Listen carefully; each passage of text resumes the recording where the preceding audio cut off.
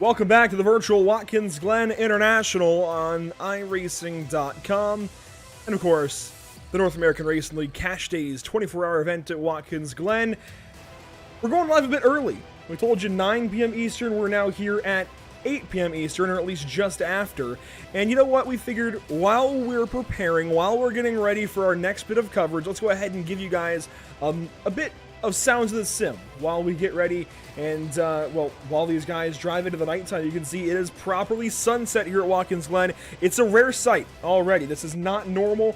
You don't usually get to see this at Watkins Glen, but hey, we've got an opportunity to do so.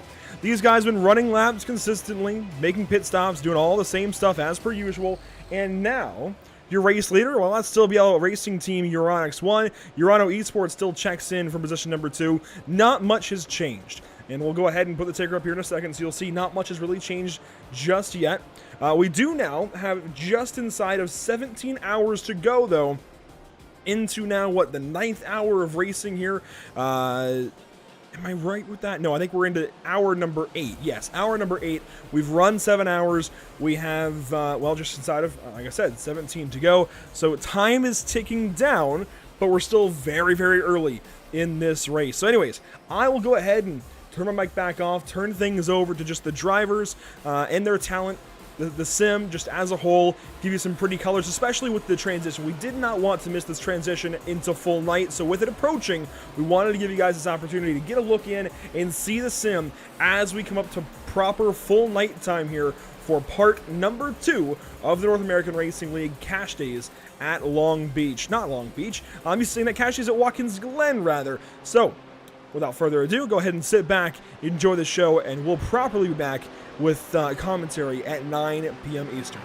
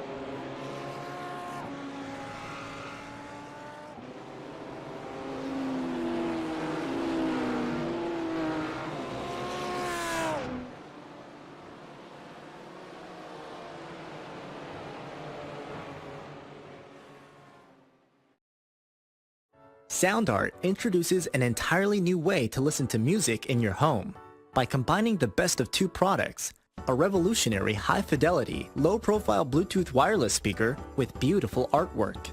Select from a library of artwork or upload your own photos to personalize your experience. Sound Art ushers in an era of invisible, beautiful, and amazing sound throughout your home and redefines your entire entertainment system. The need to reclaim your floor space and rid your home of unsightly speaker boxes that need to be bolted to the wall is now a thing of the past. Our canvas is printed on high-quality permalite by Breathing Color. And select from our gallery or upload your own. Standard sizes include 16 by 20 and 18 by 24 canvas wrapped. Custom sizing is available, as well as surround sound options.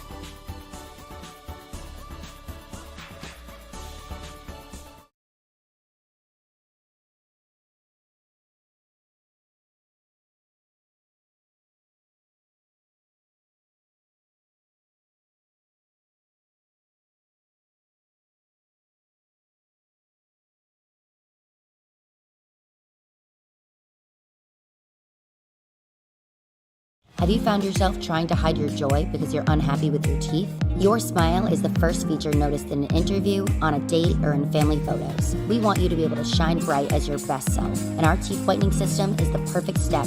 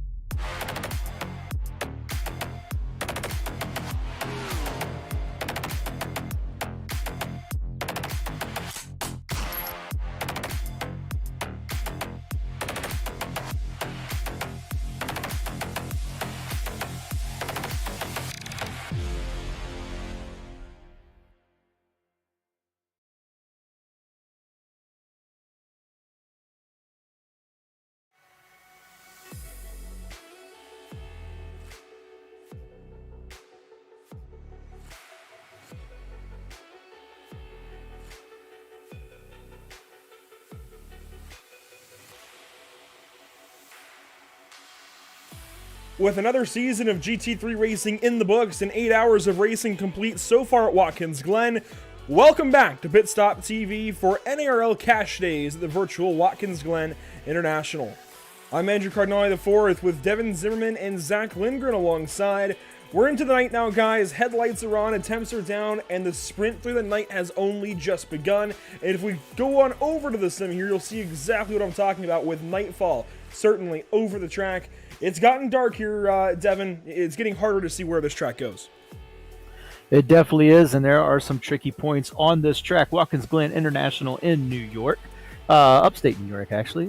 You're going to see there with the front stretch going down into turn 1, then you have the S's going up the hill, then the bus stop, which doesn't count as a turn in this configuration. Then we have the carousel turn 5 down through the chute into the laces. That's turn 6. The toe of turn 7, the hill of turn 8, then 9, 10, 11 to finish us out.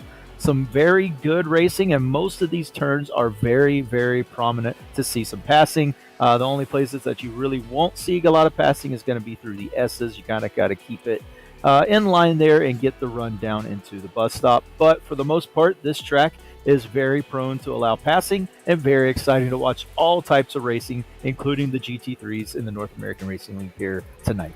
Yeah, you can pass just about anywhere here at Watkins Glen, or at least race side by side. Any braking zone, any braking zone becomes a passing opportunity here at Watkins Glen. Some better than others, certainly, but anywhere that you see a corner, you can just about race through it.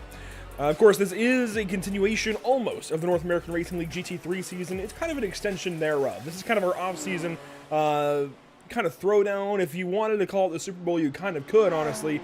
And what that means is we've already run a season of GT3 racing, Zach. These are how the standings sorted out. These are our Pro and Pro-Am standings featuring, well, the top drivers and teams of the series. Gustavo Ariel wrapped up the championship with a last race pass on Juan Buena, and definitely some team orders from Full Time Esports. Of course, Tony Kanon's team making things happen there for Gustavo. Juan came up short. Andre Melchers didn't make the final race, but he has been fantastic today at Watkins Glen. Fabio Zamperlini, a pro, he goes fourth in the standings. He is here with his Duckhawk Racing team. In fact, he just pitted recently and came out of the car. Bryce Rodriguez, he went fifth. He's not here today. Marcus Nunez. Nicolas Rublar, he is in the field here at Watkins Glen. And then, of course, flipping on over to Pro-Am, you've got Paulo Godai, John Sedlak, Scott Kimbrough, Reed Gibson, and many, many more in that class that are in this race. A lot of familiar names, like you said, up in this race. It really shows the amount of talent and the amount of just the raw speed that these guys have in order to get around here. I mean, as we look here, Rob Rodriguez Jr., Diego Ayer, Elias Baker, all in the top 3 separated within 50 points of each other. Brent Kingcott, a part of that, 48 points behind. It's just a bunch of these guys all stacked up on top of each other.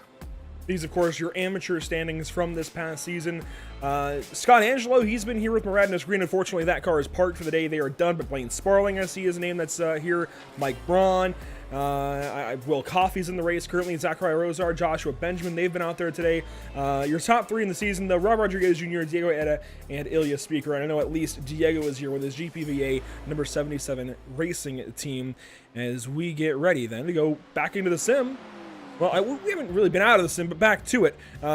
Racing coverage picking right back up as we hit 16 hours to go, nearly on the dot. I want to welcome in once again, of course, we have Devin Zimmerman right alongside me, if I can get these names right. Zach Lindgren along with us, and Ed Schur on social media coverage as we pick right up where we left off. Biella Racing Team, Euronics won. They are leading. In fact, let's go ahead and go through your race results as they stand to this point. Sven Haas currently leading.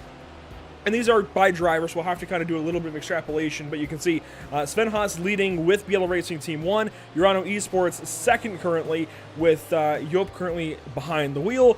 A little further down, you find 5-Star Motorsport, the number 255, Yale Walters currently behind the wheel, and Biella Racing Team Euronics 2 coming up in the 4th spot. You can kind of see your top 10. I think notables, other than just our top 4, have to be car 113, Apex Racing 1, Zach Plummer currently driving that car. They are your top Pro-Am team, Devin, and then Jason Allen is second in Pro-Am for SimCity Racing. Yeah, some great showings from these Pro-Am drivers tonight as we fall back into the 11th position here through 20th. You can see that the Pro-Am drivers kind of dominating this one with a couple of pro drivers there in 11th and 12th. Then we hit the first amateur driver of the night back there, Javier Manzanares, we're going with. Manzanares, there it is. Thank you. Manzanaro is there, the first amateur driver in the 41. He is representing M1LF7 Tucumlu racing team. So they're doing a great job there in the 41. Coming in the 19th currently, only 5 laps behind the leader after 8 hours. So hanging in there all very well. And yeah, it's really tight between this group here, and it's only going to get tighter as we go back further in the field. We continue to go on through the field. We got more pro-ams, more of the amateurs starting to show up here. The rest of the amateur field, I should say. Still really close. We're within about 3 laps of the field, or I should say from the amateur leader. Some of the pro-ams straggled here and there. We see Reed Gibson, Paulo Fonseca, and Silver Jofert. So it just a bunch of pro-ams, amateurs kind of mixed in here. Yeah, further on down, outside the top 20, you'll find, or top 30 rather, you'll find guys like Bobby Flack for Team Empire. Tyler Langenberg and D-Line Racing have moved up into the 32nd spot. Lucas Dornello there in car 32. I gotta remind myself of which car that is, actually. Car 32 would be Duck Hunt Racing. And they will actually swap spots here in a moment with Longshot Racing Brigade. They've just swapped positions. But you get the general feel all the way down through the field. There are some cars out of this race, but not yet on this page, aside from our Naj competition, who recently had a crash. You saw that in our Sounds of the Sims segment just a little bit ago. In fact, we can probably bring that graphic down. So the car 6, Jimmy Antunes, will drop down through the order. They are likely done, at least for a while, if not for the race. And then your back page, drivers and teams that are all out of the race. Stephen Ash most recently in for Vendaval Sim Racing White. Oliver Walker there most recently in for Alpha Esports. Nicholas Michelle most recently in for Muradness Green. BMF Motorsports with Matt Wagner. T3 Motorsports with Tristan Iglesias. And, Valkyrie Competition already out of the race as well with Arturo there in the 46th position. So all the way down through 46 cars. 7 of them are out of the race, and that does now include our Naj competition. Everybody else seems to be racing, although we are seeing a pit stop, it looks like, for Triple Peaks Endurance. But as we pick back up, you can see we are properly into night. Now, if you watched the hour early segment that we went live for, you would have seen the transition through sunset and properly into night. Now we are, well, officially under the lack of lights here. Devin, Watkins Glen looks a bit different at night like this. It does. It's really hard to see. There is no additional lighting as there is at somewhere like Daytona Road Course, where we run the Daytona 24.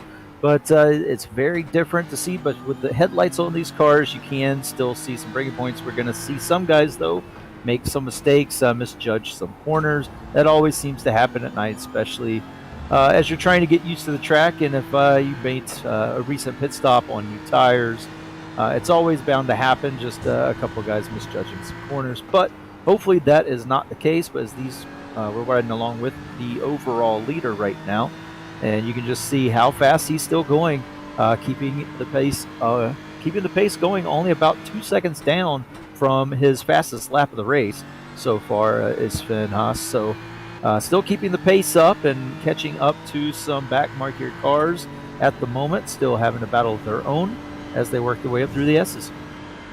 It's real easy for you to misjudge speed too when it comes down to the lights, when it comes down to a very dark track and just lights on the car. It's very easy to misjudge speed, but like Devin was saying, Sven Haas looks like he's still making great work of it, coming up on some of these guys towards the back here, one of them being the D-Line Racing crew right here towards the back. So that's just one of the challenges when it comes to night, is just judging the speed that you have versus what another car has. As you saw there, the brake lights got very big in front of Sven Haas, and the headlights got very big in Tyler Langenberg's mirror. So just a matter of speed, just like that, just that quick, something that simple could really throw off a race.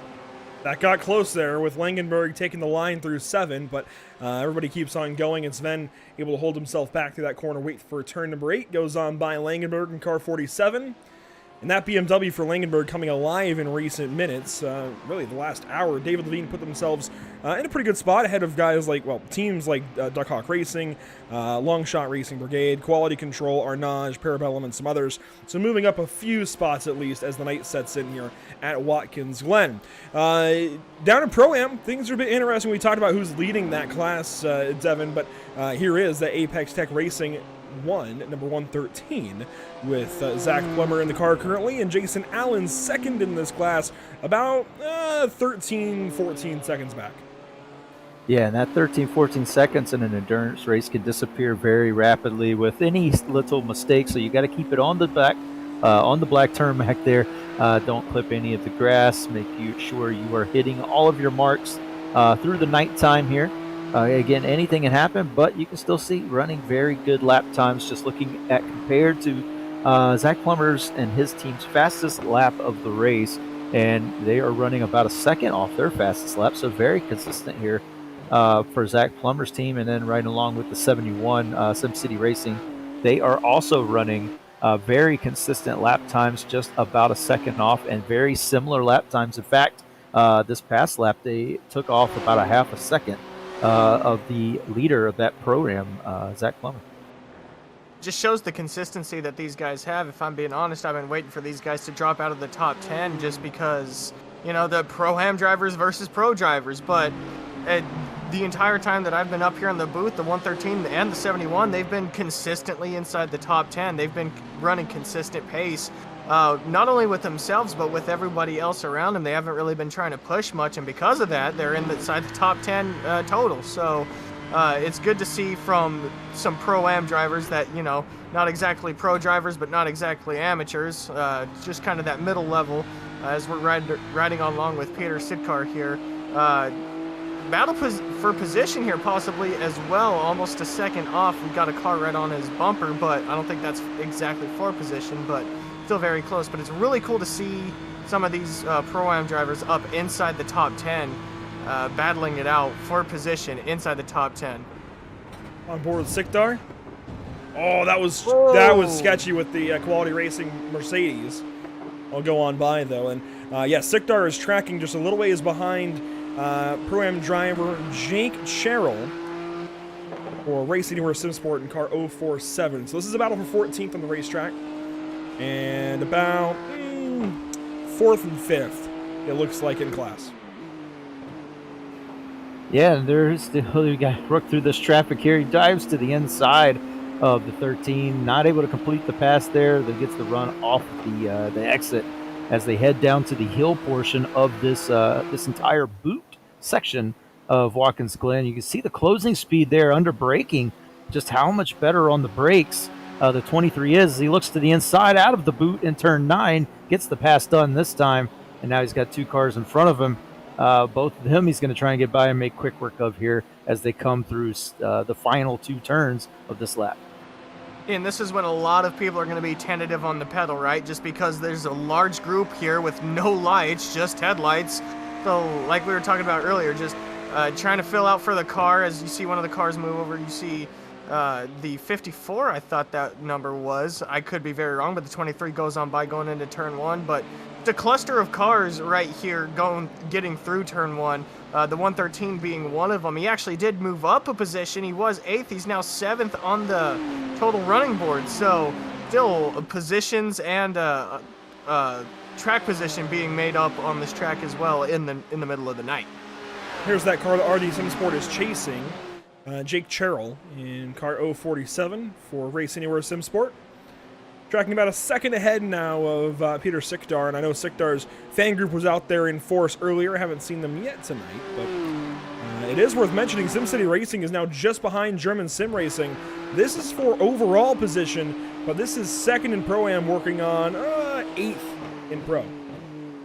He dives to the inside into turn 1. It's really hard to see the turns here, but we'll call them out as best we can, especially in the nighttime. It is pitch black out there, working through S's now up the hill through 2, 3, and 4. Looks like he's going to have a decent run as they get onto the straightaway for the backstretch into the bus stop. Dives it to the inside as they go into the bus stop. Can he complete the turn under braking? He can. gets it under braking, gets back in line before getting into the bus stop. But Jason Allen, Pro-Am driver of the 71, able to take the 9th spot away from Hyman. That's one of the battles that I've been really kind of itching to see, is Am versus Pro, or Pro-Am versus Pro, and Amateur versus Pro-Am when it comes down to position. And that was something that I honestly wasn't expecting the four just to not exactly roll over, but still to kind of give them a position. I guess I should have known that we're still got 15 hours left in the race, but it's a battle that I was looking forward to seeing, and a battle that I look forward to seeing as the race progresses, as we're on board of Lucas Jestat, inside of a second behind Walters. Chasing down 3rd place, 5-Star Motorsport out front. Well, see out front on a podium position currently for bronze. These two are on the same strategy at this point. 1 lap difference in most recent pit lap. Meanwhile, Urano has taken that 6-lap difference in pit lane strategy we were talking about earlier. Zach, initially it was a 3-lap difference. Urano was pitting 3 laps later. Then it was 6 laps later. Now it's 9 laps later. So consistently, Urano Esports over the course of 2 hours putting 3 laps on Bielo Racing Team in the pit lane. That's going to stack up over the course of this race and might put Urano in good position to win this thing. Obviously, only time will tell. With 15 and a half hours left to go, Father Time definitely has a few stories left to go. It definitely does. As we get further along in this race, like you said, pit strategy and the pit calls you made throughout the night could come into play. However, at this point in time, it's just run it how you can. I think for most of these teams, there may be some strategy calls as we see down to the inside, out of toe into the boot, and there's a 3 wide, possibly a little bit of a block there. They're going to dive it in. Blocked him off, held him off for the time being, but man, that was close getting in there. Could have been disastrous for both of these drivers. I don't know if that's something that you want to do, especially with 15 hours remaining in the race. We have gone through a significant amount of the race, but I mean, getting into the heel of it, it's especially in the heel where it's very, very tight early apex, you let the car track out, so you're carrying a lot of momentum at the beginning part of the corner. It's I don't know about that one. Looking to the inside, maybe not. Well, if he was, he's not anymore. Gets the position kind of taken away from him. Just a bunch of cluster of cars right here that could really send, or really end a race, or really start a new chapter of a race for a certain team. On the quality control, Mercedes and crashing! Oh, and they're wrecking. That's the Bielo car in the wall. The 255 of Yell Walters needs to really lay back. I mean, he just ran in the back of quality control. He just ran in the back of him. Well, it's not a straightaway, it's the S's. You've got to wait, man. And here comes the Bielo car. The inside, Bielo 2 in this case. Bielo Euronics 2. Oh my goodness, that was close. Yeah, that's 4th overall, of course, that we were riding on with. Involved in that, hitting the inside wall. Doesn't look like there's too much damage to any of the cars involved. All of them able to keep going in the right direction, but that was disaster written all over it as they made their way through the S's. I mentioned that's probably only one of the sections of this track that you just cannot seem to get a clean pass made. You kind of got to set up out of 3 and 4 and get the move done on the backstretch into the bus stop, and that Beamer W in the front there just a little too impatient. Not a big hit at all, but still just some minor damage there for the 451. But yeah, you got to be patient through that section and set them up down the backstretch into the bus stop. All drivers probably thankful that it wasn't something major. It was just maybe a slight kiss of the wall and a tap of a bumper. But as we see here, the 255 really driving, trying to keep that 3rd position, trying to keep all momentum, maybe trying to not lose it right here in the S's. Tail whips the 451 because of that, trying to keep the aggression up, trying to keep the momentum up to stay up in 3rd, stay up on the podium. But there, like Andrew was saying, there's still a lot of racing to go, so maybe right now isn't the time to be like that. They hold strong right now in the same position, but now both drivers, maybe the 451 himself, Lucas Jestat, may be a little bit heated, may not be as accepting of a block or a late move as he once was before. That was both the 255 running the back of somebody and blocking, as you mentioned, just a little bit. It's just too early for that. We're only an hour 9 of a 24-hour race. There's so much to go. I mean, you can see the timer, 15 hours and 44 minutes left in this race. You just don't need to do that. You just don't need to at all. These two teams are on the same strategy. If they stay in this race, they're going to battle it out likely to the end, unless there is some kind of incident like that that takes one or both of them out of it. So you just do not want to be the cause of that incident. You've got to sit back and wait, and even that was aggressive from Lucas. So definitely, I think these guys are seeing the positions right now, not so much seeing the clock, and are racing for those positions, not the clock. Yeah, and I think the 451 had to take that opportunity in his mind to not let the 255 escape much more. Still probably a little anger on from that previous move, and dove it in under the car that they passed. But looks like he's trying to set him up for another move as they head down the front straightaway to complete another lap. Down into turn one, still good on the braking, and both cars make it through turn one safely, and he's got a great run that does the 451 up through the S's.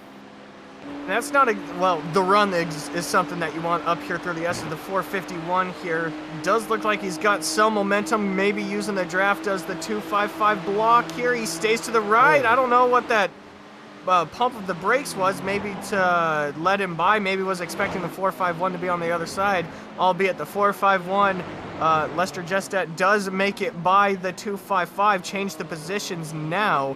But something I did want to bring up, though, is you really don't want enemies when it comes down to this, and that's a quick way to make an enemy, is just either being aggressive on blocking, aggressive on driving alone. You really don't want enemies, especially when you're inside the top 5 and your enemies inside the top 5 as well. That is the last thing that you want. I just felt like a bit of carelessness, didn't it? Where you're not caring about the fact that there's still 15 hours on the clock. You're just going full send, and we don't need that right now. Nobody needs that right now, even with 3 fast repairs in the bank. And I guarantee you, there isn't a team out here that has all 3 left at this point. There maybe 2, hopefully 2. But I really doubt that any team has 3 left at this point in the race. Just small dings here and there. You likely want to use one of those not to lose time. And it's where you get into that kind of debate, Devin. Do you go ahead and actually take it? You don't see many endurance races like this with fast repairs, but NARL trying to keep these teams in it, knowing that this is going to be one of those more fun races in some ways where people do send it a little bit. But we don't want to see that. We don't want to see crashes. We want to see good racing over crashes. Right, yeah, we want to see the prime talent of these drivers come out in all aspects of the race, especially in the endurance setting. So the 24-hour event, you got to take care of the car and everything, but the fast repairs allow for some leeway, but you can't tempt fate too often, especially as you want to get down to the end of the race and at least have one to get yourself back out there, possibly with a chance to get another good finish. So got to keep them in the bank. Don't want to use any. The guys who maintain the cleanest cars are going to be the ones that end up at the front of the pack. So that's where you want to be. You don't want to have to come down pit road for any unscheduledness. Oh, there's a slow car on the outside there coming out of the laces. Trying to get a look at who that might be. I think Andrew might be on him. Silver Yofert, car 29 for Radix Racing. We saw a lot of this car earlier on in the day. Let's go ahead and go back and check out what happened here. It really caused one car to check up. Really caused these guys to check up through turn 6. And we were on board there with Tempest Simsport number 2, Pablo Fonseca aboard that machine. Here is car 29, just gets loose through 6, goes for a slide, gets collected, I think, even quickly, but does a spin and keeps going. That is the kind of incident, if anything, that you like to see. Yeah, that's you don't want to see that right in front of you. I'm not sure who that was that got a piece of the 29, but yeah, running through that laces chute section, it's really for Big Code Brown. This was our leader. Oh no!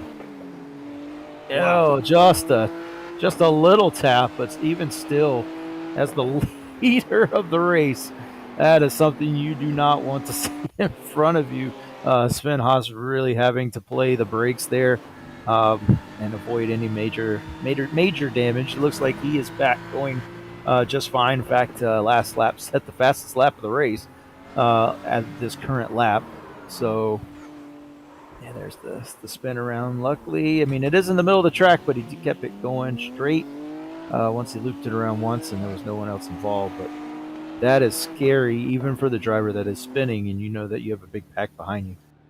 Like Andrew said, this is where the quick repairs could come into play, but that's also a strategy in and of its own, as we see Zach Plummer now sitting on pit road. He was the Pro-Am leader, now sitting P10 because of this pit stop. Obviously, no driver change. The Apex Tech Racing 1 driver being serviced right now. It looks like they might be up on jacks. You know, my vision is as good as yours just because it's dark, so...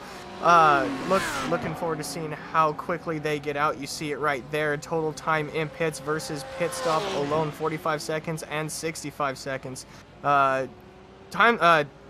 This is where things can start to really not flip-flop, but the strategy alone could really start to turn the tides of the race, especially right here in the middle portion of it.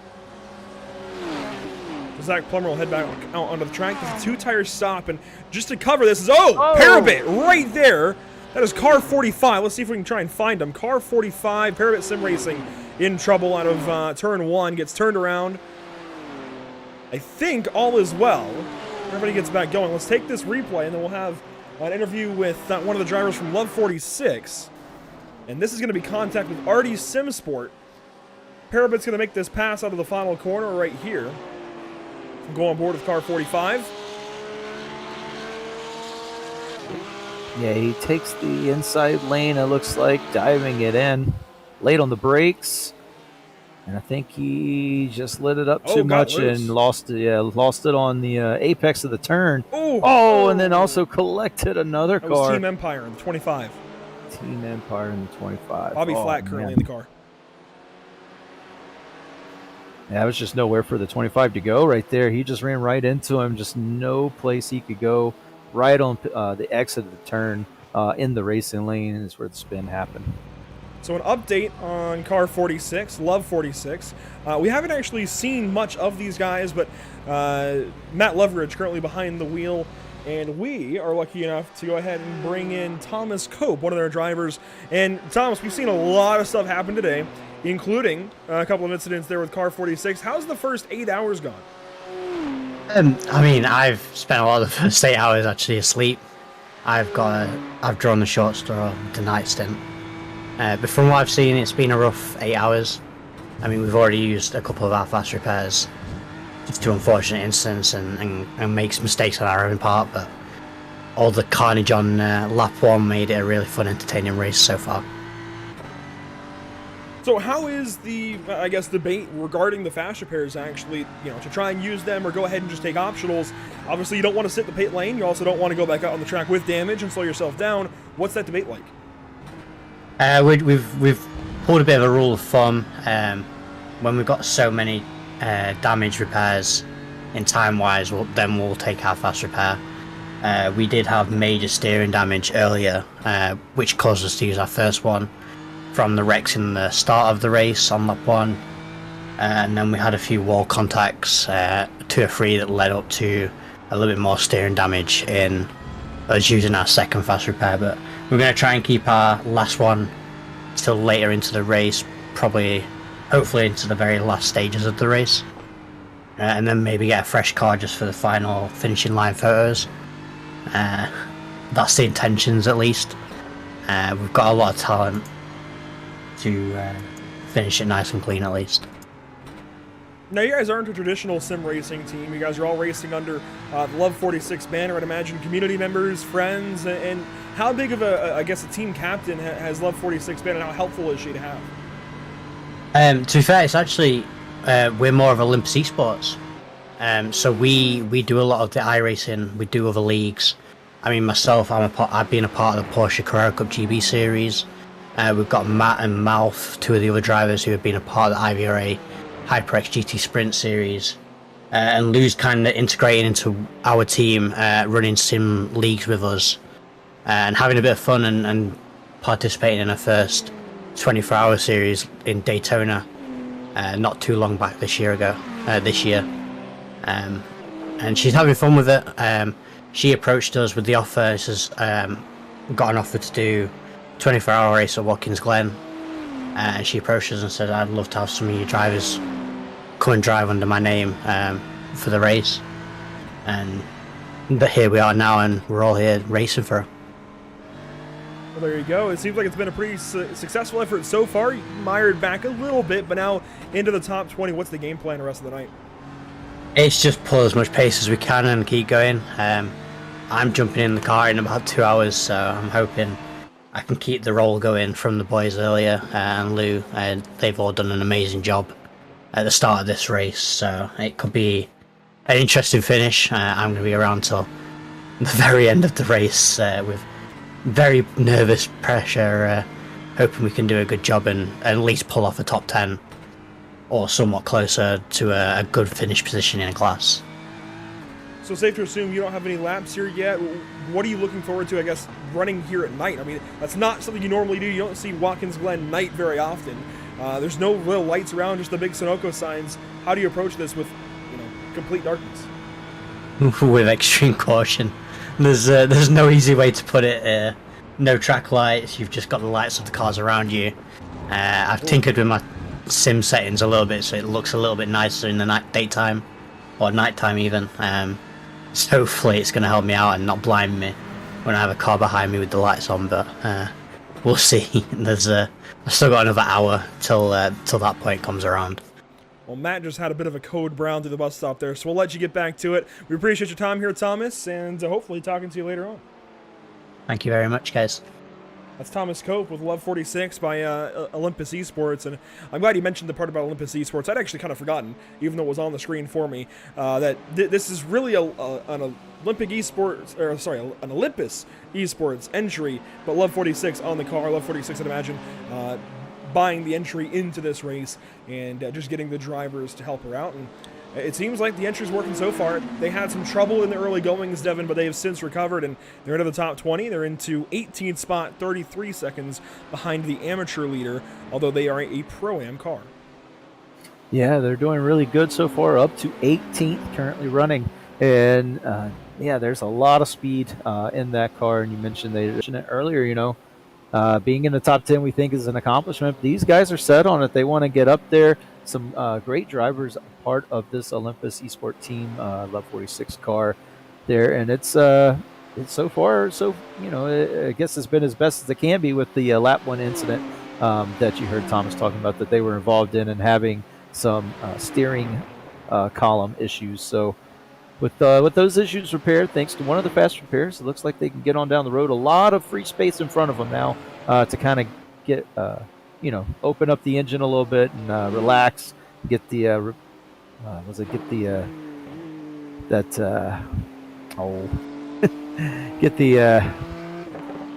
I can't think of it, but yeah, get moving.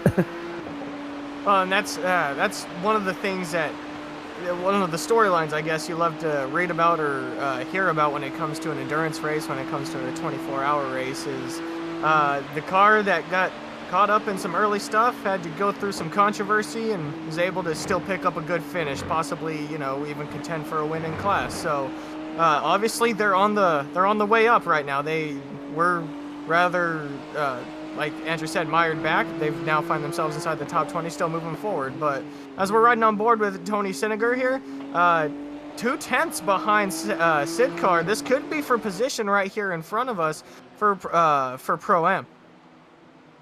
Settinger working on Sigdar here. RD Simsport and Schaller Racing, both Pro-Am teams.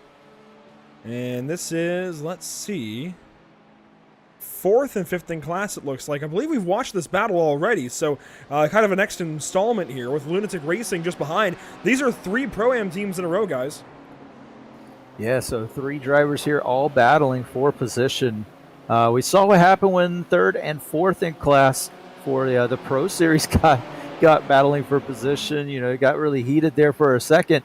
Now you got 3 Pro-Am cars all nose to tail through the final turn down the front straightaway to complete this lap. About 15 hours and 30 minutes to go now. Looking to the inside. Nope, not going to send it, but really close under braking is that car in the middle there of the screen. You can see he can try to get a good run through the S's and possibly get the move done when he gets back onto the back straightaway. This is where mentality kind of starts to kick in. You see the 23 here getting passed on the outside. Senninger looking to the outside, going into the bus stop. Will it be given to him? Oh, just barely getting into the bus stop, but he will take it. This is kind of a 2-for-1 opportunity here for this driver in particular. With 2 cars right in front of him, he's been able to catch up to his class drivers. So this is kind of a 2-for-1 opportunity here with 2 positions being available to him very quickly. He's still on the back end. It would be if Lunatic Racing wasn't actually a lap behind these 2. Ah, well, yeah, you know, that is a stat that I probably should have looked at before I said something. But still, either way, this is still a good thing to kind of keep in the back of the mind, knowing that you're still able to keep up with the positions in front of you should you not be on the lap that they are, but that's still a good kind of a morale boost to know that you can keep up with the positions around you. Even better than just that, if they're able to pass RD SimSport here, Zach, they know the distance to the car ahead. They know now that it's 1 lap. They just have to keep chipping away at it, so it's 1 minute and 43 seconds if they're able to pass Sigdar here. So they've just got to try and pass this 23 car. RD SimSport in the way, and suddenly Lunatic Racing might have a shot at getting another spot. I say that, and they're coming into the pit lane, so I guess they're not passing anybody anytime soon. Yeah, dives it into the pit lane, and we will see what kind of pit stop they have here. I assume this is going to be scheduled on their part. And, yeah, Lunatic Racing sitting there 16th. Again, we talked to the 18th driver there, Thomas, so he's a couple positions behind this team and 1 lap behind this team. So this is one of those teams that they are chasing in that Love 46 car. But yeah, what a good battle there it was in front of them with Sikdar and the 21 machine of Senninger. Great pass there through that section as you see the 29 looks like going over that bump in the bus stop. Very violent for these GT3 cars. That's one of the things that I kind of noticed is when we were first talking about the bus stop, and I believe Andrew and Emerson both kind of talked about it, was or Emerson talked about it, just how aggressive that the rumble strip is there getting into the bus stop, whereas on the older version of Watkins Glen that we used to have, you didn't really have that. You didn't really have the aggressive bump, but instead here you kind of do. And it's really challenging. You got to get over that bump. You got to let the car settle and immediately flick the car left to try to keep grip. Oh, a little bit of counter steer from Silver, but that's one of the challenges that these guys have to face, especially right here in the middle of the night, where all they could really see is what's right in front of them. I think the better way to put it would be there was no curb. It was really just a street curb, pretty much, on the inside of the old bus stop here at Watkins Glen, and really the inside of all the corners at Watkins Glen on the old version that we still had less than a year ago. So the proper curbing there, the rumble strips as opposed to just a straight-up curb, much better. And if you hit it wrong, yes, you can get the car awry, but it's actually better to hit it now than it was before. But Silva Yorfert there working in the 25th spot, working up to Lucas Souza, if possible, in M2LF in their BMW. Of course, pretty much BMW Cup. Racing Tour SimSport down the pit lane, and they will be leaving just momentarily with, it looks like, I think we're starting to get into the double stints. This is a 41-second stop that is fuel only, so from single stinting on 4 tires to some 2 tires to now double stinting overnight, it looks like. And the track temp worth talking about here, it was initially 115 degrees Fahrenheit to start this race, Devin. It is now down to 70. Right, and it's able to keep those heats in the tires kind of regulated with this low track temp. So overheating the tires only going to be really done if you happen to light up the rear tires on the exit of one of these turns, or if you tend to lose the rear of the car or the front of the car on entry of these turns. But for the most part, you can keep those temperatures regulated a lot easier now in nighttime. In fact, when you put new tires on it, it's going to be hard to get the temperatures back up into racing condition, so it's not slipping and sliding on you. And that's something we'll have to watch out for on the next pit stops if they're double stinting these tires, as we see Love 46 in. That's one of the things that one of the strategies, I guess you could say, when it comes to 24-hour racing, time to double stint, you know, keep the heat in the tires. Of course, they're going to cool off once you come down pit road, maybe driver change, put in fuel, but now it's just a matter of trying to keep the heat in the tires. The track really ain't hot, not really hot out there. You're not really putting too much heat into the tires as the race goes on, so, you know, just the strategy of double stinting, the strategy of keeping warm tires on your car for grip. May it not be the best of grip, but grip nonetheless. On board here with the Moradness number 70, as Dion Fialo will climb aboard. Actually, I believe he's staying aboard car 70. We'll get back out there momentarily. Likely going to lose 10th position rather to Elias Sauer. Elias currently into turn number 11. And we're going to see a lot more onboards throughout the course of the evening. Of course, it's dark. It's tough to see single cars, especially if we go to some TV cameras here. You're not going to see much of the 26 car. There's a little bit of residual lighting from cars behind, but you really can't see much here, Devin. So onboard's going to be prominent throughout our overnight coverage, as German Sim Racing Red does take that 10th spot away, and Samsung Kine Esports follows through to 11th with Martin Crisp currently in car 7. Right, yeah, and we see the Samsung Kine Esports car. They're riding up the hill with them. And yeah, it's really hard to see again these cars when we put it on the TV cams. But in this view, you can see the cars in front who they're chasing.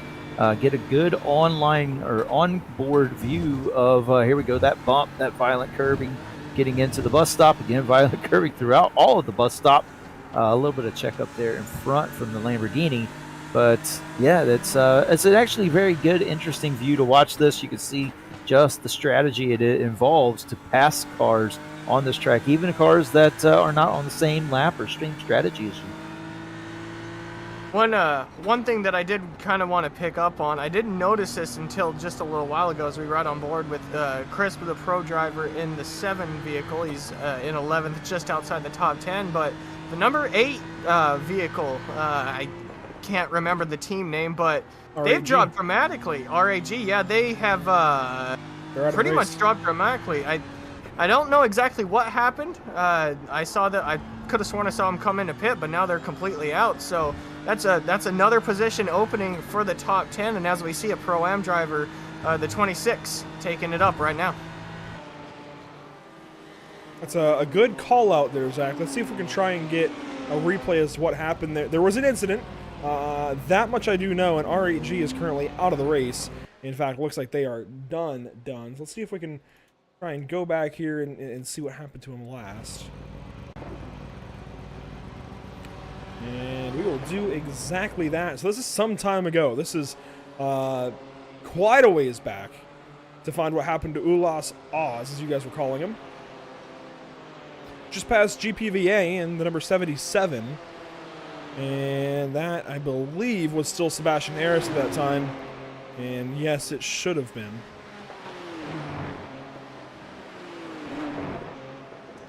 So this is what's happened to Roman Grosjean's team. And I know he didn't have a great day in Indianapolis, Roman Grosjean at least, but his team was having a good day until this right here.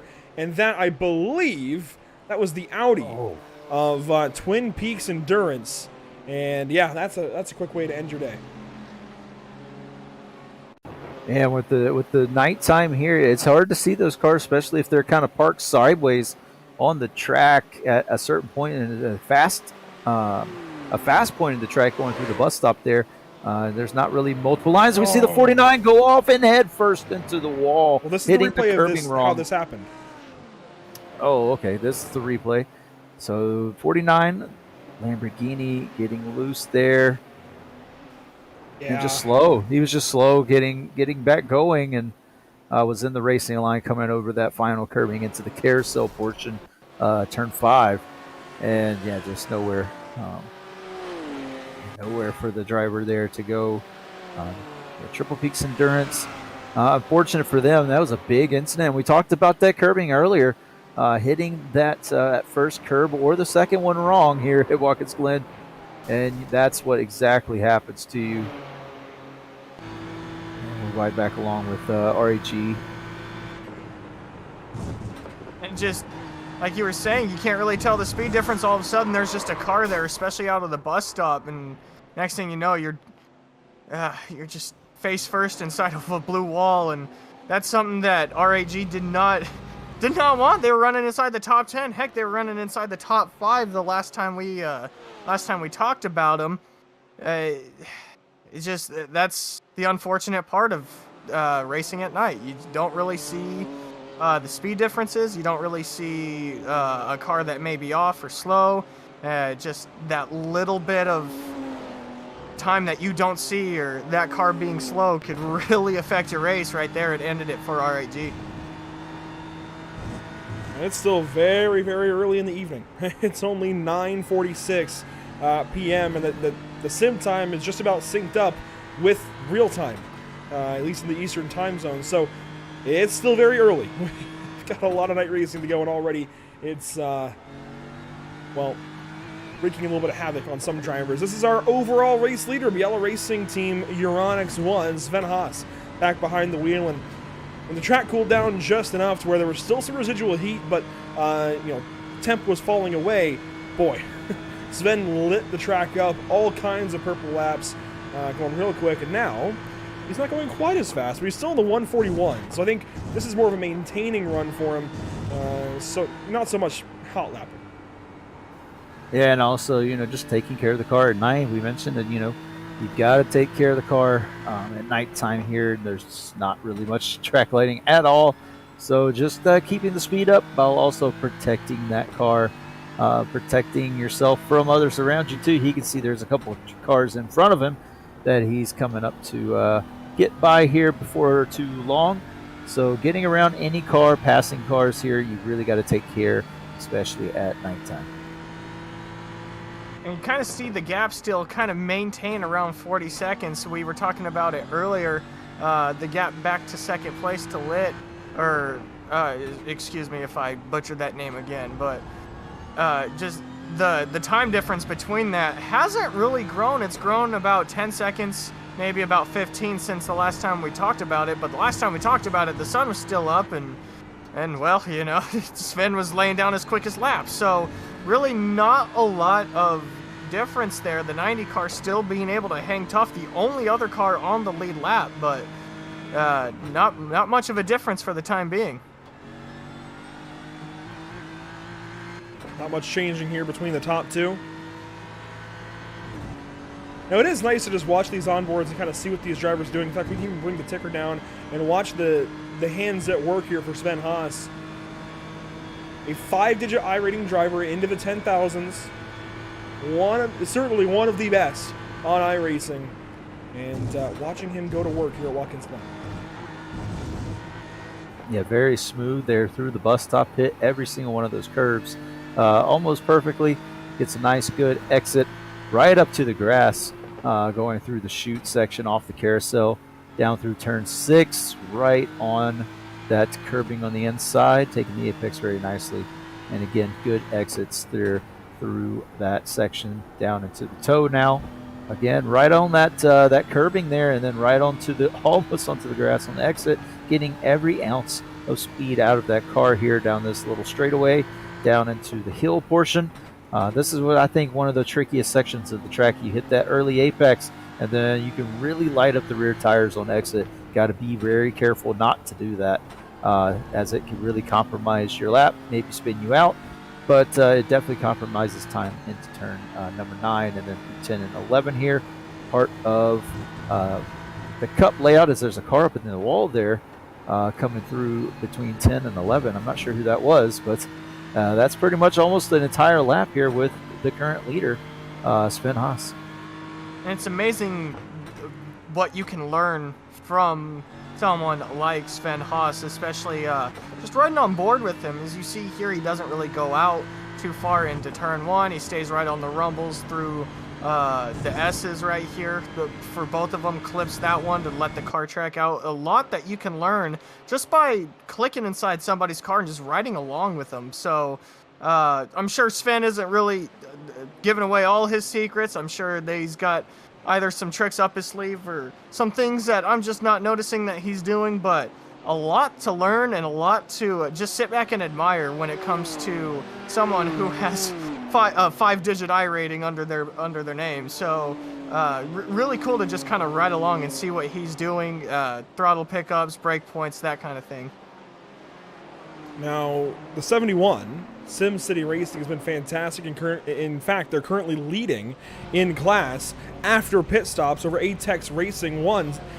And you know how they got that? Double sinking tires. That's how they got it. So move car 71 back up into the Pro-Am race lead. Good to talk about this then, and good to bring in one of their top drivers. Uthman, we talked a lot about you in the early goings. It seemed like you were absolutely the lead driver on this number 71 car. How have things gone for you? Yeah, well, thank you guys for having me first. It's been a smooth sailing, besides a few minor hiccups. We've just been powering along, and everyone's really been working together to keep morale up. And so, I know Jason was on here before, and he mentioned that these guys are a new team, new group of guys, and so to be performing this well already is a really great sign to see of the chemistry and the support we've been getting. I'm actually a part of Geodesic Racing, so I'm sure a lot of people within the sim racing community are familiar with them. So I've just been helping out some friends and getting them up to speed, and it's glad to see that that chemistry that I have with some of these guys is working, and the speed in the car is really good. And so, yeah, it's been a lot of fun so far, and it's good to see that our car has been really consistent no matter who has been driving it, which is really nice. And where did the call come from to go ahead and double stint these tires finally? Of course, we saw you guys going for 2, going for 4 on mixed stops. No double stinting until the dark of night. Well, I'd love to tell you, but strategy, can't be giving too much away from that. But nah, you just got to be paying attention to track temperatures, and it's not only that, but just driver comfort. So for me, I'm confident enough that even if we do single stint the tires, that I can make up the time, because driver comfort, it doesn't matter how much time you save in the pits. If you're not comfortable with the set of tires you're on, you're just going to end up losing that all up. So it's been a mix of just looking at the track temperature, seeing what people are most comfortable with, and then just making judgment calls from there. Now, of course, you got a lot of sim experience, some real life experience, but what is it like racing at Watkins Glen at night? Well, obviously it's been mentioned before that there aren't really any lights here, and especially with the repave of the track.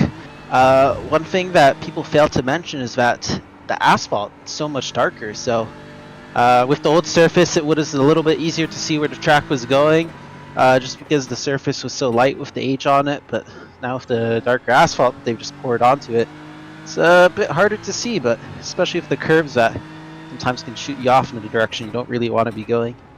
Overall, it's again just a driver comfort thing, to where you get to see the best of the best really pull on those consistent laps within the dark that some people might not be comfortable with, and it kind of separates the good from the great guys. And it's good to see within this endurance race, some people might be better driving in the daytime, some people might have strengths in the nighttime, so it's good to see a nice balance of all that driver skill throughout the field. Fair enough. Now, one last question for you. It seems like the BOP made the decision obvious for this BMW, but did you test other cars? Did you give other cars a shot, or was it just always BMW from the get-go? Well, I think the BMW is just the most consistent car to drive it. Not to knock on any of the other cars, but the BMW is the easiest, I feel, to learn and get a grips on compared to some other cars, which I do believe are just as fast as the BMW, but just consistency you need in those cars is a bit more difficult to achieve. So I think the BMW is just, yeah, you could drive another car that's just as fast, but if it's going to make you work so much harder for the same lap time, there's no really need to risk it, especially in a 24-hour race. Some of our team members were even joking that, hey, it looks like a BMW Sim GT Cup around here, but nah, it's not to knock on any of the other people driving in other cars, but I think it's just a comfort thing, and the BMW is a lot less punishing on mistakes, so it was a sensible choice for a 24-hour race. There you go, Sim City Racing's Uthman Ali, and is that correct, or at least close? It's Uthman Alawi. So, got it. Yes. All right, well, hey, thanks for your time. Congratulations on a couple of really good stints, and best of luck here the rest of the race. All right, thank you guys for having me. And that is currently one of the drivers of the lead Pro-Am team, Sim City Racing, by 3 seconds over Apex Tech Racing 1. Definitely go time for these guys. They've got to keep themselves honest here. Only 3 seconds to work with over Plummer. They're now double stinting these tires into the night. They've got to be on it.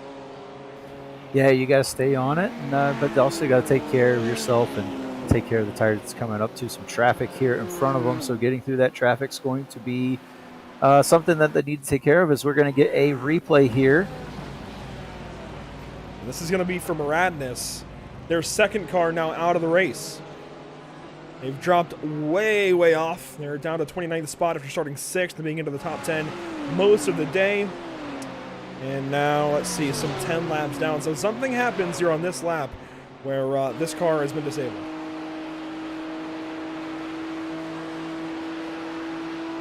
And this, again, about 10 laps ago, maybe 7 or so laps ago. Yeah, so this would have been in the interview that we were having with the 71 team there. Coming through the carousel, nothing too far, but it does look like battle in front of them, and just collected there and hits the wall. That was the quality control Mercedes that made contact there. Not the number 69, but rather the number 63. I didn't think I had seen them park it yet, but it does look like the 63 now has been parked for some time, so maybe they're out of this race as well. And, oh boy. Looks like D-Line Racing might be joining that category.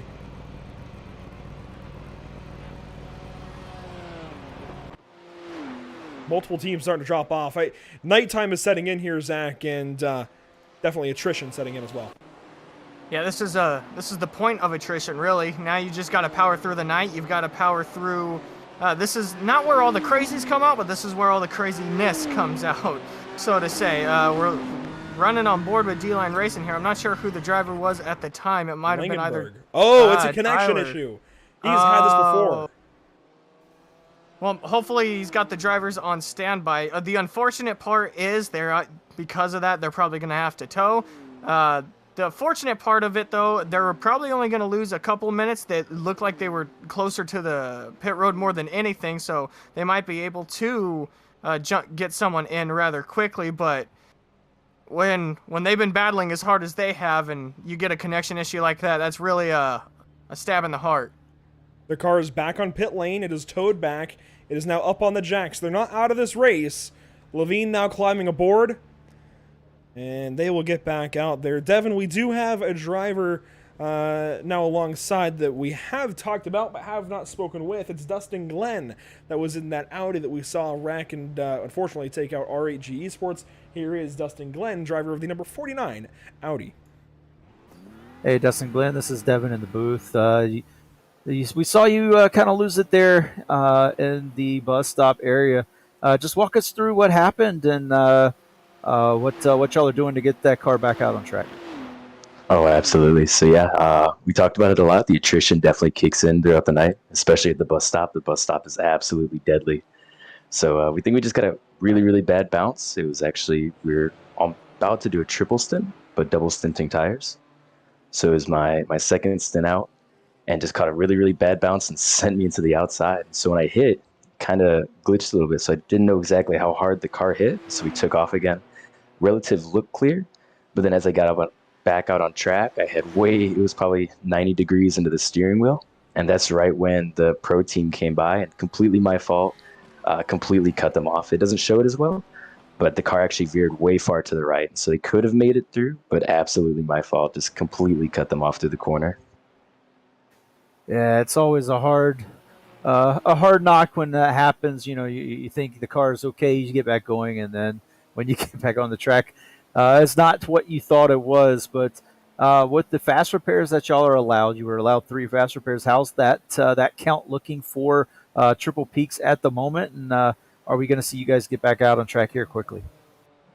So unfortunately for the team, I think we're pretty much done. I think we've maxed out our optional repairs as well. So we had about 2 minutes required, 45 optional. We had actually gotten really, really unlucky with our fast repairs. We had an incident in the very, very beginning of the race before the green flag even dropped. And so there was a pedal issue there with another team. So that was our first 4X, and that caused our first fast repair. And then our second one was used by not being able to unclick it. So we had a pit stop kind of issue with our crew chief. And then our third one was used right before. That's actually why I got in the car. It was an incident between 2 pro teams actually crashing in the S's. And so we got collected in that, very unfortunately. But yeah, that's how I got into the car, and that's kind of how our race started to go downhill. Oh, we did. I think we did catch that incident with the two protein. I believe that was the 255 or the 451. And I think, yeah, Triple Peaks would have been that third car involved in that incident. We were riding on board with that when it happened. So, man, just unfortunate luck for an event, with 15 hours to go, but completely understand some un, not really the best of issues happening for you guys tonight. But this is, the big event of the season for the NARL, and for next season of NARL is there any goals that maybe the Triple Peaks drivers that you know of kind of have looking forward for the next season? Absolutely. So we have myself and Kevin will be competing in the Porsche Cup Series. So we're really looking forward to that. And that's going to be a team effort. And really just kind of building the team now. We have two new drivers, Kevin and Devin, and they did absolutely amazing. We couldn't have asked any more from them.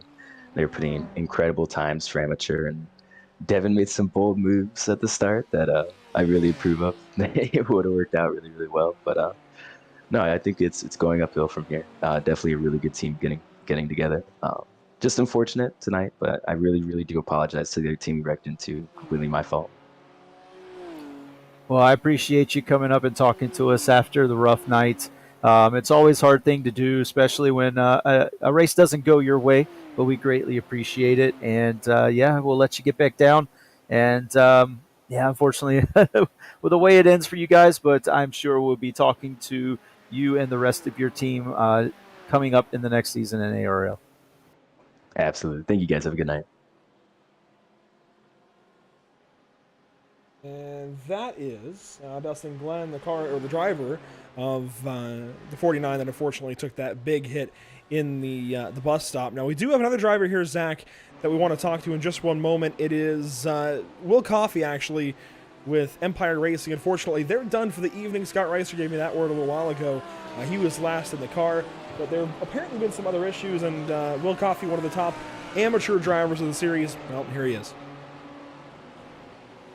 Oh, Will Coffey joins us up here in the booth. We were kind of talking about you. You guys didn't really have all the greatest of luck, had to call it early. Kind of talk us through what happened. We heard there's a bit of a melee and other issues as the race went on. Kind of talk us through what you guys had to get through. Yeah, I mean, we were already kind of slotted in the Pro-Am class, which we were at the very bottom, so we already knew we had a tough road ahead of us. So Scott Kimbrough did awesome, qualified pretty solid mid-pack, and our goal was really just let's survive and try to get to the first couple of stints. Well, that pretty much went to hell right off the bat with right before the first turn. A bunch of people just came from the back and just kind of like obliterated the pack, got pushed us. So Scott did an awesome job of saving the car, not taking out the rest of the field. He was one of those ones that went off into the grass that you saw like on the inside and found a secret line apparently. And then after that, it really was just a reset. And then we just fought back up to about, and we came off the field maybe low 40s and then kind of fought our way back up to mid 20s. And just had a couple of misses. Just a teammate just wasn't his day, So nothing, no slate on him, nothing bad or anything. It's just a matter of just having a rough go. We don't have races like that. And so I ended up burning up all our what do you call this? The fix-it stops. What's it called? The quick repairs. Quick repairs. Thank you. So we burned them all up, and then we had a pretty gnarly crash after all that. So it was just kind of like, should we fight through the whole night and go from last place to second to last place, and have the car feel like crud? The rest of you're fighting like bad arrow and all that. It was just kind of like I think it's been pretty clear this track doesn't want us here today. So we decided to kind of go salvage our marriages and go hang out with our wives after that. Well, I mean, it's definitely a hard decision when you have to make, train for a 24-hour race, work on a setup, do what you can to get into a 24-hour race and call it before, halfway. But as long as the wives are happy at the end of the day, then you know what? I think it's a day well spent. But we've been kind of I mean, they don't have to know, right? That right. We called it because we couldn't race any further. We just decided we loved them so much. Yeah, We yeah. miss them. Exactly. As far as they know, you guys, were really missing them. You just had to park it because, you just could not go on without them. I couldn't stay away from you, babe. Well, we were kind of documenting some of the gnarlier parts of the track, some of the more difficult parts, I should say. Devin kind of talked about it at the top of our second part here. You don't want to go double file through the S's. The bus stop being very, very treacherous as far as getting over the first curb, kind of landing, and not really knowing which part or which way the car was going to go. Did you guys experience any of that more so? Which part of the track was probably the hardest to get through for you guys? It would probably either be the S's, but we purposely would just give it up if it looked like we were going to go double into the S's. It wasn't worth it. We've all been racing long endurance races long enough to know that it's just like, it's not about these individual little battles. So we usually either if they didn't give it up within like the last 2/3 of that straightaway, we'd give it to them. So, but there was just a couple things where it's just kind of like, you either get really close into the first turn there, that right, when you're going into the right left, that first bump on the right side, if you're not right next to the fence, like if you shade one tire out, that chucks the car pretty hard. So it's just, if you're not going in there perfect, like there's a pretty good chance that some things that if you don't set yourself up for success, that you're going to go sliding off into the wall, which did happen. And we saw it happen to us a bunch of times, or at least cars in front of us, and then it happened to us at one point. The other thing was like the simple things where it's just you touch a little piece of grass the last turn before going down the start straight. That right-hander, when you kind of go drift a little bit left wide just to go back onto the start straight. Like we were watching all kinds of people just touch the grass, just trying to get that last inch so they can make the turn and get that awesome exit. People flying around it on front of us, hitting that wall, and then that was also like our final straw where we're just like, all right, can't. that sealed the deal on the car for us. Well, just like, yeah, go ahead. Go ahead. Well, I ain't gonna say much. I ain't gonna say much more, but we do appreciate you coming up here. We appreciate you taking the time out of your day, obviously getting away from the wife to come talk to us. But unfortunate for how you guys were going. You guys were kind of talked about at the top of the show, at the top of the first stream, as a team to look out for. So, but at least now you guys kind of get to relax, either enjoy the show or get to go do whatever else you guys want to do. But we look forward to seeing you guys in the future as maybe more NARL special events start popping up and the next NARL season comes up. But William, we appreciate you coming up here, sir. Hey, we appreciate it so much. Like, we love watching you guys. You guys are awesome. That's why I just wanted to come in here real quick before I ducked out. Excuse me. And then just say thank you so much. I know you guys put in a ton of effort, a ton of time, and it's just fun to watch. You'll be playing on my TV in the background, even though I'm hanging out with my wife, So we do appreciate you. You'll definitely see us in the future. Thank you so much. Awesome, buddy. We appreciate all the kind words. Thank you. Have a good night, guys. Well, Coffee, always a big supporter here at Pit Stop TV. Appreciate his time. On board with Race Anywhere Sim Sport, Jake Sherrill, currently in the 047, chasing down Justin Classens. This is car 26 ahead. Classen's going to give that spot up. These are both Pro-Ams. I'm surprised by that, but hey, sometimes when a car is faster and they catch you, it's for a reason. You just want to let them go and keep on racing for 14, 15 more hours. We are now inside of 15 hours to go. So, time is ticking down. It is. It's ticking down under the 15-hour mark now. 4 minutes under it, actually. And, at this point in time, Zach mentioned it earlier, you just got to take your time at this point in the race. If the car's coming up on you fast, more than likely, you want to let them just go ahead and go. They're the faster car right now. They may have their fast driver in the seat at the moment.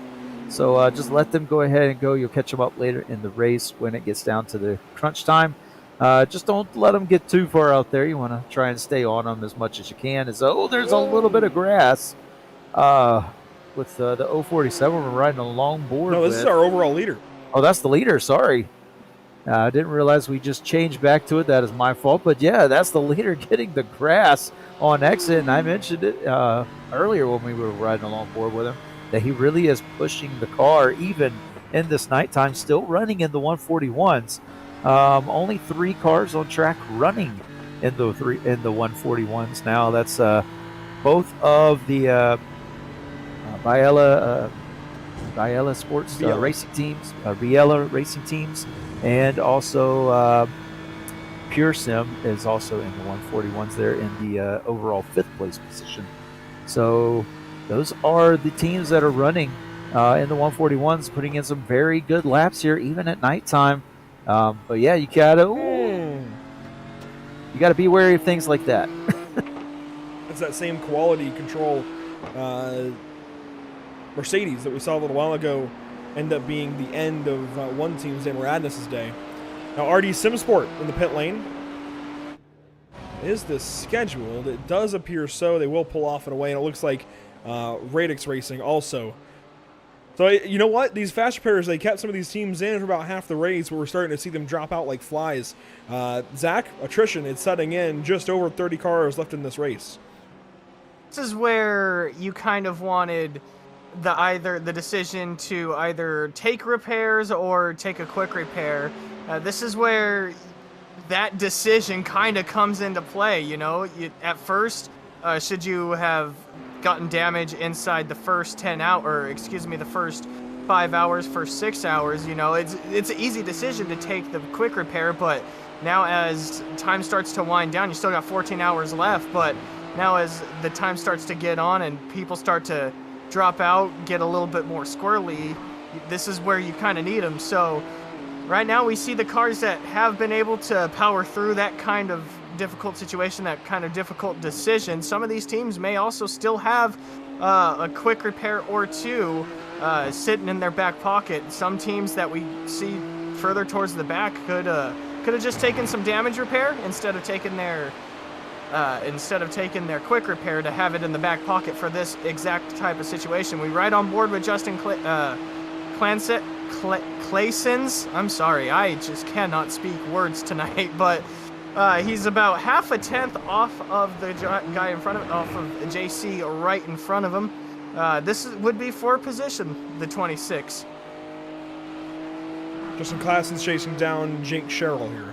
I've seen a lot of these couple of cars recently. The 047 Race Anywhere is moving on by teams that have had other issues, and that includes Samsoid Kanan, Shala Racing, RD Simsport, Lunatic Racing, even, let's see, Tucumlu. They were behind Tucumlu before. We had a car stuck on track.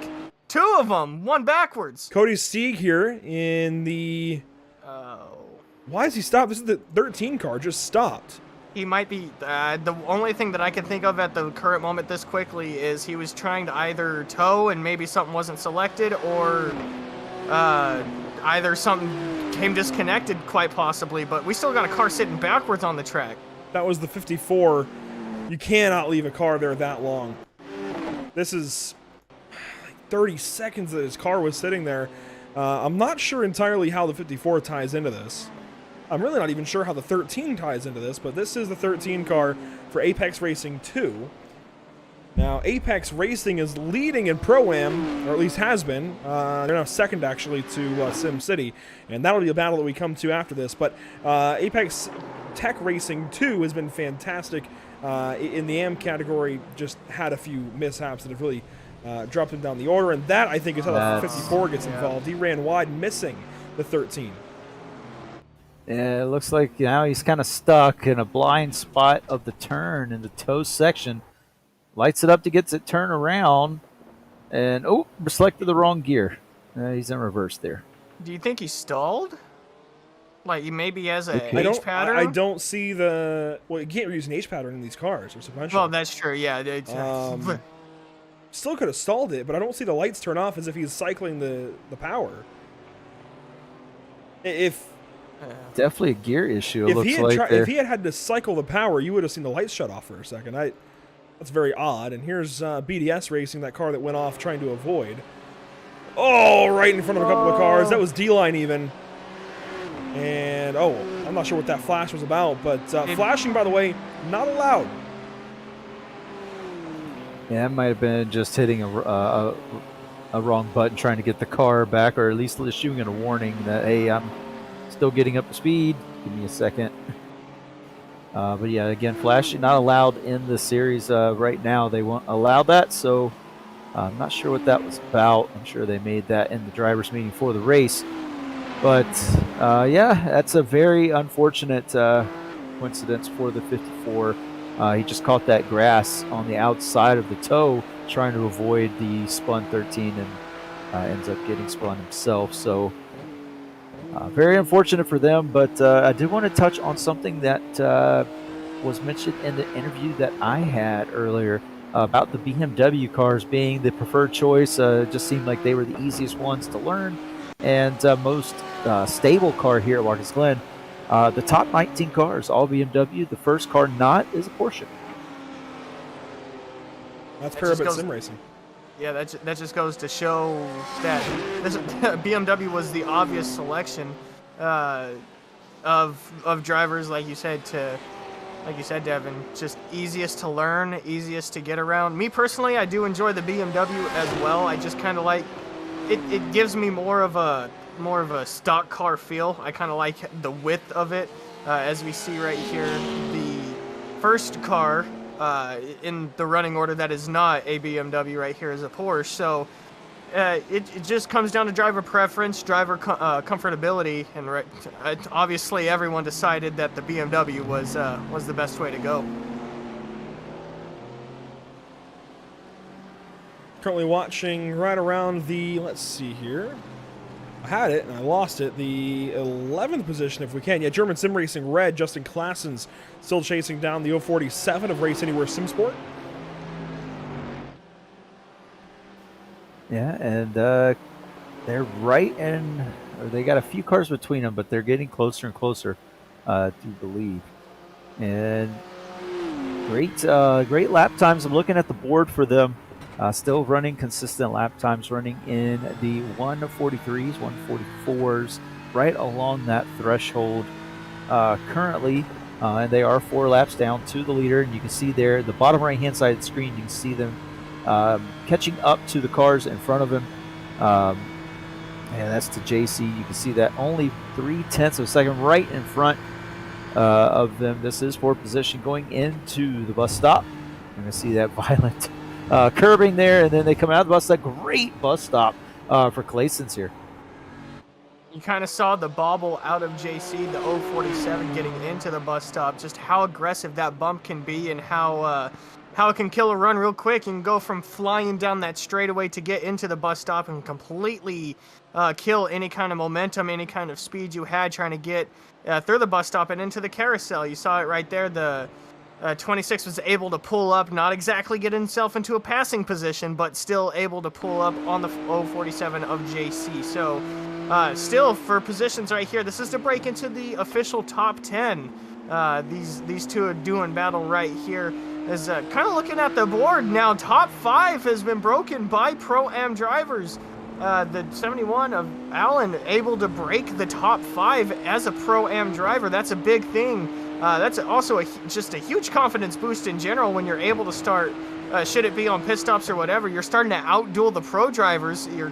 They've been both, him and Zach Plummer have been slowly rising their way up through the top 10, now 5th and 6th for those two. Now that does come with an asterisk. Pure Sims Esports just pitted. Right. So they dropped down a good ways, and that's actually quite a few cars from SimCity back through Pure Sims Esports. All the deficits are 10 seconds or less.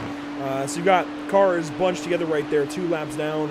And really, you have your top 9 that have had little to no issue today. And then 10th place is where we pick up these two with Jake Sherrill and Justin Klassens. And then it starts to drop off from there. 10, 5, 42 seconds, a minute, 15 seconds, a minute, 23 seconds, 8 seconds, a minute 7, 51 seconds, a minute 15, a minute 37, 29 seconds. So you have your top bunch that are relatively close together behind your top 2, then a couple more that are battling, and then maybe a couple more that are battling, and then it really starts to spread out from there, and it's kind of a mixed bag afterwards. So we're on board, still with German Sim Racing Red. You can hear some fuel saving going on with the clutch going in, and the RPMs dropping. But what we are going to do is go ahead and go Pit Stop TV side by side for a moment and then full screen commercial. So you will miss a small bit of the action, but with 14 hours to go, believe me, you won't miss much. We're going to go side by side. You'll see all of that and then go full screen commercial. We'll be right back to you in just a few moments.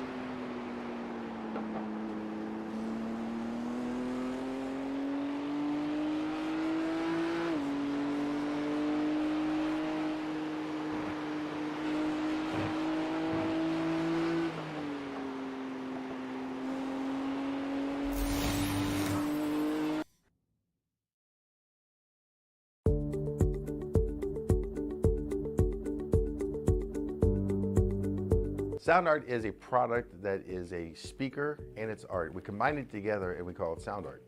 What makes it so unique that any picture can be your speaker? Sound art gives you the high quality sound without the ugly speaker. This isn't a picture with a speaker, the picture is the speaker. Just imagine your wedding picture uploaded onto a canvas and now it's speaking 10,000 tunes. I mean, it's a very cool concept. What we like so much about it that you can take anything that means something very special to you, upload it on the canvas, have it hanging up in your room, your balcony, wherever you want to put it, and now it's a speaker. I mean, how cool is that? It's something that we have that and no one has. No one has this product. It's just a great gift to give anybody. It's just a neat concept. Around here we say, art never sounded so good.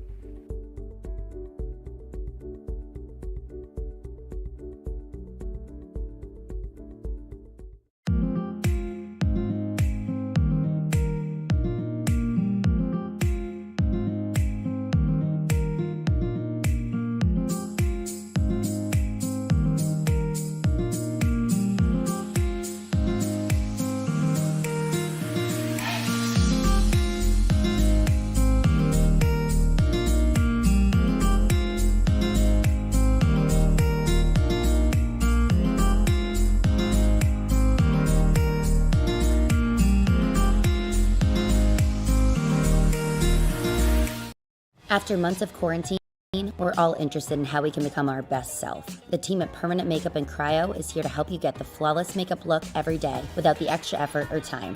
When it comes to your appearance, you deserve the best care that money can buy. Sound Art introduces an entirely new way to listen to music in your home. By combining the best of two products, a revolutionary high-fidelity, low-profile Bluetooth wireless speaker with beautiful artwork. Select from a library of artwork or upload your own photos to personalize your experience. Sound Art ushers in an era of invisible, beautiful, and amazing sound throughout your home and redefines your entire entertainment system. The need to reclaim your floor space and rid your home of unsightly speaker boxes that need to be bolted to the wall is now a thing of the past. Our canvas is printed on high-quality permalite by Breathing Color. And select from our gallery or upload your own. Standard sizes include 16 by 20 and 18 by 24 canvas wrapped. Custom sizing is available, as well as surround sound options.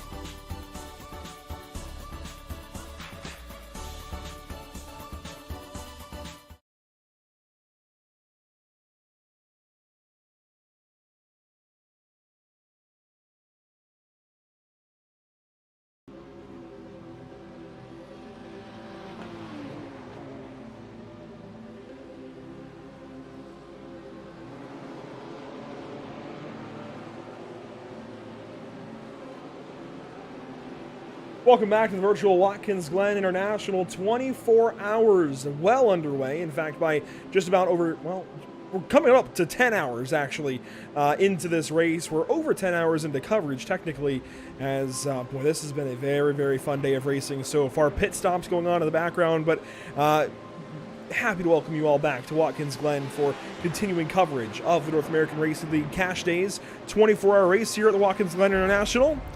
Urano Esports taking over the race lead for a moment at least as Luca Kita comes in. Well, actually, no. Luca Kita, Sven Haas comes in, and Luca Kita is going to relieve the driver with a 10,008 I rating at time of registration for this event.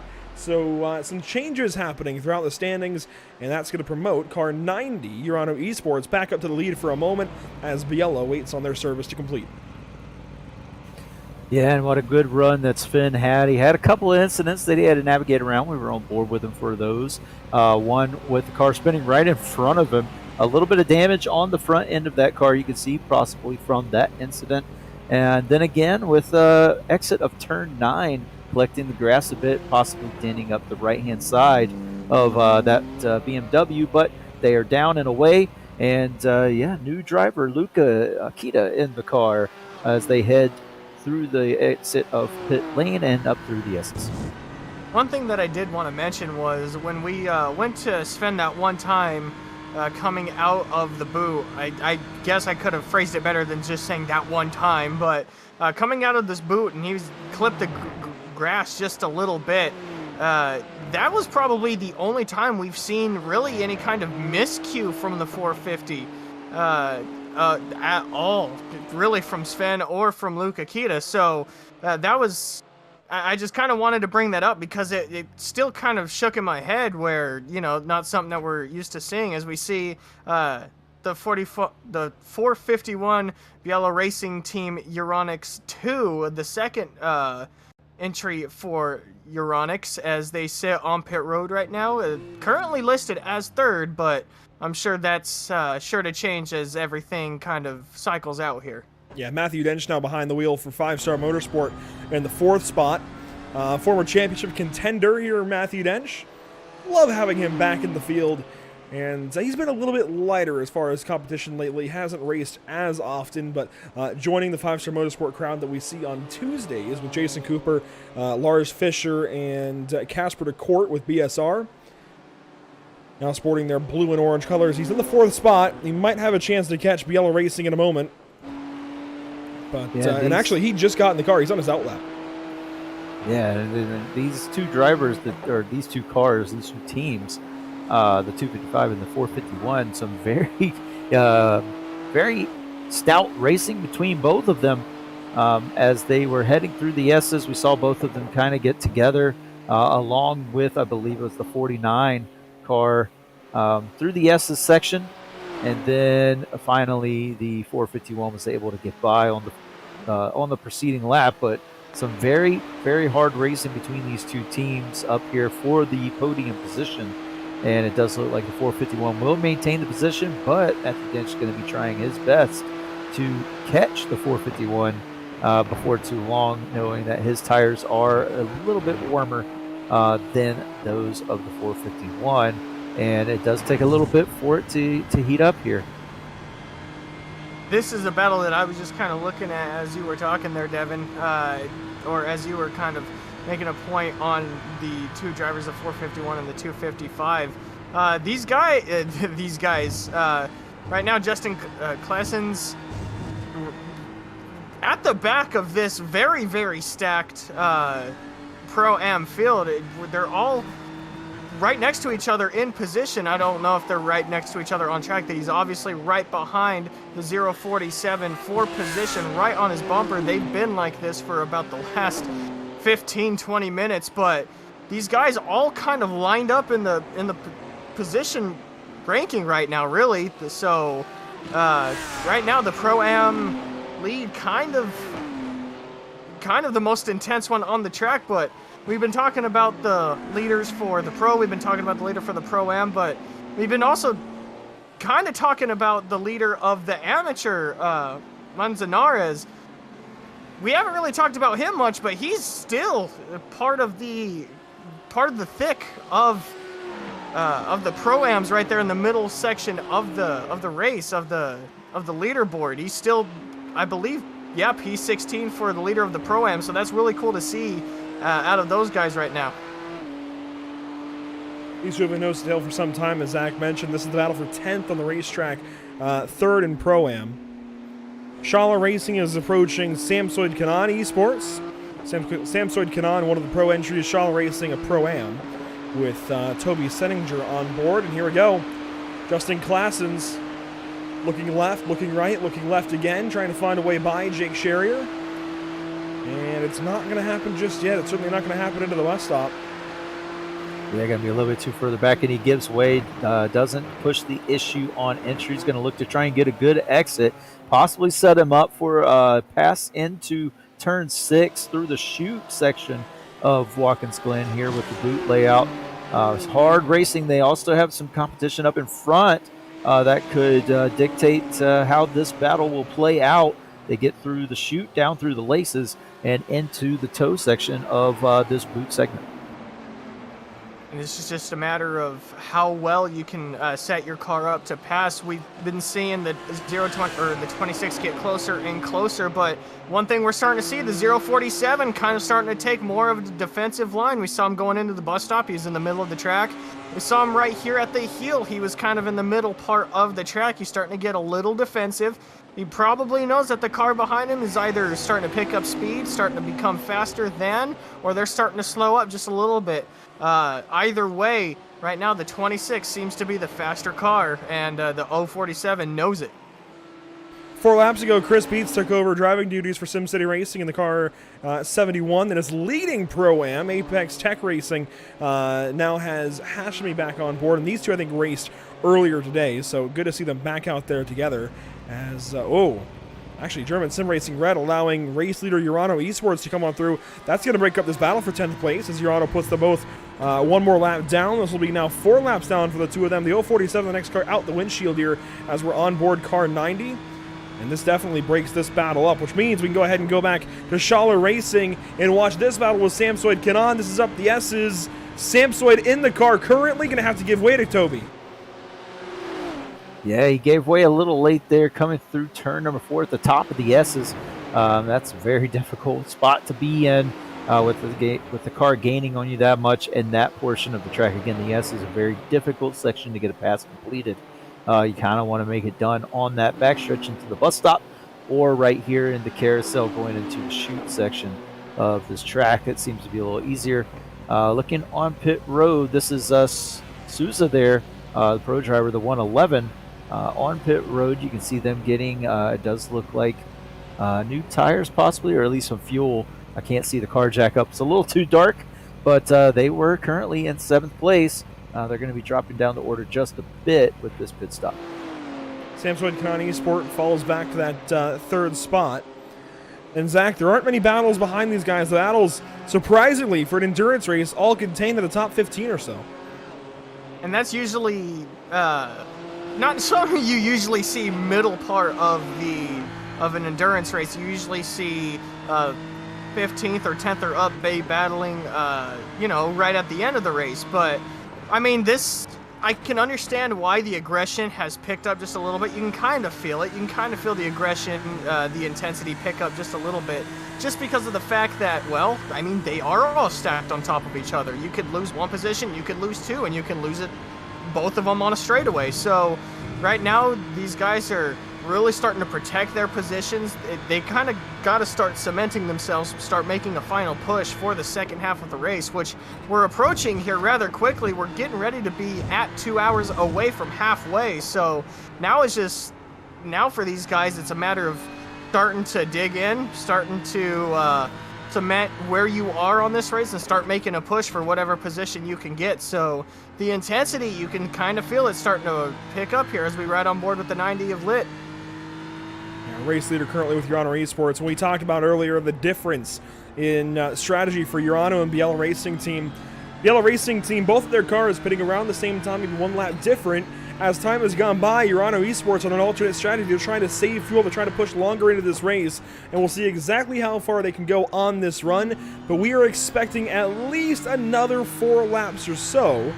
It seems like they're stagnating. So Biella is pitting early and earlier, and Urano is trying to push later into the race. They're not actually making up time on the clock as far as for pushing further in their runs. They're just pushing further in than Biella Racing Team and Euronics. Now, is it holding them back? I don't think so. We've seen the gap stagnate even when pits have cycled through, but I don't know that they're going to catch up to the clock as far as pitting at the hour. It seems like with lap number 30 now underway for car 90, they need at least 5-6 more to really make any dent in this. Yeah, and it's definitely something where when you get into the second half of this race, you're really going to have to start planning these pit stops and seeing about the strategy, working the race backwards, and make sure that you are not going to be pitting at a crunch time in the race that can inevitably take you out of the race. So that's something they're going to have to look forward to later on here in about 2 hours that we set, about 2.5 hours. And yeah, it's going to get down to, these strategy calls are going to get more and more important. So we're riding on with the leader, Urano Esports, through the carousel. And then we look back at the 45 car of Wade here, Parabit Sim Sports, Parabit Sim Sport, or Sim Racing, sorry, excuse me, taking their pit stops, getting new tires. And Devin, you kind of hit it right on the head when it comes to strategy, but it's just a matter now of sticking to the strategy that you kind of implemented before. At the early part of the race, the strategies can change, and they can change wildly. They still can here, as we see Wade drop the jacks and get going. Now it's just a matter of which strategy can you pick to, and how well can you do it. And as for the current leaders in the 90 vehicle, it's quite possible that they have a strategy and they're sticking to it. They know that right now they're not in the best position, but should they keep on this strategy, it could work out for them come 2 hours, an hour left in the race. So it all comes down to the strategy that they think is the best for them. As we see now, Chan, driver change for the 047. As we were talking about, JC was in it. Now it's P. Chan in the 047 Pro-Am vehicle. Full service here, and full service as well for the car we were on board with, Parabit Sim Racing. Now, as far as full service goes, full service means 4 tires and fuel. We've seen a lot of 2 tires today throughout the course of this race, and surprising us, really. And David Levine shed some light on it earlier on. I was not expecting 2 tire stops, especially left to right, maybe forward to back, but we've seen a lot of 2 tires, almost like a NASCAR strategy, especially with as often as you're turning to the right here. It kind of makes sense, actually. You burn off the lefts faster than the rights. May as well just take the left sides then if the rights are okay, and double stint the right side. Now, as we've gotten into the nighttime here, Devin, we've seen more double stinting as a whole. More drivers only taking fuel in the middle of their 2-hour stint. That's exactly the case here for Light, here in this number 90 car for Urano Esports. They double stinted tires this run. They only took fuel last time. That means whether he changes driver or not, whether he gets out of the car or not, these guys are most likely taking tires at this next pit stop, unless he goes for a triple and he triples these tires. Right, now I'm not sure if you want to triple the tires. I think a double stint would be fine. Triple stinting, you can kind of get yourself into trouble. The tread or the grip of the tire starts to wear out fairly quickly after that point, especially on the second run, and towards the end of it, they're going to start to see that grip fade away. Their lap times are going to start to come pretty down, almost way down from where they were on new, fresh tires. But again, it's because they want to keep heat up in the tire. With this nighttime, it is 70 degrees track temp at the moment, so very cool track. You got to keep the heat in the tires to keep the grippiness on that tarmac. So it's or asphalt, but it's definitely something that's tricky for all these drivers, and double stinting the tires seems to be the best way to keep that heat going. Again, you hit it right on the head again, Devin. So one of the questions may be asked, well, why didn't they do this in the middle of the daytime stint, try to gain time? Well, they can, but there's already so much heat that was pumped into the track. We've been talking about it all race long, as far as the track temp being at 115 at the start, dropping down to 70 degrees. You can try to do that, but that's when everything kind of becomes more and more sketchy, just because of the fact of, well, you don't really need to try to keep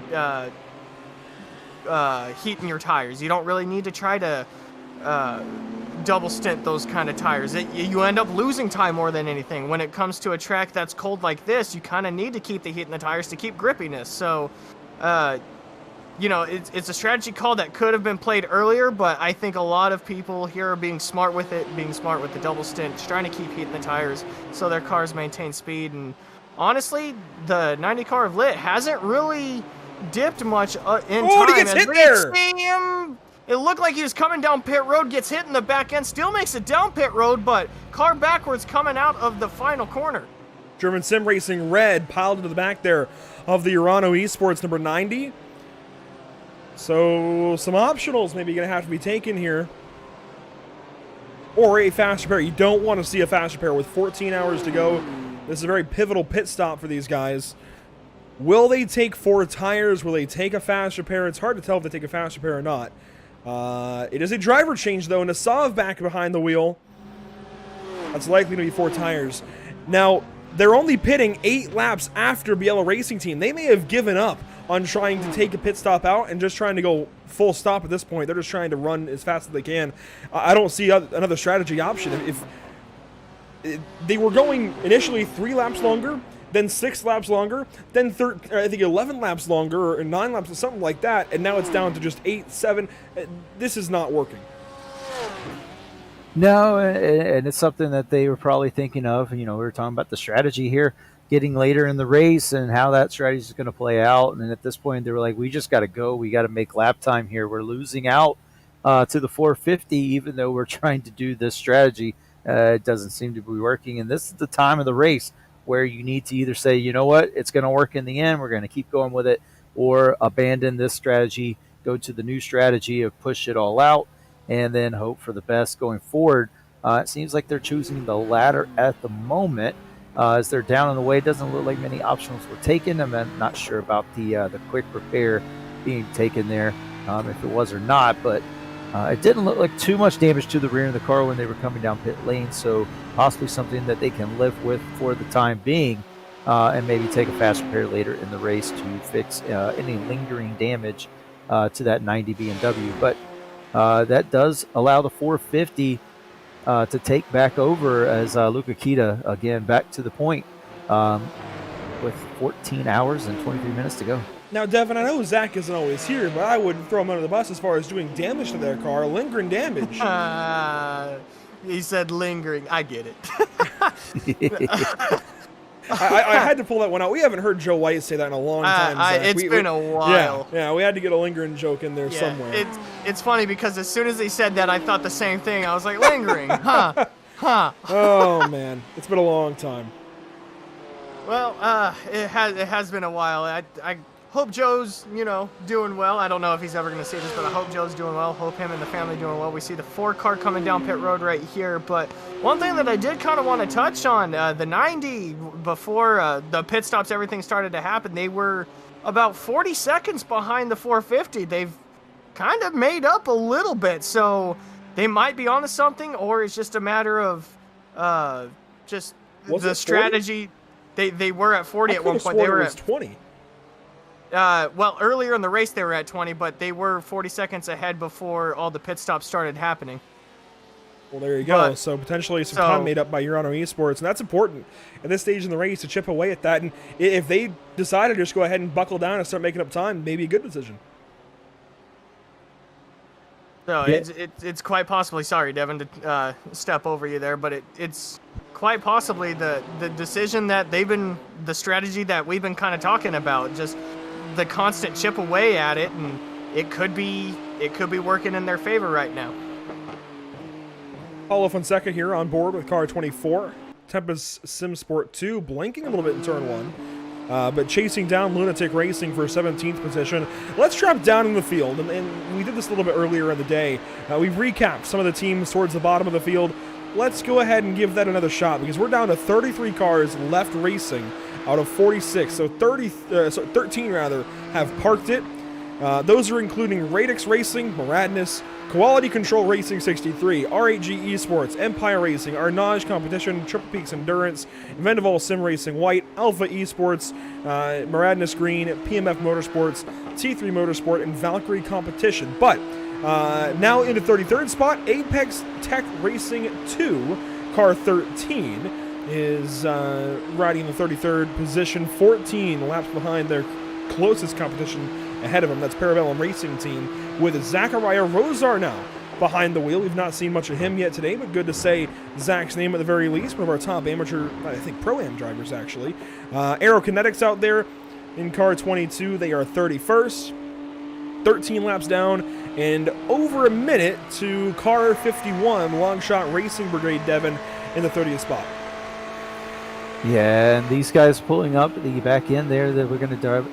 This D-Line Racing Red, the 47 car, just in front of them in 29th. Just ahead of them is the Pro-Am driver of DHR, the 32 team. We saw them incident earlier when we first started this overnight broadcast segment, and we saw them have a issue at the very beginning of this broadcast. Just in front of them, the 44 of Big Cromwell Motorsports in 27th place. Moving along, 54 of BDS Racing. We mentioned them earlier there in the Ferrari, moving up through the field. They kind of started 41st, now they're up to 26th. Quality Control Racing 69. We saw a big incident with them earlier, sitting there still in 25th, moving along in their Lamborghini. Just ahead of them, the GPVA Racing Team, the number 77, in 23rd or 24th position. It looks like they were up at 23rd at one point, but they've fallen back to 24th. Just ahead of them, M2LF Racing in 23rd, the number 40 car BMW. The yellow stripe 43 in front of them in 22nd. Moving through the field, 21st is going to be this Scuderia Chicken House Lamborghini, number 33 car. And then in 20th is our first non-BMW car, Parabit Sim Racing 45 in the Porsche. Zach. Kind of moving along, we talking to some of these drivers earlier. Love 46 is going to be P19. Good recovery from them. The last time we talked to them, they were kind of mired towards the back. They've worked them way up. They are inside the top 20 now. M1 LF7 Tucumlu Racing Team. I'm sorry. Currently, 18th. Yeah, 18th right now. Just kind of working their way through as well, highest of 15th, so they've kind of maintained Lunatic Racing here, the 30 vehicle, currently sitting P17, again, highest of 15th, so these guys are kind of stagnated inside the top 15, inside the top 20. Tempest Sim Sport 2, currently sitting P16 right now, highest of 17th. Well, that graphic was wrong. They're highest of 16 now. They got to complete that lap to get the highest 16. So the highest they've been, Schaller Racing, highest they've been as well, currently sitting 15th, high of 15, started P33. So they've had their work cut out for them. Race Anywhere Sim Sport, the 047, as we were documenting earlier, currently P14. They were inside the top 10, possibly driver change or little bit of a strategy to put them further towards the back. Highest of 10th, currently sitting 14th for the 047. The 21 of Schaller Racing, the second entry, currently sitting P13, highest of 11. This is another one of them Pro-Am drivers to try to put themselves inside the top 10. RD Sim Sport, the 23, currently sitting 12th. A bunch of Pro-Ams right here sitting on the cusp of a top 10, highest of 10th. So they're about right where they have been all race. Really started P23, worked their way up into 12th, moving right along. Samsoid, we kind of talked about their fall earlier in the race. They were top 5, top 10. Now they see themselves just currently sitting outside the top 10. They moved outside the top 12 at one point. They now put themselves back inside the top 11. Currently 10th, as they probably just made another position up right there. Don't know which card that they passed. I believe it was one of the, obviously Pro-Am drivers, but I'm not sure which one. But that rounds out the 20th to 10th. Or Germain Racing right here, currently 11th. Or German Racing, not Germain. German Sim Racing Red coming in to take their service. Highest of 10th, currently 11th. So they're obviously on the upscale as well. Everyone pretty much from 20th to 10th on their way up, really. Not really big fall, just everyone really starting to pop off their highest positions they've been all night long. German Sim Racing was in the top 10. Samsung Canard just went by them on the front stretch, taking that 10th spot. Up into 9th, Apex Tech Racing number 1. Well, it's car number 113. In the second spot in class as they chase down SimCity Racing, who's just been passed up, or actually has just passed German Sim Racing by ACV. And this car actually, I think, is pitting or has an issue. He very much off the throttle there through the carousel. Maybe not an issue, but the 4 car giving up a spot to SimCity Racing now, who goes on by. Chris Beats has been fantastic for this team so far, driving them into 7th position now without help of pit stops. So SimCity definitely making up some ground in the overnight. Tempest Sim Sport ahead. Tempest in the 6th position with Diogo back in the car. Let's go ahead and actually bring up the name. I recall the name at one point. Yeah, Diego de Souza and car number 111. But Pure Sims Esports up the road in the top 5. 5-Star Motorsport with Matthew Dench now behind the wheel in the 4th position. BL Racing Team 1, Urano Esports, and BL Racing Team 2 completing your current podium. Now, as far as where these guys all line up in class, let's start with amateur. We had kind of talked about them already, but your leader currently in amateur competition actually may have no, it's going to change soon if things keep up the way they are, but it is still Tucson Racing in the 18th spot, who has gone back on by Love 46 at some point. Love 46 had gone up into the 18th spot, and now Tucson has taken it back. So Tucson into the 18th position, leading in amateur as they have for just about this entire race. Looking pretty solid. Parabit Sim Racing is second, and it looks like Yellow Stripe Motorsport is staying in that 3rd spot. The next car that could try and jeopardize this top 3 in amateur, Devin, would actually be this team right here, M2LF Racing, Fernando Fireball, as we were calling him earlier, behind the wheel. Right, and they're slowly making their way up, trying to catch Coffin. You can see the distance between them, about 30 seconds. Again, 30 seconds on this track. If one mistake, which we've seen quite a few so far since nightfall has come upon us, with 30 seconds there, any little mistake from the drivers in front, they can capitalize on it fairly quickly. So basic thing they have to do is just keep it clean on their own, worry about themselves at the moment, and eventually, possibly, they can catch up to those drivers in front of them. But that's the biggest thing. Keep it clean. Keep it on the track.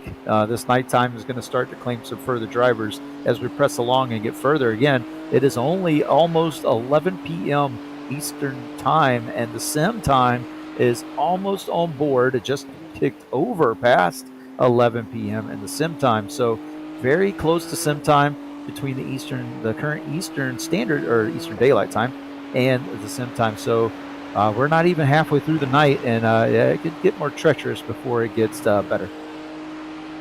I believe that's going to be correct, Devin. More treacherous before it gets better. But even so, some of these guys are getting accustomed to the nighttime driving, to how the track feels. Some of these guys might be coming back for the morning stint, coming back for the late afternoon stint, or coming towards the end of the race. So they can't get really too comfortable. They can only get comfortable with what they got now, as we're still riding on board with Fernando Fireball.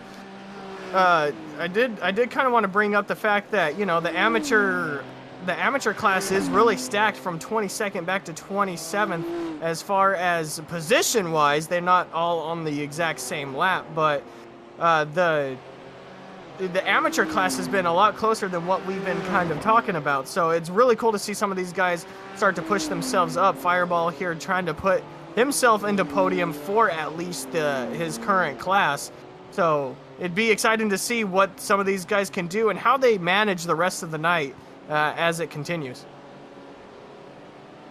GPVA Racing Team, one of those amateur teams in this row, 33 seconds behind M2LF in the 24th position. Then Quality Control Racing in their Lamborghini rather, still out there. I believe their Mercedes car has parked it. So we do not have Mercedes left in the field. We do have 2 Lamborghinis. We might only have 1 Lamborghini, as that's a big header to the wall there. That's the second time we've seen that 69 car do that, I believe, in that exact same section of the racetrack. It was the 49, the Audi, they did that earlier on. So. 49, that's right. The 9 at the end kind of got me, but hey, that's fair. And you know what? They're on the same platform, the Audi and the Lamborghini, so I can't fault you there. But Mitchell Bott takes a header into the wall as soon as we went on board. The car looks okay. It looks like it's driving mostly straight. Might be okay. Yeah, it might be all right. It looks like he's getting through the turns okay, through the toe section all right, picking back up speed. So maybe okay, maybe not as hard of a hit as we saw the 49 take in that exact same section. But it was a very similar looking incident. Just a little bit less speed involved coming off of the hill and now up to turn number 9. We get a good look at the driver there of this Lamborghini. As you can see, the rear end twitched out there when we came back to see the car. Pushed out of turn 9, so maybe trying to pick the gas up a little too much. But through turns 10 and 11, got a car on the outside now. Let's see if they're going to bring into the pits. They are, possibly to get some damage repair. Quality having trouble, especially the 69 entry for Quality. Bringing it down pit road to see, probably see how much damage they got. Didn't really look like the steering was all that affected. Maybe just a little bit of a crinkle on the nose for those guys. It did look like a solid hit, but steering did not look like it was affected for Quality Control's entry for the number 69. Currently sitting 25th. The highest they've been all night long has been 25th, so right now they're just kind of sitting in their own bubble, kind of sitting, waiting to see what kind of repairs they have, maybe possibly using up a quick repair, should they have it already, or just seeing what kind of damage they might have incurred from that spin. Not many pit stops on the way between now and 11 p.m., so we are going to go ahead and go into shift change. It's been an absolute blast having Devin and Zach along for this one. Zach, I guess this is your choice, a matter of continuing. Well, I guess we'll figure that out. But Devin, it's been a fantastic time at least having you along for the ride. And how's it been? Calling your first 24-hour race, at least a couple hours of it. I'd imagine this is a completely brand new kind of, I guess, experience, calling sports cars, and the fact that it's a 24-hour race at Watkins Glen. Yeah, normally I cover the Outlaw Sim Series guys and the Next Gen NASCAR Series, who were actually at the same track this past week. Great battles that we had on track in that series. Feel free to check them out on Wednesday nights. But yeah, it's been a great fun time to cover these sports cars, GT3 cars. I've been watching these NARL racers for quite a few weeks now. Towards the end of the season, watch the championship race. They are a joy to watch. Some great racing by all of these GT3 drivers. So I'm glad I was able to get to call a race with them, and I was glad I was able to get to talk to a few of their drivers. It's been a fun time with you guys, and I will be watching the rest of the way and the rest of the coverage here on Pit Stop TV. I can't wait to see who comes out of it. I'm pretty sure that it's going to be exciting all the way to the end. It's been a lot of fun having you along, Devin.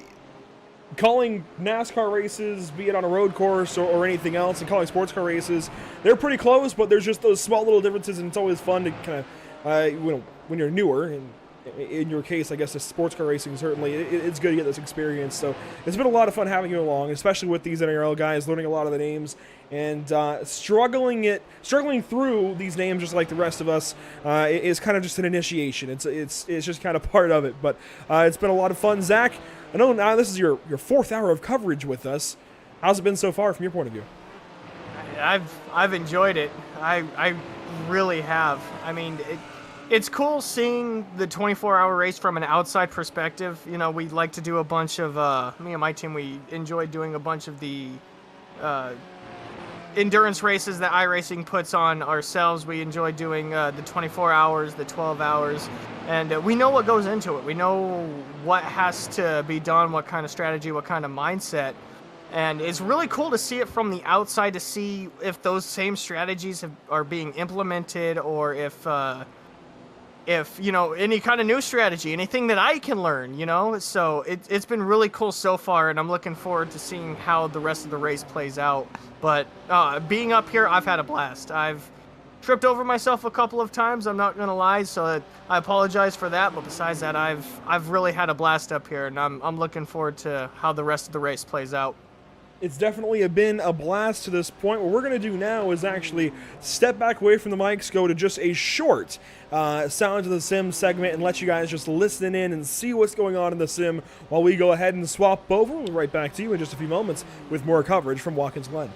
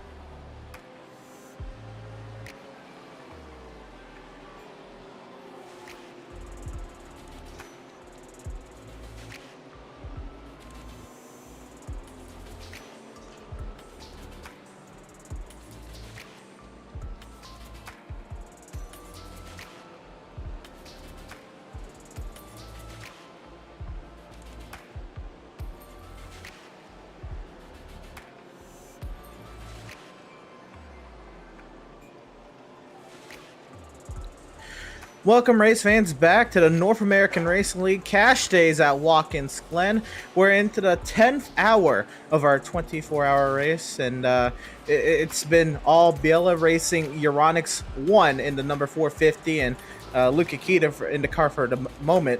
That has been dominating today. They have the 41-second advantage over Urano Esports, and it's been a fun day of racing so far. It is nighttime here in upstate New York. You can see the headlights doing most of the work, most of the picture doing and scene setting of the track tonight. And you got all these cars snaking their way through this brilliant course in upstate New York. I am Emerson Arden. We have Zach Lindgren and Ed Shearer alongside to bring you at least the next hour or so of coverage. And yeah, you can see the trees being illuminated by... Oh, we got somebody going around right there in turn 9. That is unfortunate timing on their part right there in the middle of the blimp. You can see the elevation changes and the beautiful scenery around Watkins Glen. Andrew Carnelli IV has been hard at work producing tonight, and he still is, and giving us these lovely camera shots around Watkins Glen. And Zach, it's been a fun showing. We've gone to that little bit of a lull, but there was a moment actually just a little bit ago you felt the intensity was starting to come up. You still feel that, or what do you feel is the vibe around the track right now? I think right now it's just a matter of that attrition. You know, once you get around someone who's on the same lap as you, or, you know, for possible change for position, that intense battle is going to be a bit more aggressive than what we've seen so far. But like you said, once you're not around that kind of a battle, it's kind of in a lull. You're just kind of out there.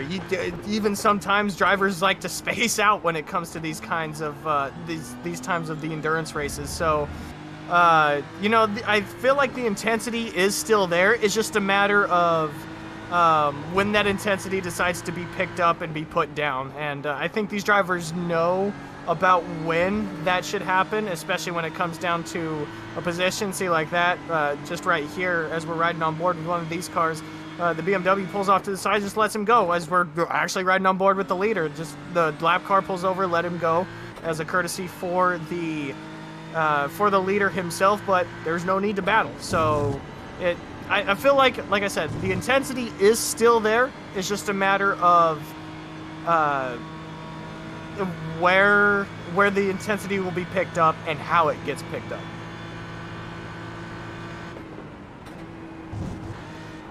Luke Akita coming to the bus stop, and you see that BMW still bouncing all over the bus stop. And even though there was that much thrown around in the car, Luke Akita, of course, as he should be, very calm behind the wheel of that number 450 BMW. And Ed, welcome to Watkins Glen. I know this is your home state. This is a fun little event you got yourself onto here. How do you feel now?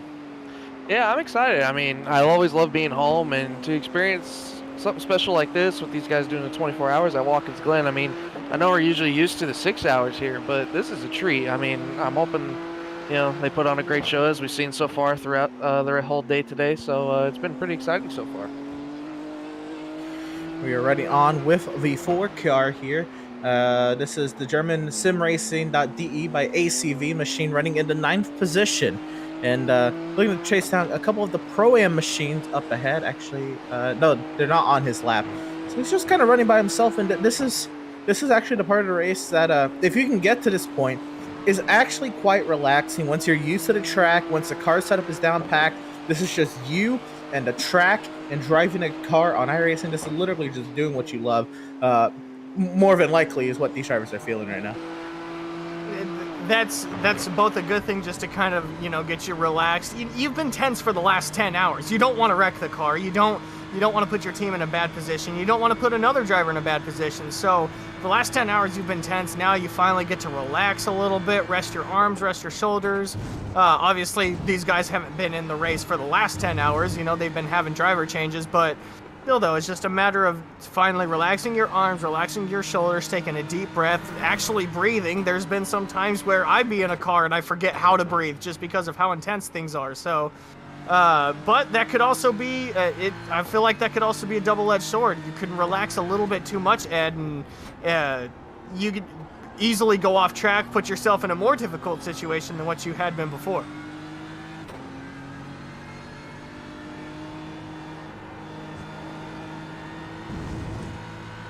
Got on board Elias Sauer.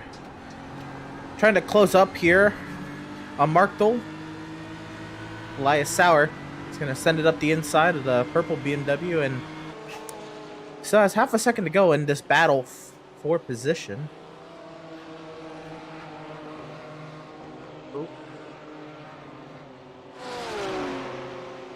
Chasing the 21 car, about half a second off of him. This is obviously for position, Pro-Am position for 12th. So these guys right now, this is where the intensity kind of starts to pick up. You know, this is where hard racing kind of starts to throw in, because like I said earlier, I feel like this is about the time. Ooh, big bobble from the 21 car right in front of him, but this is about the time where you start to stand your ground as far as position wise is, but as far as track position goes, you can't really let anyone by at this point, because, well, you got to start implementing a faster car, you got to start implementing faster times. So this is where kind of the intensity is. I'm kind of curious to see if my prediction is right, to see, ooh, almost gets into the grass there, but kind of see if my prediction is right as far as the intensity goes.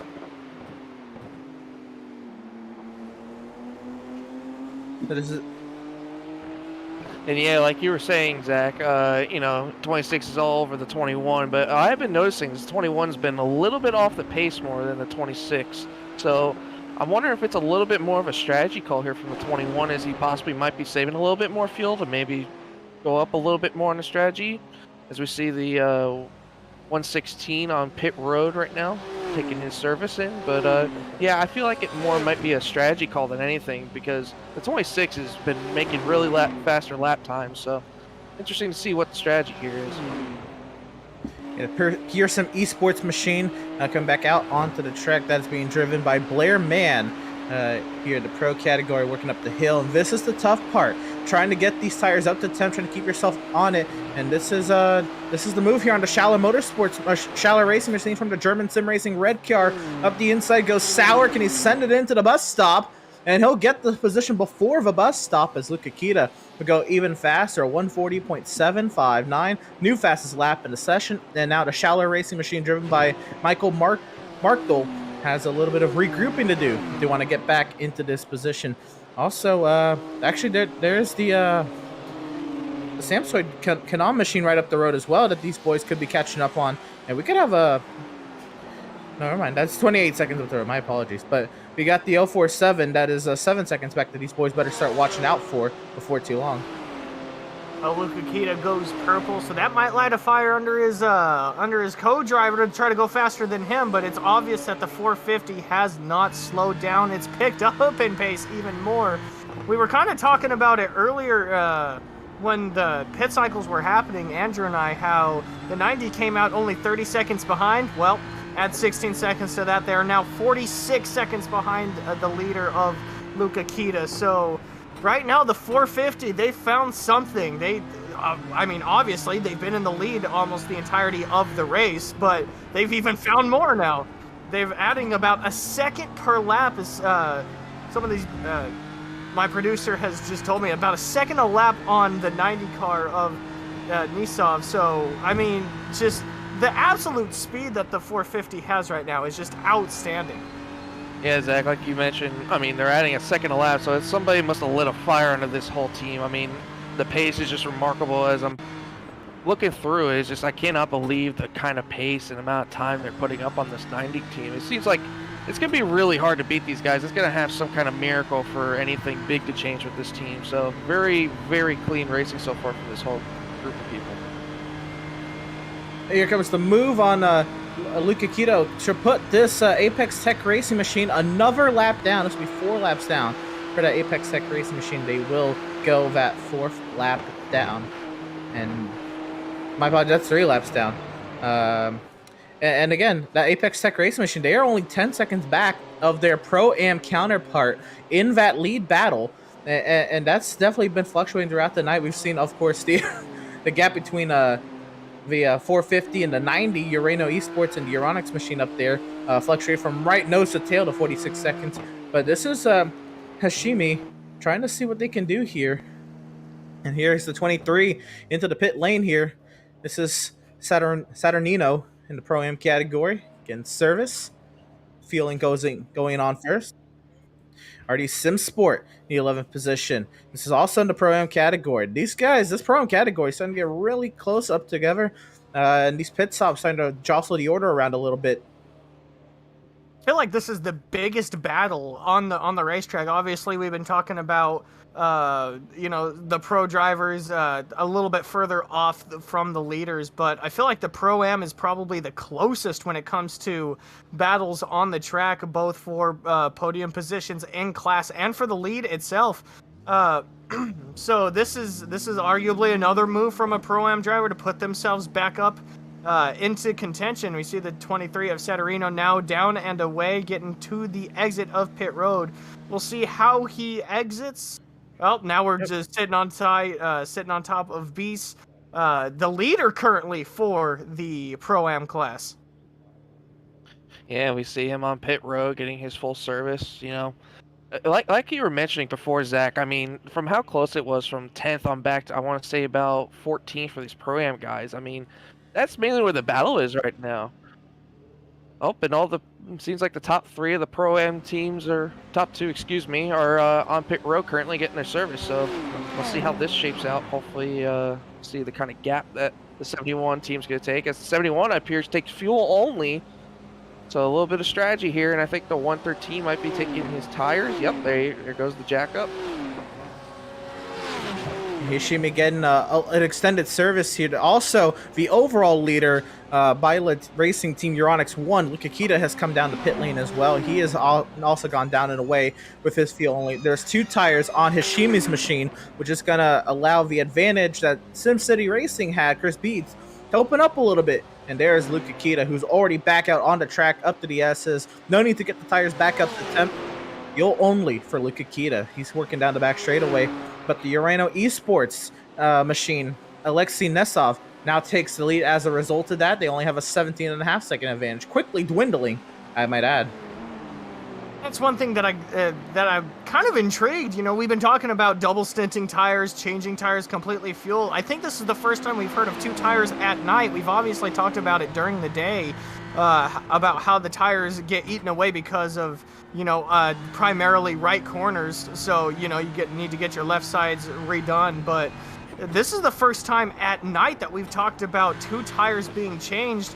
We'll have to see how well it works out for him. Anyway, we're riding on board with the 21 of Michael Markle. About 2 seconds behind Sauer Pro-Am. That's 4th position. That should be within, just inside the top 15. Not exactly going to be top 10, but should be inside that. That is for those positions, should he catch him.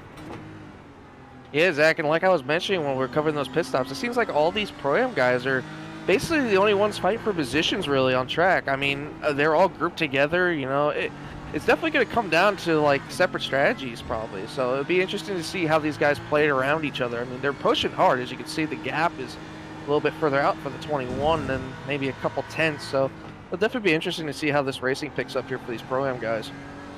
That's been the fun part of today's race, is the differing fuel strategy. And we saw it early on that these drivers cannot go the full hour on fuel, at least during the daytime. We've seen that number kind of fluctuate. Drivers come in at the 50-minute mark. Some drivers try to stretch it out near to that 1 hour mark. And then again, drivers also taking the difference at the tires. So different paces of just machinery coming out the pit lane. Then you got to see how in tune the driver is.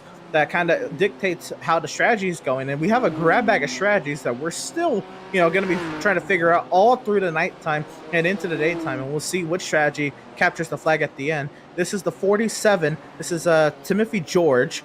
And he's currently, this is the D-Line Racing Machine entry at the 27th position. They were on a steady climb to the field. And I think this is right where they were before Langenberg had his internet outage. And so D-Line Racing has kind of righted the wrongs, and now they're trying to look up more towards the running order. I still think a top 20 is well in sights for these guys, and D-Line Racing, of course, David Levine keeping everybody calm here in that number 47 camp. Hey, Tim George, I know this guy. He's a quality racer. He's a quality gentleman. I mean, very, very upfront with you. He'll be very, very upfront as he's coming down pit road right now. Curious to see if this is going to be a driver change. Tim was kind of offline there for the first few corner stops. And see if anything were to happen here. They were currently 27th, like you said, Emerson, before the power outage that Tyler Langenberg had. Timothy George looks like he's going to remain in the car. It is going to be a possible 4-tire stop. They're getting fuel right now, but kind of see what kind of strategy David Levine or Tim George decides to pull out of the hat here. Yeah, and a pretty interesting call here. I mean, we were looking through the leaderboard just now, and Tim George, I mean, it may show that they're 12 laps down and only about 4 laps difference to the next couple of positions, but anything can happen with 13 hours and 40 minutes left remaining. I mean, you never know. Might be all tracks, might be out of position stuff, as we see. Apparently, it's fuel only from the 47 team, so pretty interesting strategy here, but I want to go back for that strategy before with the 2-tire call, like you were saying, Zach. It's pretty interesting in these endurance races because usually you just see people doing fuel only, and on possibly the driver changes you do 4 tires. Usually you never see 2-tire changes. So like you're saying, it's pretty interesting to see how the tire wear is differencing here at Watkins Glen at night. We got the Long Shot Racing Brigade here on the pit lane. They are a lap behind D-Line Racing Red. Down and away, it is fuel only also for the number 51 machine. As Southwell is in control of that number 51 machine in the amateur category. I want to point out that what I've been noticing, what I've been watching, is the gap between Nassau and Kita. Nassau has opened now 2 seconds up from Kita after the pit stop. And I know the gap before pit stop was 45 seconds, but this is huge if this pace can maintain. We saw that there was some blips of speed earlier from the 90 machine of Urano Esports having a chance at the Euronics 1 machine, but ultimately, it didn't amount to much when Sven took over the car.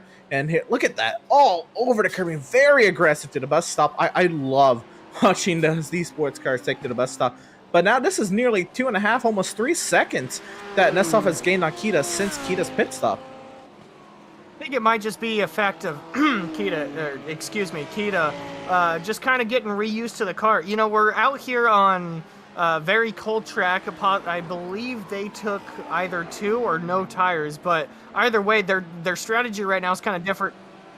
They took 26 laps ago, so it's, just kind of getting used to the car right now. But as you were saying, the gap has grown even more now. I believe they were at 20 seconds coming into the boot, now 24 seconds coming out of the boot for the 90. So right now, Luca Kita is taking a little bit more time than usual to get used to the car, and the 90's taking advantage of it, trying to put time down.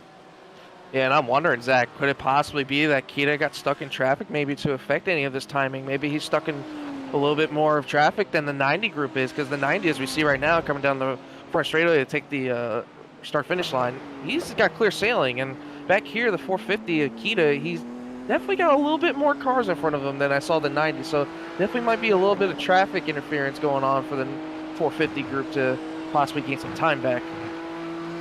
Well, you know what just actually came to my mind, and the think is that Urano Esports has a lot less fuel than Luca Kita right now. That is a significant difference. I don't know if that's entirely fuel. I'd imagine, especially with the loss of 4 seconds, maybe a slight mistake or some lap traffic impacting Kita in the boot, or on the far side of the course anyway. But up the hill, Kita's trying to get back into his rhythm here. Now lost another second. And again, that gap, it's not going to be anything to write home about, but it will be closer at this current rate. Here comes a Tempest SimSport machine. They were battling the Pure Sims esports machine, and this is going to be a driver change for the 111, and we'll see what happens here. I imagine the driver change also signifies a 4-tire pit stop. Ricardo Durarte from France is getting behind the number 111 machine. This is the point in the race where you kind of got to be timid putting new drivers in should he have not been out here so far. It's a cold track, cold tires. Should they decide to take the 4 here, now it's just a matter of telling your drivers, all right, just be patient, be calm. The highest it said on the graphic was 5th. They were currently sitting 6th at the time of the pit, maybe slipped rather quickly. So they're in their own little bubble. They're in their own good little bubble. Now it's just a matter of taking care of their stuff, getting their driver comfortable with the track, with the car, and hopefully putting themselves back out as we look forward to the 21 yet again under siege from a car behind him. I'm not able to see who that is just because, darkness and stuff.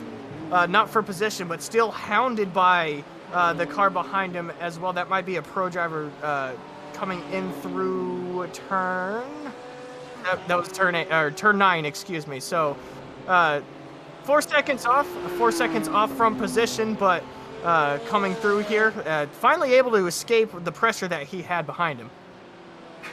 And you see him pulling away here a little bit, going into the last couple turns, as we're on board with Elias Solar and the 26, who the 21 is currently chasing now for position, as you see him going through the start-finish line going into turn 1. But going back to that driver change before, do you think it's possibly the better time to put your best driver in, or do you rather wait? If I'm anybody right now, I'd probably wait till we get to the closer hours to possibly put your best drivers in. So I'm really interested to see how this little bit of action picks up here as we're going now to 13 hours and 35 minutes left. Well, I think we're getting to that point where, of course, you want, to put your best drivers in. You want, honestly, you'd want them in all the time. But we're getting to the point now, and you don't have to, evaluate first how many people do you have in your team, how many are committed the entire 24 hours, and if you have some, blips there, then you just got to go who's available. You got to go with your night owls here. You're gonna go with whoever driver is gonna get you to that next kind of relay off to your next night owl, and kind of carry you through the night. And then you got to get your fast guys in the morning to kind of make up any losses if your night owls aren't already the fastest. Your night owls might be your fastest driver. We're on board here with the 44. This is Dave Barry in the amateur category, and he's trying to close this gap down to Goff. This is Big Promble Motorsports trying to catch up to the BDS Racing number 54 machine just up the road. This is one of those other battles on the track for position. It's separated by 13 seconds admittedly, but while they're 11 laps down, it's still a battle to take note of in this amateur category, and drivers well within inside the top 30. And Emerson, I think you touched on something there. The night owl drivers, the drivers that you decide to have in at night. So let's break it down just real quick. Usually when we got drivers during the day or the daytime stint drivers, that usually the whole team's there, or most of the team's there to kind of cheer them on. And as hours progress, some drivers come in, some drivers late, but the team starts to dwindle more and more until we get into these parts of the race at the nighttime. This is usually when there's only 1 or 2 people in a voice chat, usually only one, and this is the kind of driver that you want behind the wheel when no one else is talking to them. Someone that you trust, someone that you know that will keep the car clean, maybe not be the fastest, but keep the car clean and keep it in one piece through the night. So when you wake up in the morning, you're not waking up to a car that's disassembled because they wrecked. Here we looking at the 45 Parabit Sim Racing team, currently 21st, highest of 20. Now jumping to the 047 Race Anywhere Sim Sport. They're currently in pit. Looks like this is about the time where everybody starts to come down getting serviced. Yeah, it's getting busy down here on pit road now. We see the 047 possibly taking 2 tires, maybe 4, as we see the car in front and the Porsche going out right now in service, and here they go. Oh, and then looks like it's fuel only possibly for both teams. Yep, fuel only for both teams so far. So it's pretty interesting to see the calls coming down here late. It's starting to get really busy down here on pit road though, so it's going to be interesting to see how this pays out later as we on board with one of the Lambos. It is beautiful when you get to ride on board on one of these Lamborghinis. This is the Scuderia Chicken House machine. We got Michael Chow aboard in the number 33 machine, currently working their way. That's the toe, and we're coming up over the crest out here down to the heel of turn 8, and Michael Chow in the 20th position. They just actually overtook that Parabit Sim Racing machine, and into the top 20 for Scuderia Chicken House. Good run for them. We'll see if they can continue that trek up through the field.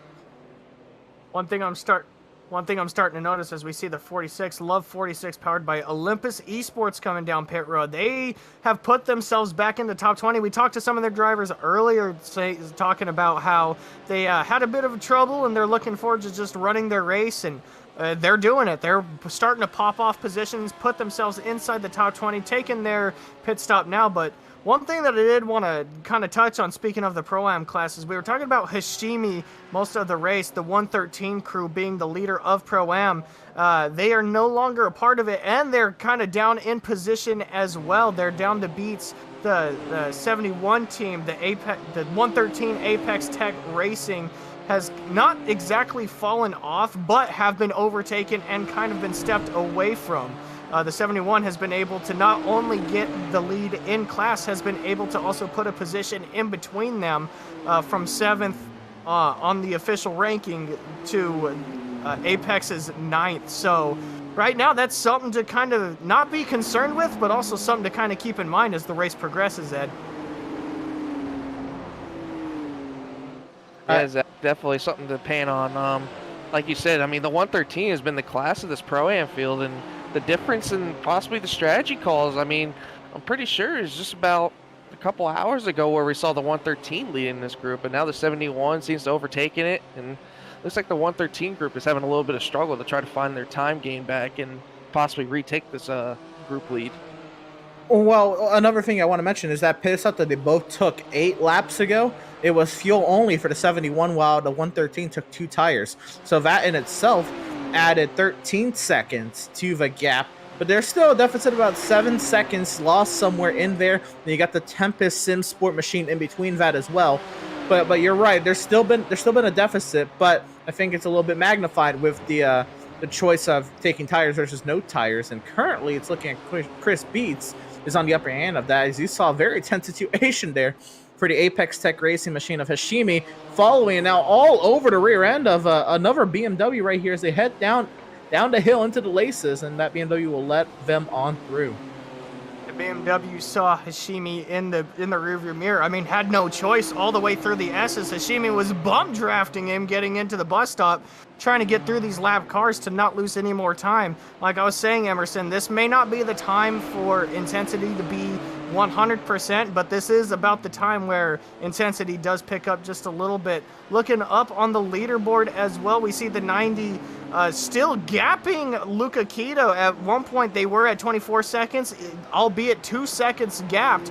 Still able to keep the speed up on the 450, who's been dominant all race long.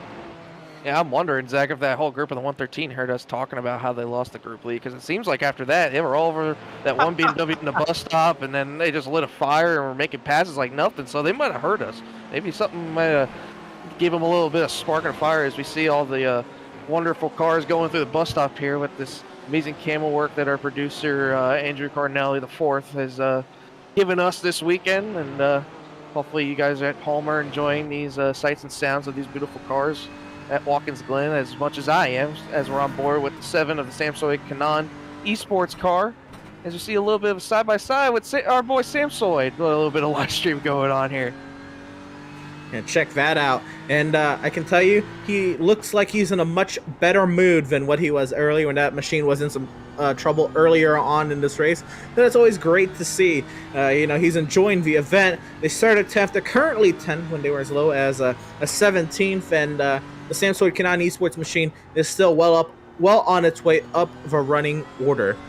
And I think we have the leader in the pit lane right now. Nasav is in the pit lane. So this is going to be the key here. We're going to see where Kita and Nasav come out. It was 46 seconds before pit stops.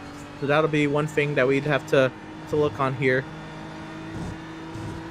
As we continue to ride on board with Samsoid, Andrew and I kind of documented how they were sliding a little bit through the top 10. They fell out of the top 10, almost falling outside the top 15. Now rebounded fantastically, put themselves back inside the top 10. Like you said, morale, attitude seems to be up for the 7 Samsoid team, and this is what happens when you're able to confidently look at something. You're able to perform. Or positively look at something. You're able to perform, able to gain back the positions that you had once lost, and that's a kind of emotional roller coaster that you go through in this long of a race. But as you said, Luca Kita has taken over the lead. Nasav is still on pit road. No gap given to us just yet, just because Nasav is still under his own pit. There he goes, down and away.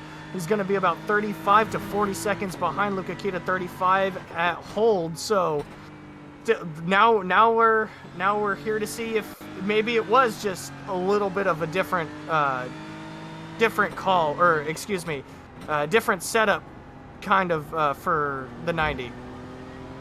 Yeah, I'm really curious to see. I believe, as we touched on earlier, the 450, I believe, took 2 tires on their stop.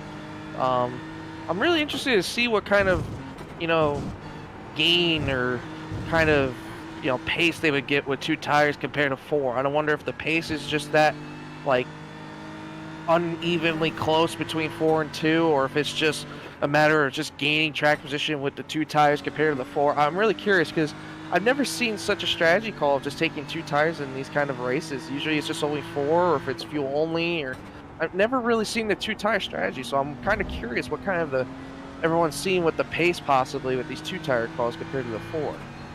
Yeah, you and us both. I know Zach was questioning that earlier. I thought about that earlier. It's weird, but there are that many more right-handed turns at this track that left side should get a little bit more worn out. But it's in here at 35 seconds. The gap was 46 seconds before 50 Luca Kita pitted, and I can't help but think Luca Kita was someone who started before 50, and while he did an amazing job to get that thing on pole, it was not too long after his stint when the 98 Urano Esports entry was right on the rear end of the 450 BMW, and I believe that was when Heinrich was in the car.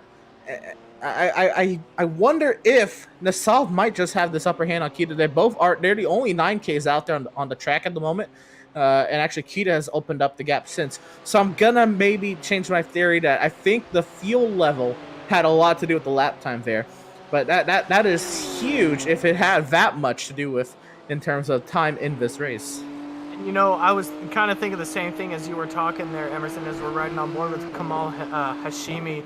Now inside a second to Duarte right here. Duarte right in front of him. This is going to be for position on track, not for position. Duarte just pitted. They could have just pitted. Either way, they're about inside a second to Duarte here. But I think you. Chasing Koenig. Excuse me. I kind of stepped on my own foot there, but this is for position on track. This is not for position inside class. But again, I maybe it's just the low fuel load that Nassau have to Kita was arguable to how well Nassau was able to run away from Kita. So obviously right now he's holding fast at 35 seconds down, but right now that gap's still kind of holding strong. Yeah, he's definitely going to have the slipstream possibly coming soon down the straightaways as we see the side-by-side between our side of the Apex Tech Racing and their side of the Apex Technologies Racing group. So it's pretty nice to see that the 113's finally coming alive. I know me and Zach were touching on it, that these guys were trying to make up their track time between the bump drafting going into the the chicane in the back straightaway at the bus stop, and then going through the carousel. And it's pretty nice to see how these guys are rebounded. I know a lot of teams are trying to recover what they possibly lost, as we saw the big one in the beginning stages of the race. So it's definitely interesting to see how the strategies are coming into play here for these guys to recover. Yeah, that opening big accident, and there was a flip in that I was not expecting to see anyway. That definitely set the tempo for a lot of these guys' races. Probably not what they expected on the same part of that. And we saw there that Hashimi was chasing down Philip Koenig. That is since now the gap has opened up. Koenig pitted 11 laps later than Hashimi. But Koenig did take... no, they both took tires. 2 tires, both of them. So it will be just the difference of newer tires on a Ford machine. And we're right on board now, looking up at Pure Sims Esports entry here in the 5th position. Approaching some live traffic here. Got a stream coming up here, and there it is. It's Pure Sim Esports' stream. Looking on.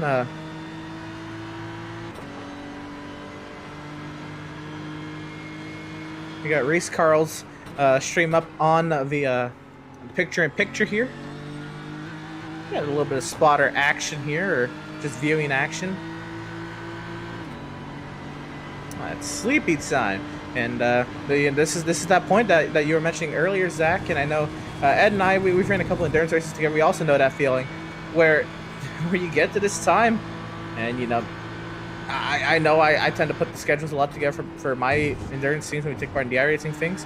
I know when I go to bed, I hope the boys follow the schedule as close as they can, and hope we keep it nice and tidy throughout the night. But this is a time where you want to sleep because you want to wake up rested for your stint in the morning. But it's tough to go to sleep. I find myself, when I get ready for bed at this point, still checking my own Twitch on my phone, saying, okay, are we still running? Are we still running? Like 45 minutes after I said I'm going to bed. Yeah, I mean, I'm guilty of that as well.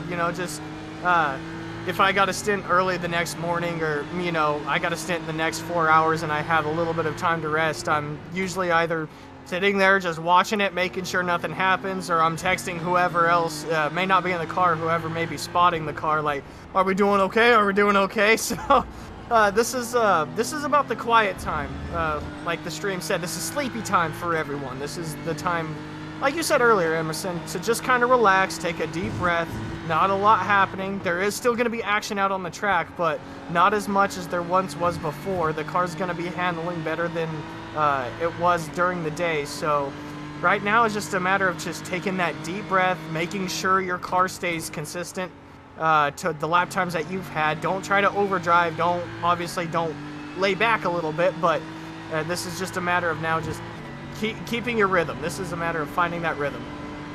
Yeah, Emerson, I can't confirm. We barely went off those schedules pretty decently, but we had to make some maneuvers, but we made it through sometimes. But I definitely can't confirm. It's like when you get in the car and you're driving for your stint and your stint comes to an end, it's like your adrenaline starts to kick in. It's like, oh man, I just finished. I just started feeling good. Like when you get to that very end, you're like, I'm starting to finally hit my marks and I just want to keep going.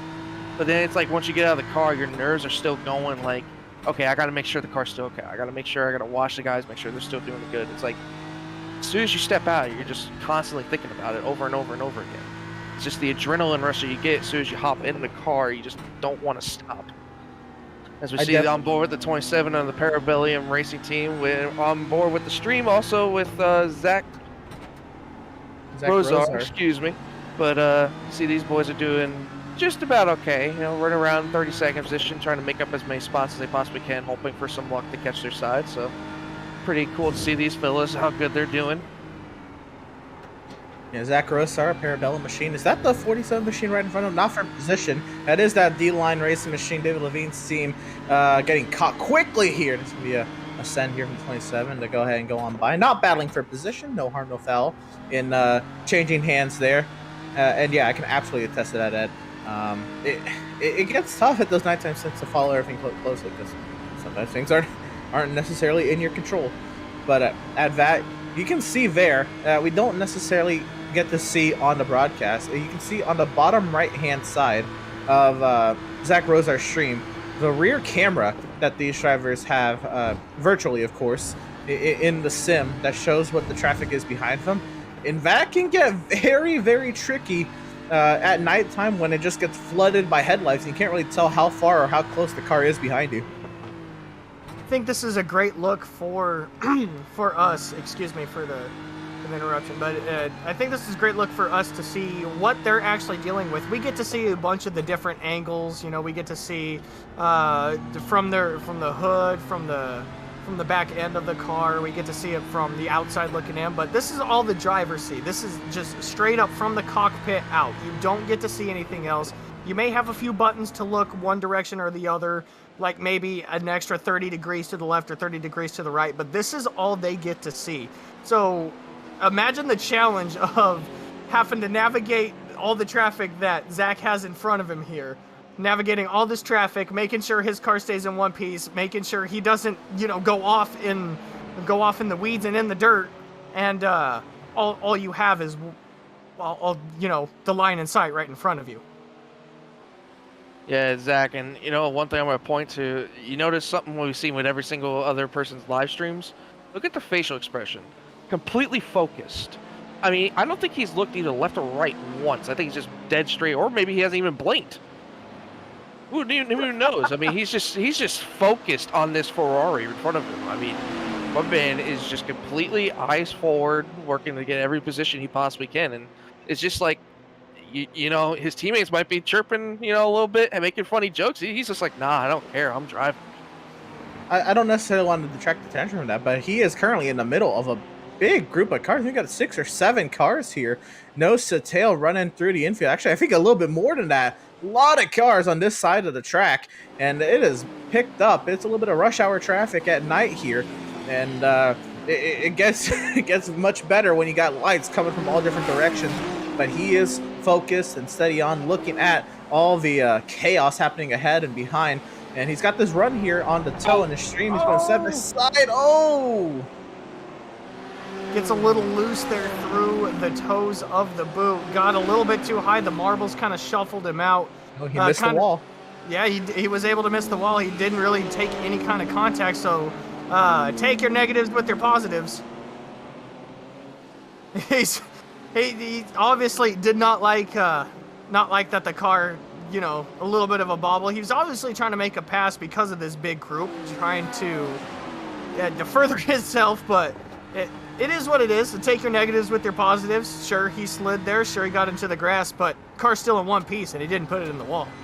Yeah, talk about a save. I mean, most people I've seen that just barely get the 1 or 2 tires off in the grass. Usually, they're just going straight into the wall. I mean, talk about actual luck, to be honest. I mean, usually you see somebody's day just over after that, but I think he's a little bit more frustrated with the, you know, the kind of passes. I mean, we saw a Porsche going by him, and it looked like they weren't really giving much room, and I think he's just a little frustrated that he gained all those spots and then he's losing them again. So definitely going to have to regain a little bit of composure here and try to re-rack and refocus and get as many spots as he possibly can before his next team's pit stop. So let's see what he does here. His way through a bus stop, and gosh, man, I know I've driven that curbing before, and here we got a battle here. This is Hashimi. This is now on the rear end of the 4 of Koenig, and I thought Koenig was actually going to drive away with the fresher tires. Hashimi has kept up with Koenig here, and this is intriguing now to get through the 44, the big crumble machine, and Hashimi now has his eyes set on that German simracing.de by ACV machine right ahead, and not letting him get away. That gap was under a 0.2 of a second going up the hill. I lost a little bit of time there following the slow cart to the bus stop, but Hashimi is there and ready to pounce.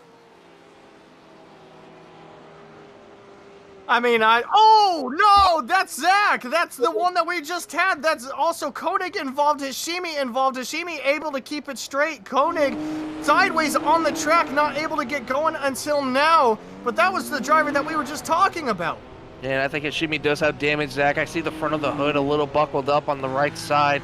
Definitely some damage there for the 113 of the Apex Tech Racing machine. So, unfortunate there. The wheel looks kind of straight on the 4, I would say. I think they might be okay. You know, definitely a little bit of a break there, but definitely a little bit of a break there, as it wasn't serious damage for both the 4 and the 113, as that could have gotten really serious. Rosa's car doesn't look too healthy. Yeah, that car, that's the suspension damage. That's a faster pair if they have any left. That car is not having a good time, and unfortunately, that's how quickly things can happen here. And I mean, Rosa, he obviously is coming down the pit lane this time. He had his mistake there in the toe, and it's a blind corner at night. There's no lights over there. I don't know how, you know, in depth the spotter callouts were, if there was any spotter callouts for that battle. But that was about to be an amazing battle between the Apex Tech Racing machine and the German Sim Racing machine. Kind of derailed, and the German Sim Racing machine is on the pit lane. Driver switch here, I believe, for Zach Rosar now jumped out. Mitchell Johnson is in for them. I think they're kind of looking over what might have happened there. Parabellum Racing Team. Zach, obviously, probably not the happiest. I mean, when you're that focused in and something wrong happens, it's really hard to put yourself back into a positive mindset, especially after what we just witnessed. So I'm hoping that these guys have some sort of quick repair. It looks like they've got, either they used it just now, but they doesn't look like they've got any more on their stream, and they're down and away now. And they're coming off a pit road. I think they just got as much as damage as they possibly can, hopefully to not lose as much time. Hopefully later down the runs they can get the rest of it fixed. But definitely going to be a recovery here for the 27 group as we see them rolling off a pit road and coming back onto the track, as we're getting a replay here to see exactly what happened back here. Yeah, so his box time looks like it was fuel only, and I'd imagine fast repair at that. And here it is. A little slow there. We're going to get that replay queued up for you here in just a moment. But it was, again, the 27 of Parabellum Racing. It was Zach Rosar at the wheel. And here we go. This is him coming through Valasis. He's battling somebody right here, coming off the sticks and up the hill to 7. It's the Aerokinetics machine. We talked to them earlier. That's a new team here, and looks like he just got a little wide. You know, similar to what we just saw on the stream, a little loose, but that time he goes all the way around. And what happens here?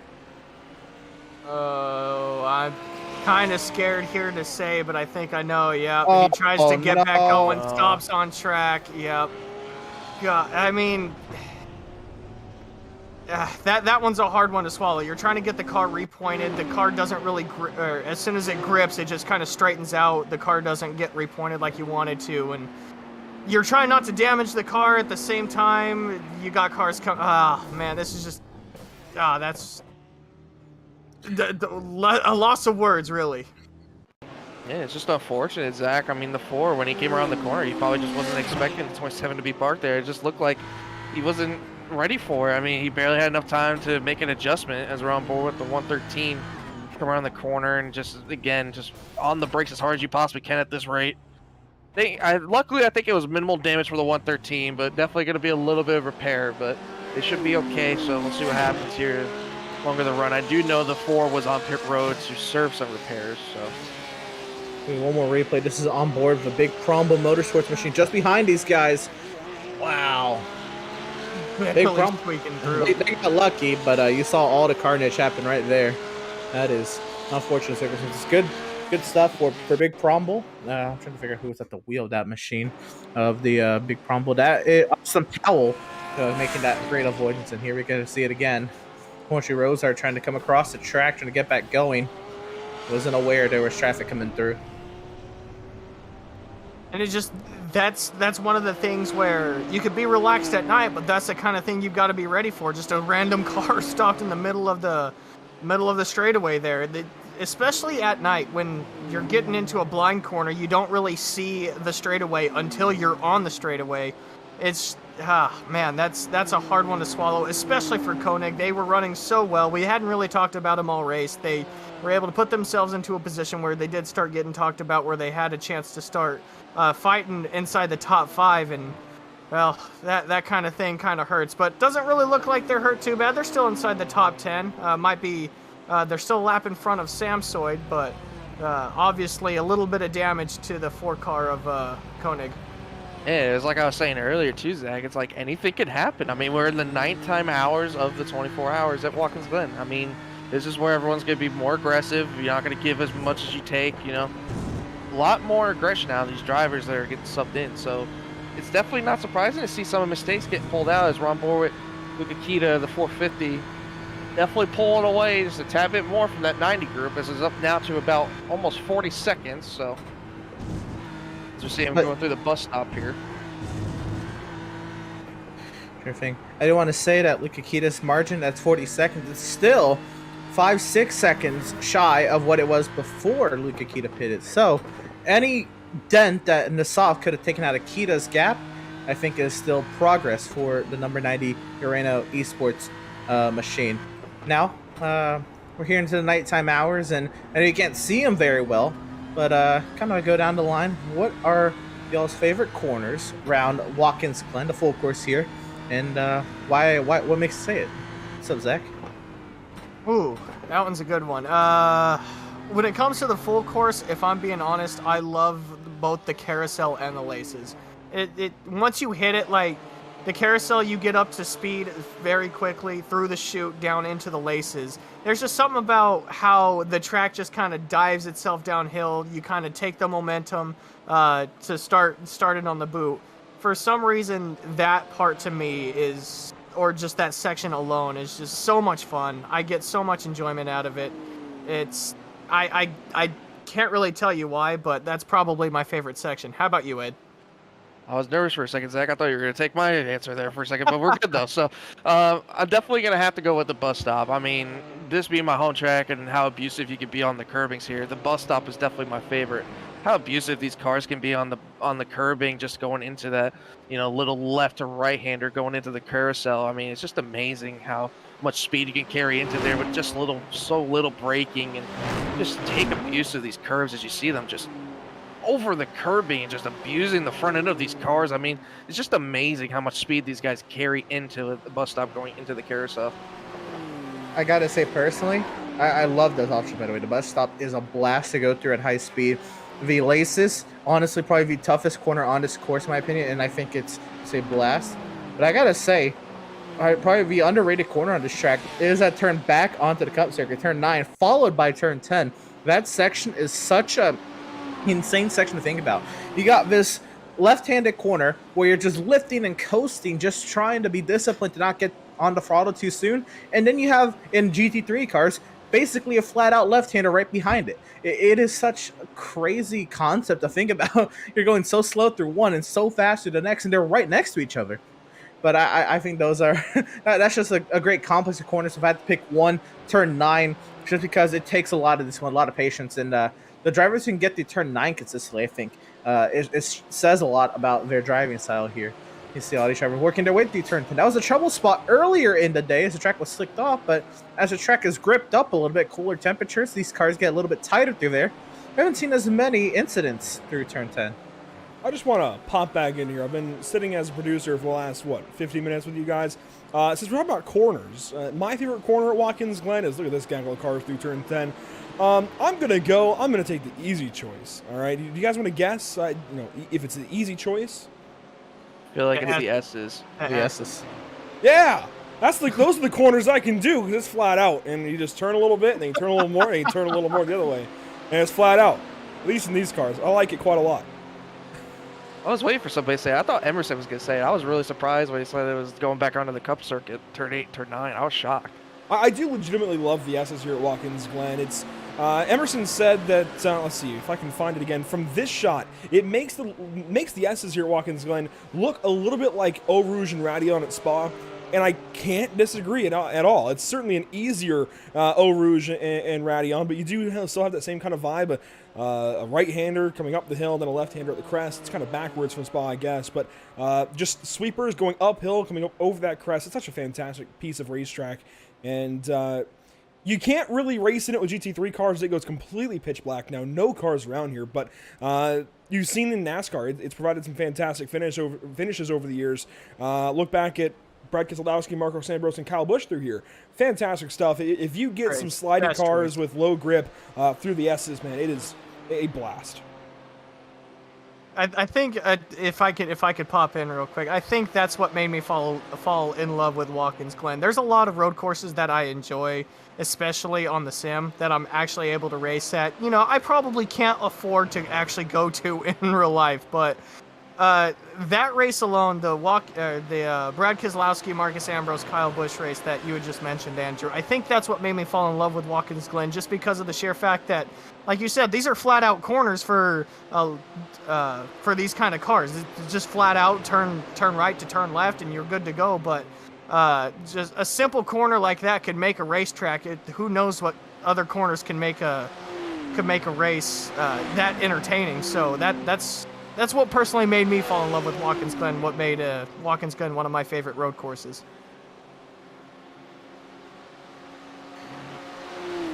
$13 3 minutes remaining here in the North American Racing League Cash Days from Watkins Glen. Is Lucas Kita with the advantage out in front of the field. We're on board with the 46. This is Thomas Cope. And looking at him, this is the left 46 entry.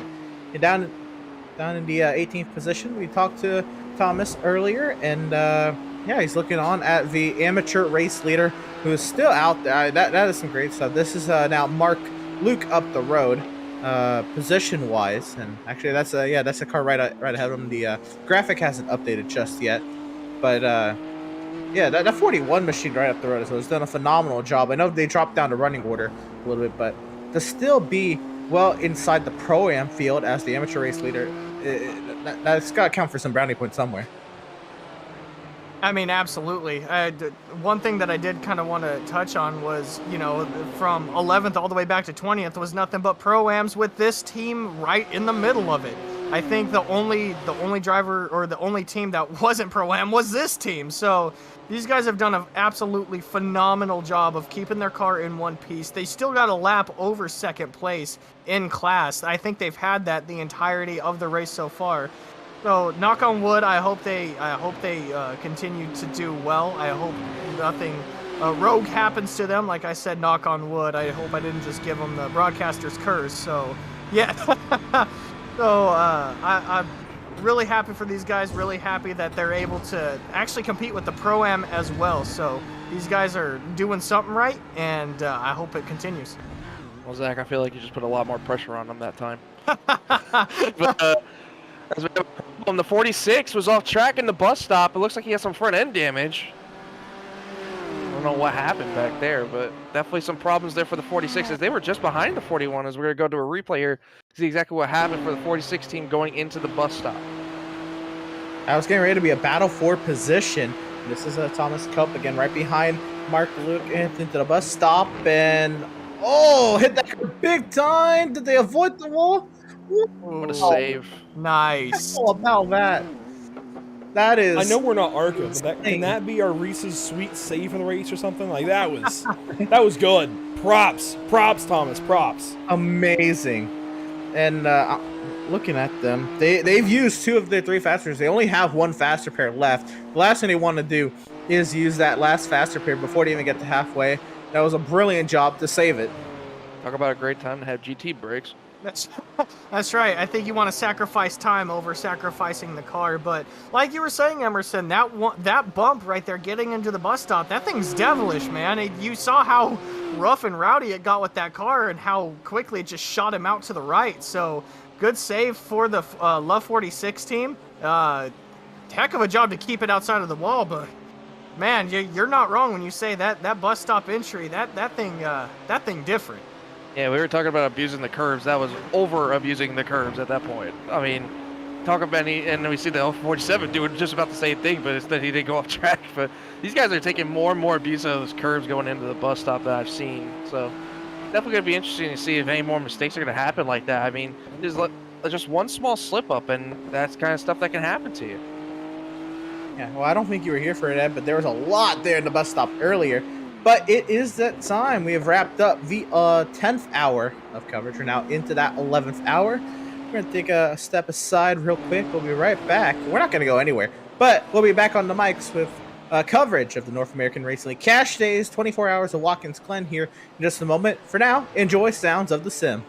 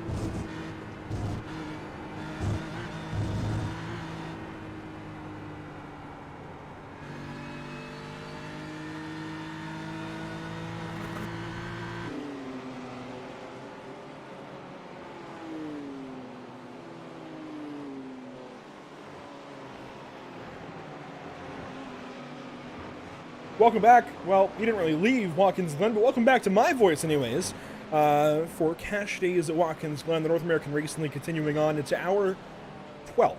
I had to think about that one. Hour 12 of 24 as we near halfway, 54 minutes to go in this first half of racing. If this was a 12-hour Emerson, we'd be coming up on a finish. And, boy, we'd be saying, all right, cool, we're getting ready to go to bed here in just a little bit, get the pillows, the blankets ready. But no, we are continuing on to 3 a.m. with our coverage today. Of course, 3 a.m. Eastern. That is, 7 a.m. British Summer Time, 8 a.m. GMT, and 6 a.m. Midnight, rather, Pacific. I had to think that one through.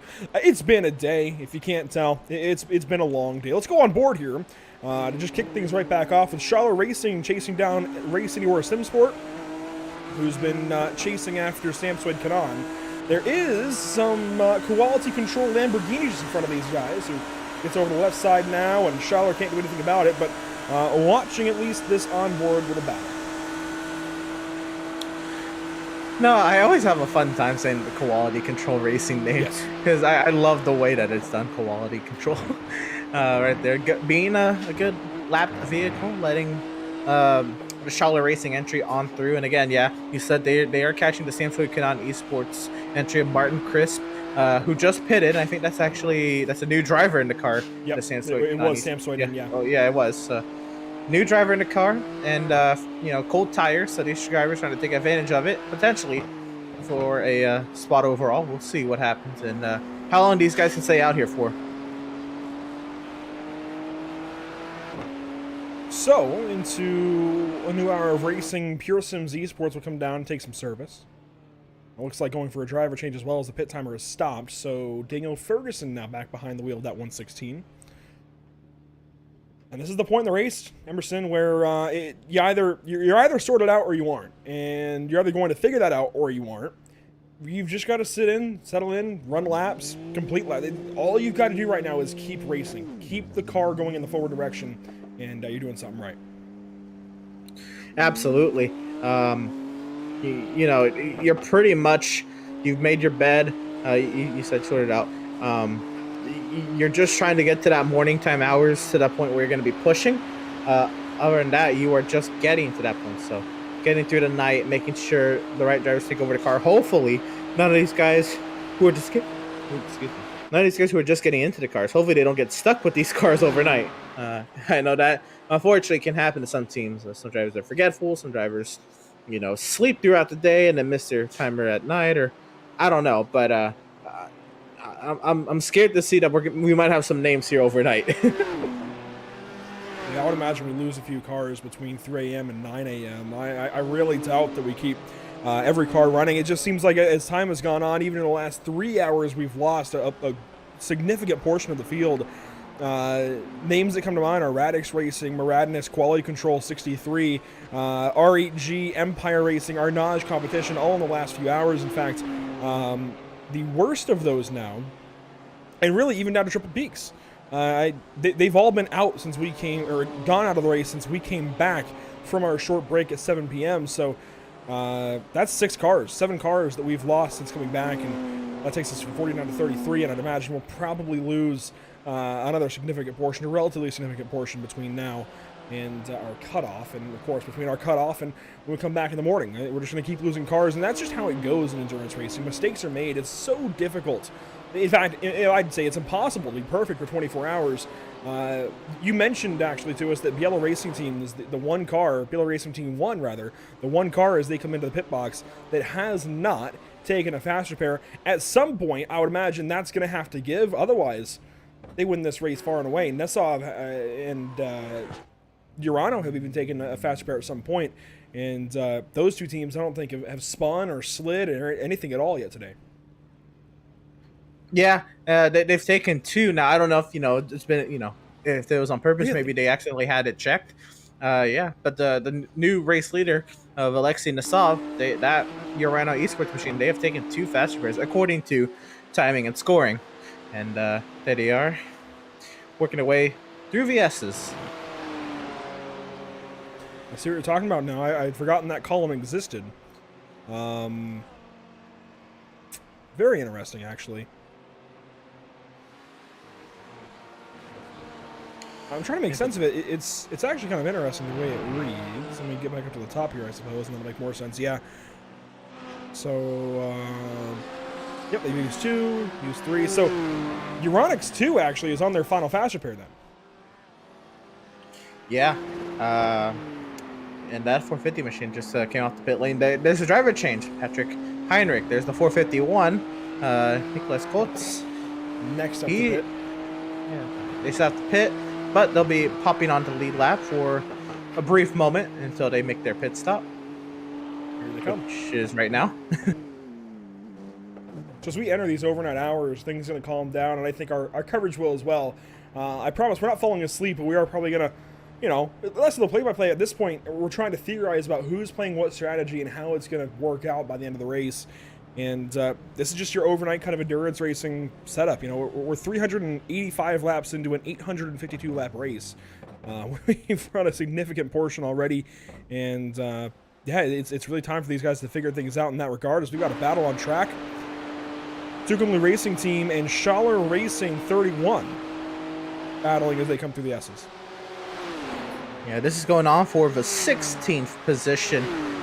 Mark trying to hold on to what he's got here. He doesn't have to, but maybe some bragging rights, you know, maybe work their way up the overall standings. Nearly clipping some grass there on the exit is Michael Schaller in the Schaller Racing 31 so entry. Schaller's just been passed up because this is still tracking the Lunatic Racing as opposed to Luke. So Mark Luke has just gone on by through the S's. Maybe a misstep for Mike that allowed him to get on through at that large of a margin, or unless Mark is just absolutely on it right now.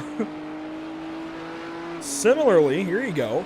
Samsung Con Esports, Martin Crisp has just lost this spot to Race Anywhere SimSport and Paxton Chan, who's gone on through for 11th. It was initially tracking to RD SimSport at the flag stand. That's changed, and now RD SimSport is down to the pit lane as they will surrender the 10th position on track.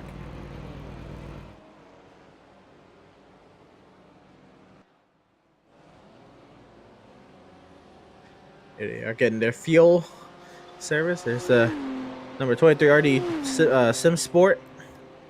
Would be able to hang into the top 10. No, they got still cars coming on by.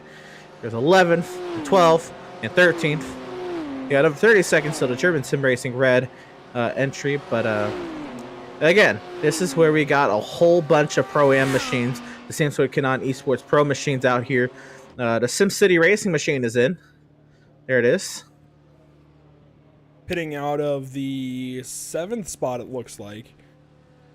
Still out ahead of Apex Tech Racing 1. That's who they're racing in class and have been for, what, 6 hours at least. And probably will for the rest of this race, at least until something happens between those two, or for one of those two, as German Sim Racing Red goes on by RD SimSport in the pit lane. And this is a driver change for SimCity. Remember we spoke with Utman not too long ago, and Utman now getting back in the car.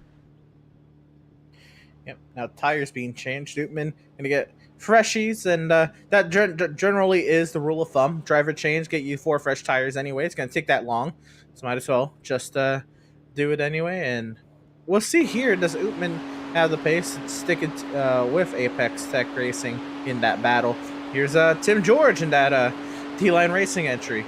We expect this to be the next car to come down the pit lane on lap 32 of their stint. As SimCity and Apex Tech have both pitted in the last 2 laps for your Pro-Am category. They will be relatively close, both taking full service pit stops. We're seeing more and more of that, less split stops, less 2-tire stops, and more either full service or double sinking tires, so to fuel only. We'll see what's next up for D-Line Racing Red. Most recently, it was a fuel-only stop that tells me Tim George likely about to give the car up to one of their drivers. It's been a while since De La Sala's been in the car. It could be De La Sala in next, or Levine. I don't think it would be... Yeah, it looks like Langenberg is done as Tim George runs wide in turn 8. And you know what? He ran wide in 7 earlier when we looked at him, so I feel like it's like David's watching and telling him when to run wide or something, but it could be David getting in the car here unless Tim is about to go for a quad. Just looking at their Discord, Tim is in there, David is in there, De La Sala is muted, deafened even, so I doubt he's going to get in the car. It's likely going to be David Levine in next. Well, we shall see, and we won't find out this time round. So we'll have to wait for that answer. to be confirmed or denied. Scuderia Chicken House, working on Parabit Sim Racing. This is Michael Chow. Let's go on board with the Lamborghini.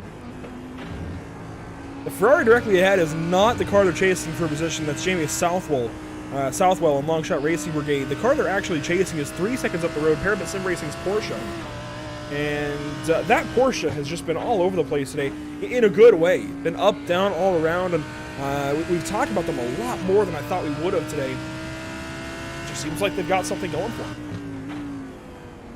We're starting to see a lot of these drivers. I'm not necessarily saying they're backmarkers, but the drivers who didn't have that great of qualifying position, the teams that didn't have that great of qualifying, start to work their way through the field by keeping themselves out of trouble. Attrition. Yeah, absolutely. Surviving the race. And it is a race of attrition. Oh my goodness! Nearly colliding with the 51 machine. I think that's the Longshot Racing Brigade. Longshot Brigade Racing machine right there and right in front. Maybe holding up Chow a little bit. And still, holding their line. There's no rule that they have to get out of the way, but certainly thinking Chow would very much appreciate it, and he'll go on through now. These LEDs, we don't get this very often in on Pit Stop TV coverage. We rarely get to see LEDs as the 51 will peel off to the pit lane. But it's very cool to see the LEDs on these GT3 cars, and I think this is a big lobby to NARL, Scott Rice, everybody else to give us more night races. And especially these endurance races like this, they go into the night. Here we go, a problem. For the 047, that car has lost its nose, and the Race Anywhere Sim Sport is not racing anywhere currently. No. Paxton Chan, a lot of damage. Racing for the spare parts. That's where they are racing. They're racing back to the garage to figure that back to the toolbox to find something for this. It's going to be a fast repair, if they even have one. Oh, yeah, that's another thing that we should look. They still have 2 more, so it's not game over for them. But the bus stop chicane claims another. It's usually BMWs. This has been the one Achilles heel for the BMWs. We've seen an Audi, sure, even a Lamborghini, but it's mostly the BMWs that are looping it, or, well, I shouldn't say looping it, just bending it in the bus stop, and it catches another.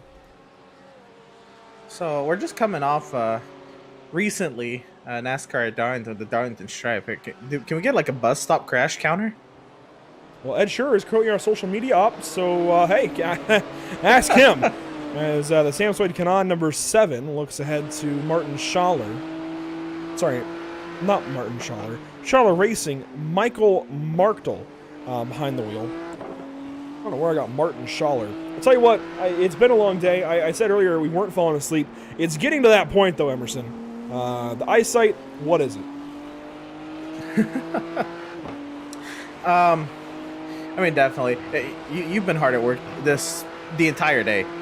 So, I mean, definitely, when it comes to sleepy time, as we saw in the Twitch stream, you definitely need to get your full time allotments worth of sleepy time.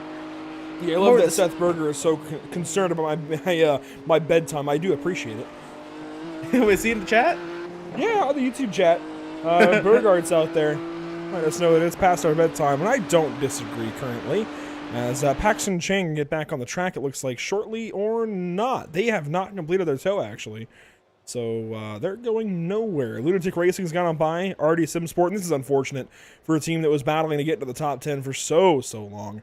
Battling there were Schaller Racing and several others. German Sim Racing Red, for example. Really unfortunate for them. Here's Tempest Sim Sport into the pit lane. This looks to be a scheduled stop. Although it would help if we were fast-forwarded to the end of the replay. That would help. So yes, they're off the course now, or off the pit lane anyway. Back onto the course, if anything, in the 8th position. They are a pro team, now mired behind Utman Alawi in the 71. Alawi's done a great job. Everything has gone into that SimCity race. Really has. And I mean, it shows. I mean, these pro drivers, they got to do a lot to just get back ahead of the rest of the Pro-Am category. Diogo Sosa here in Tempest Sim Sport machine. Again, this machine has been up inside the top 10, top 5 most of the day as well. So it's no slouch or anything. Here's Martin Crisp in the Samsung Canon Esports machine. Working on that car just ahead. Actually, no, the car they just passed, rather. Charlotte Racing gives up that position. So Michael Marktel giving up that spot to Martin Crisp, taking 10th place back, is the Pro number 7. And we've got a line of Pro-Ams that if we have another issue out of any of these Pro drivers that are in the top 10, the 8 of them, yeah, we're going to see an invasion of purple into the top 10 very, very soon. If there's any other attrition issues, it's going to be a big time invasion of purple. And then shortly thereafter, we'll start to see the yellow numbers start to work their way up. We're even seeing Parabit Sim Racing finally into the top 20 in the 45 car. They've kind of been flirting with the top 20 for a while now, and they've finally officially gotten it, I think, by a decent margin. I say that, but they're actually only 3 seconds ahead of Michael Chow. We just talked about that a little bit ago, so... I wonder, by the time we get back onto the air in the morning time, how many yellow numbers will we see in the top 20? I'd be willing to bet at least 4. Yeah, I think that's a safe number. We have 2 right now with, at least we should. Yeah, we have 2 with the... Yes. Tucson Racing. Yep, Tucson and of course the... Parabit, yeah, we were just talking about them. But they, as you said, we got a line behind Scuderia Chicken House. We got so many right there that are still running. And all it takes is, one mistake. I mean, the bus stop is out to get people today, really, all this weekend. Lunatic Racing to the pit lane. Tempa Sim Sport on their second lap since pitting, along with Race Anywhere, as Lunatic might lose a position. No, they will not. They are back onto the racetrack as of right about now. They stay 1 minute and change, it looks like, ahead of Love 46, powered by Olympus Esports. Thomas Scope behind the wheel. Parabit Sim Racing has Jonas Wade for them. Scuderia Chicken House still in 21st, and then you get down to all the AM teams, and yeah, there's a line of Pro-Ams and a line of AMs, and you're absolutely right. They're ready to go ahead and get into the top 20 if anybody in front of them has any issues. How about BDS Racing? Still in this thing, chasing down M2LF Racing. This could be an interesting battle. We've not seen much of these cars. Let's go on board, and I love these Ferraris, man. Look at the purple light inside. Love these Ferraris and Lamborghinis for having this light on board. Ben Goff currently chasing down Guziviak. We had an interview earlier. It was one of the BMW drivers saying, that there's nothing wrong with the other cars or anything. It's just the BMW is the easier car to drive, easier on people who make mistakes. I gotta say, these Italian cars, they do us for nighttime broadcast, and they do it right. Give us a chance to look inside and illuminate. They've got the LEDs outside. They've got the light inside. Yes, absolutely. Certainly. Yeah, the Lamborghinis, Ferraris, the Italian cars, Italian manufacturers, the GT3 cars, y'all do it right. Keep bringing us the great onboards. I think even the Merc has an onboard light. It has the LEDs. It's really the older cars. It's just the BMW, I think, that doesn't have the LEDs. Maybe even the Porsche. I guess we could check Parabit and see if they have an LED on the outside, and they do. So yeah, it's really just the BMW that doesn't have any LEDs on the outside, and certainly doesn't have the light inside. Why that is, I've got no clue, but I wish I knew so I could talk to iRacing to get them to change that, because that would, as if I could actually talk to them and change that. We need lights on these cars. The LEDs look beautiful. It's a big part of paint schemes. We need the light on the inside. The interior light, it adds something. It isn't until I get to one of these nighttime races that I remember it in the setup options. And I mean, because in the daytime, yeah, they're on, but it doesn't do much. It doesn't add that much. You barely notice it because it's surrounded by, by the sim light, the sunlight. But the nighttime, oh man, you remember it quick. On board again with the BDS Racing Ferrari. Ben Goff out of the UK. He's racing at 4:30 in the morning currently. What a trooper. Dude, this is what I'm talking about, one of those night owls. Now, I wonder if he's normally up this late, or if he's only up this late 4:01 weekend. Let's hope that it's not normal unless he works night shift usually or something, because this is 4:30. We're only going to 3 a.m., and we're only commentating until 2. We'll have 1 hour at the back end of this coverage for Sounds of the Sim, and then we will shut down for the evening, for the morning, at 3 a.m. A blink there to Ben Goff. We're only going till 3, and that's late for us to not have had sleep throughout the day and to keep going to that point in time. You know, usually we're done broadcasting by midnight, right? No matter what league it is. Yep. It's rare for us to see the next day by more than maybe a minute or two on a longer day. Emerson, we're setting our own personal record going to 3 a.m. as we're chasing down David Levine in the D-Line Racing Machine. These two cars 2 laps apart, BDS Racing and D-Line Red. And it's not often we get to say good night, good morning on the same broadcast.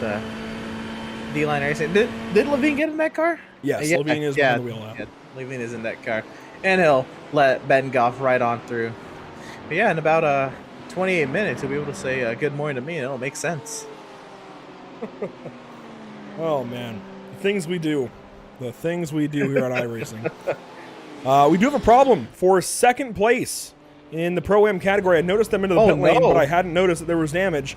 We have had an issue for Kamal Hashimi. This is big. They still have a faster pair, but I'd imagine if they've fallen this far, there has to be some sort of tow involved with this. We might. It looks like it's going to be in the turn 1 area of the track. We'll go on board with Kamal. And if you're going to get stuck anywhere on the track, the last place you want to do is right past pit entry. It's going to take years for you to get towed around. Oh, got the wall there. Oh, no. Oh, man. Just past the pit barrels, too. Tried to drive it around into turn 1 as you go for a spin, I'd imagine. Oh, man. That's so heartbreaking. Yeah, there's no way you're making it up the S's. Yeah. There's no way.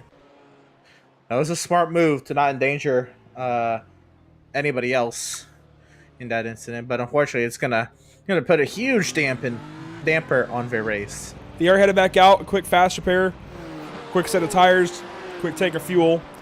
Back onto the racetrack. Kamal staying in the car, it looks like. So they're gonna salvage what they can, but that's gonna drop them out of that lead battle at this point. And now we're looking at 1 Pro-Am up there realistically. On their own lap, that's Utman Alawi behind the wheel of the SimCity Racing 71, and I mean you could look to the Shala Racing number 21, but they're an extra lap and more behind.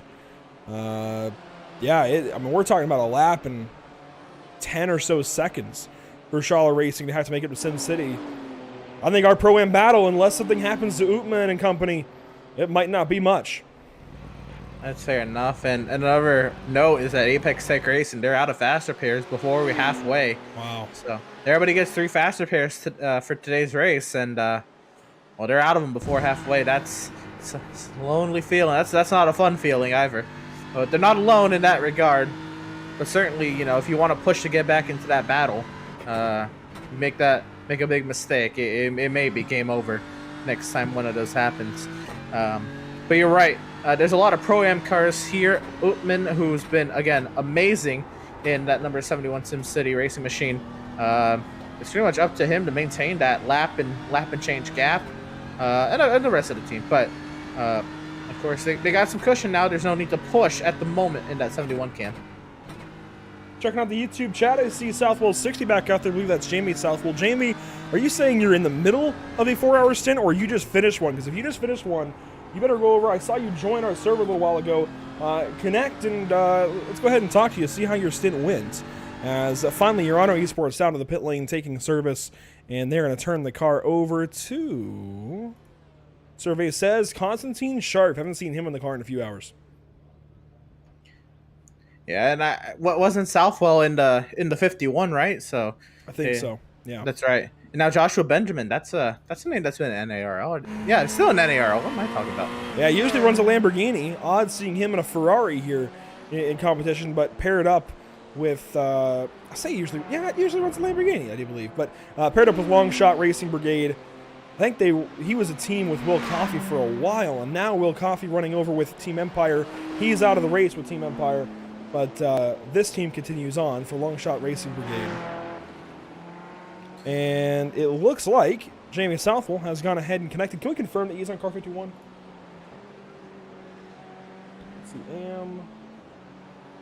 I just want to make sure.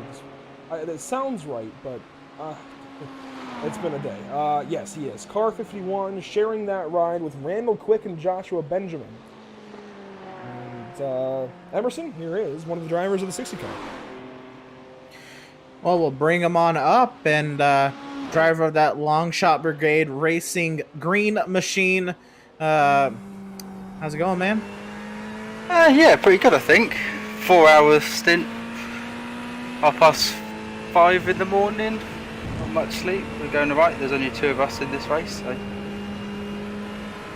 Did Randall not make it through registration? Pardon? You said there's only 2 of you in the car, yeah?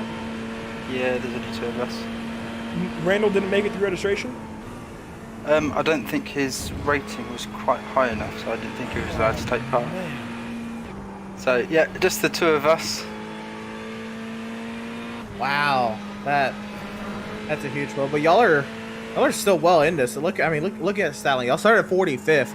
How proud of you that you've broken the top 30 and y'all are still very much alive in this. Yeah, we're pushing on. Had a couple incidents early on which put us on the back foot a bit, but yeah, getting there. Just keep those laps turning, and hopefully towards the end we gain a few more bit places. There's still a long way to go in this race. So. Certainly. I don't want to be that guy, but y'all burned your fast repairs. How do you go about the next 12 and a half hours? Safely, I guess. Yeah, we got in a couple incidents that we shouldn't have happened, but hey ho, that's part of racing, I think, and yeah, just keep trucking along. So, outside of endurance races, how often are you up this late?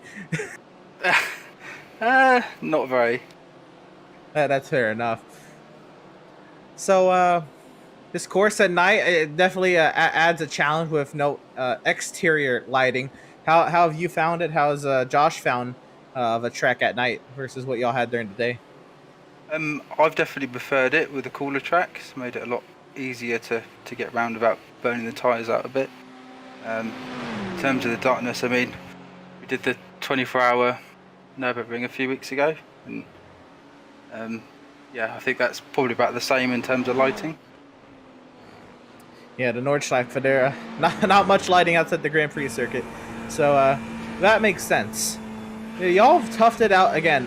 I commend y'all for sticking around and fighting through this race and making it into the top 30. That is an achievement with the way this race has been going. I want to wish y'all the best of luck in the at this point second half of your race, and yeah, hopefully we're talking to you a little later on, man. Brilliant, pleasure. Catch you in a bit.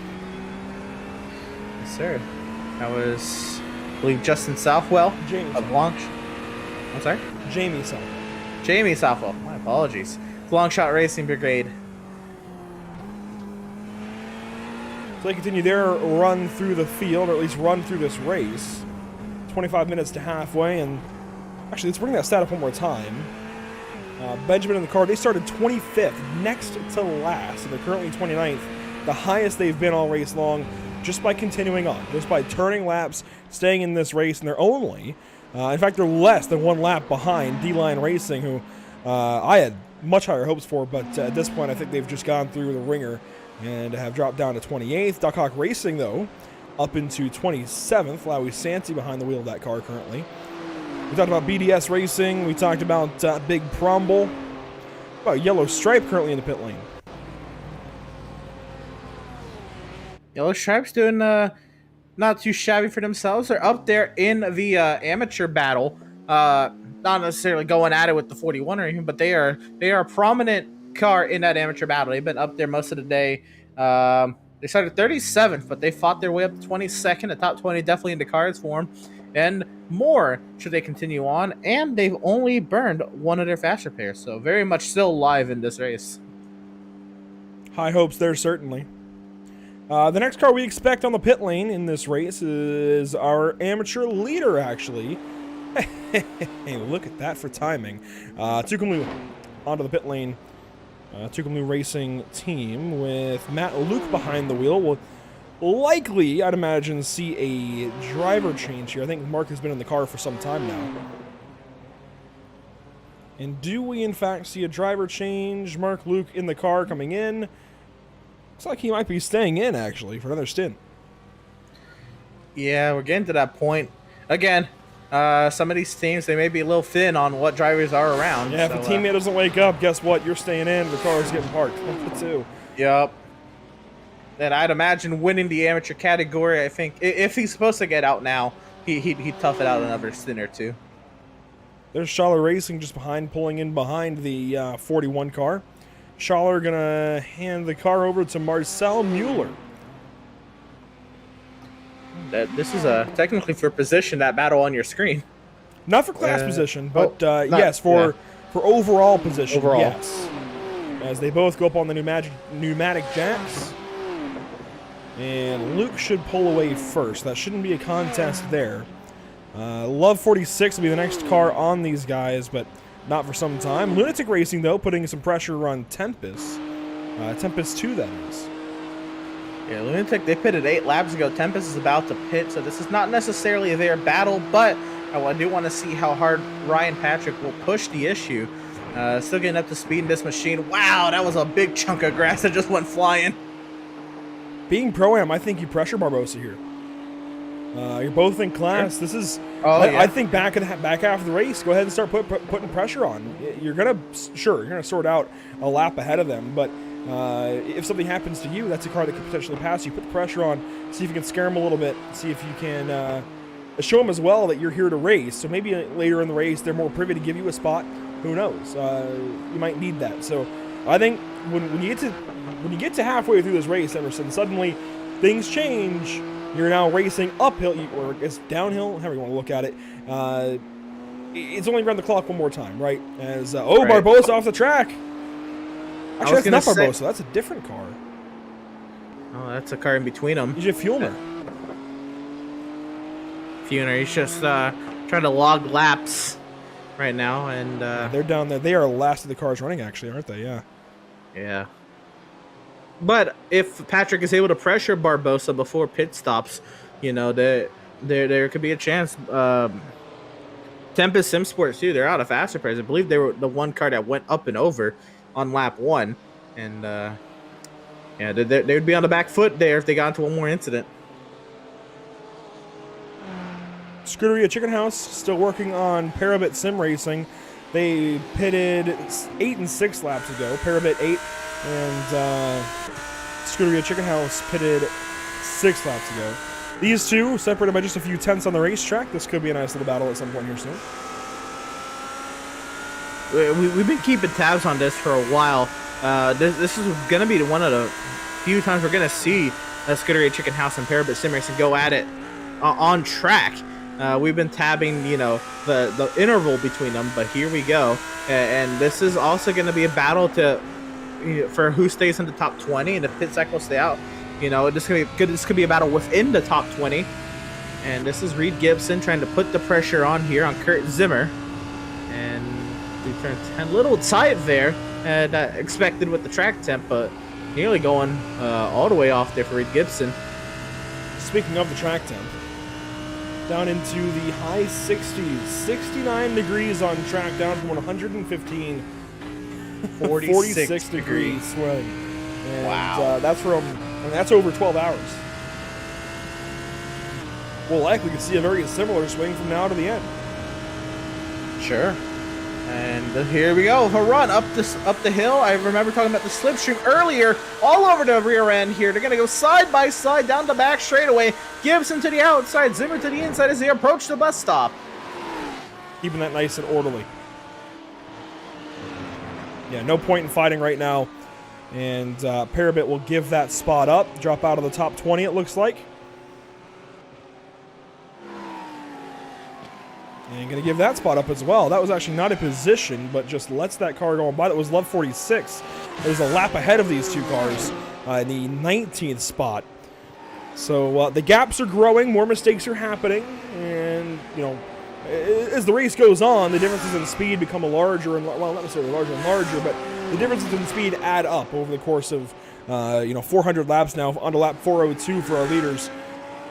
That difference is just going to keep adding and adding and adding, and by this point in the race, what was a second on lap 1 is a few minutes, if not a few laps. By hour 12. So definitely the differences in speed add up over the course of the race, and that's why you see these big gaps. And it's normal to have the top 5 separated by 2 laps, top 10 separated by 4, the top 20 separated by 8.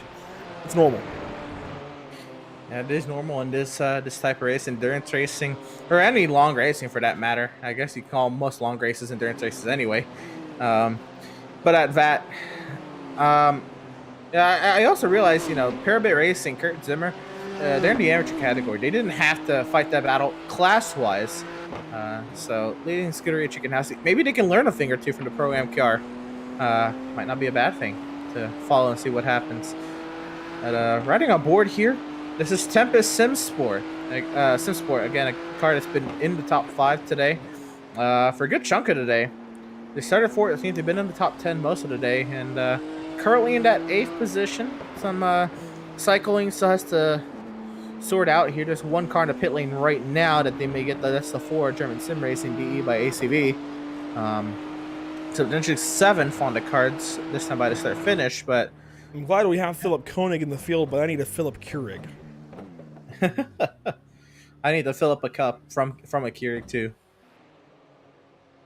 And Fabio Unverdrus will take over that car, taking over driving duties. This will take him likely to about 10 hours and 17 to go. And you know what? This is the time where I like to get in the car, actually, because it's that kind of mindless driving. You're just going through the motions. You're just putting in laps. And let's even go on board with Urano, for example. And, you'll get to see some of it. You're following or passing or, whatever. It's just mindless racing at this point. You've gone through it now for 12 hours. And it's actually easier to knock out a chunk of time this way. I almost prefer to do quads overnight, triples or quads, because it just knocks out 2, 3, 4 hours at a time. And suddenly you're like, all right, cool, we're on the downhill slide. 8 hours to go all of a sudden when it was 12 when I got in the car. And, 8 just sounds so much more manageable than 12, and it sounds like you're a whole lot closer. It sounds so much nicer in these races. And, you go into 12 or 24-hour races like this just wanting to enjoy the day of racing, but by the time you get to hour 12, trust me, you're just wanting to get to the edge. You're wanting to close this race out. You're wanting to wrap it up. Absolutely, and that was kind of what we were talking about, Zach, Ed, and I. Getting to this point, you've kind of, your battles have been set. You're just racing. You're just riding along. Just enjoy the car. Most of these guys, they're here to enjoy racing.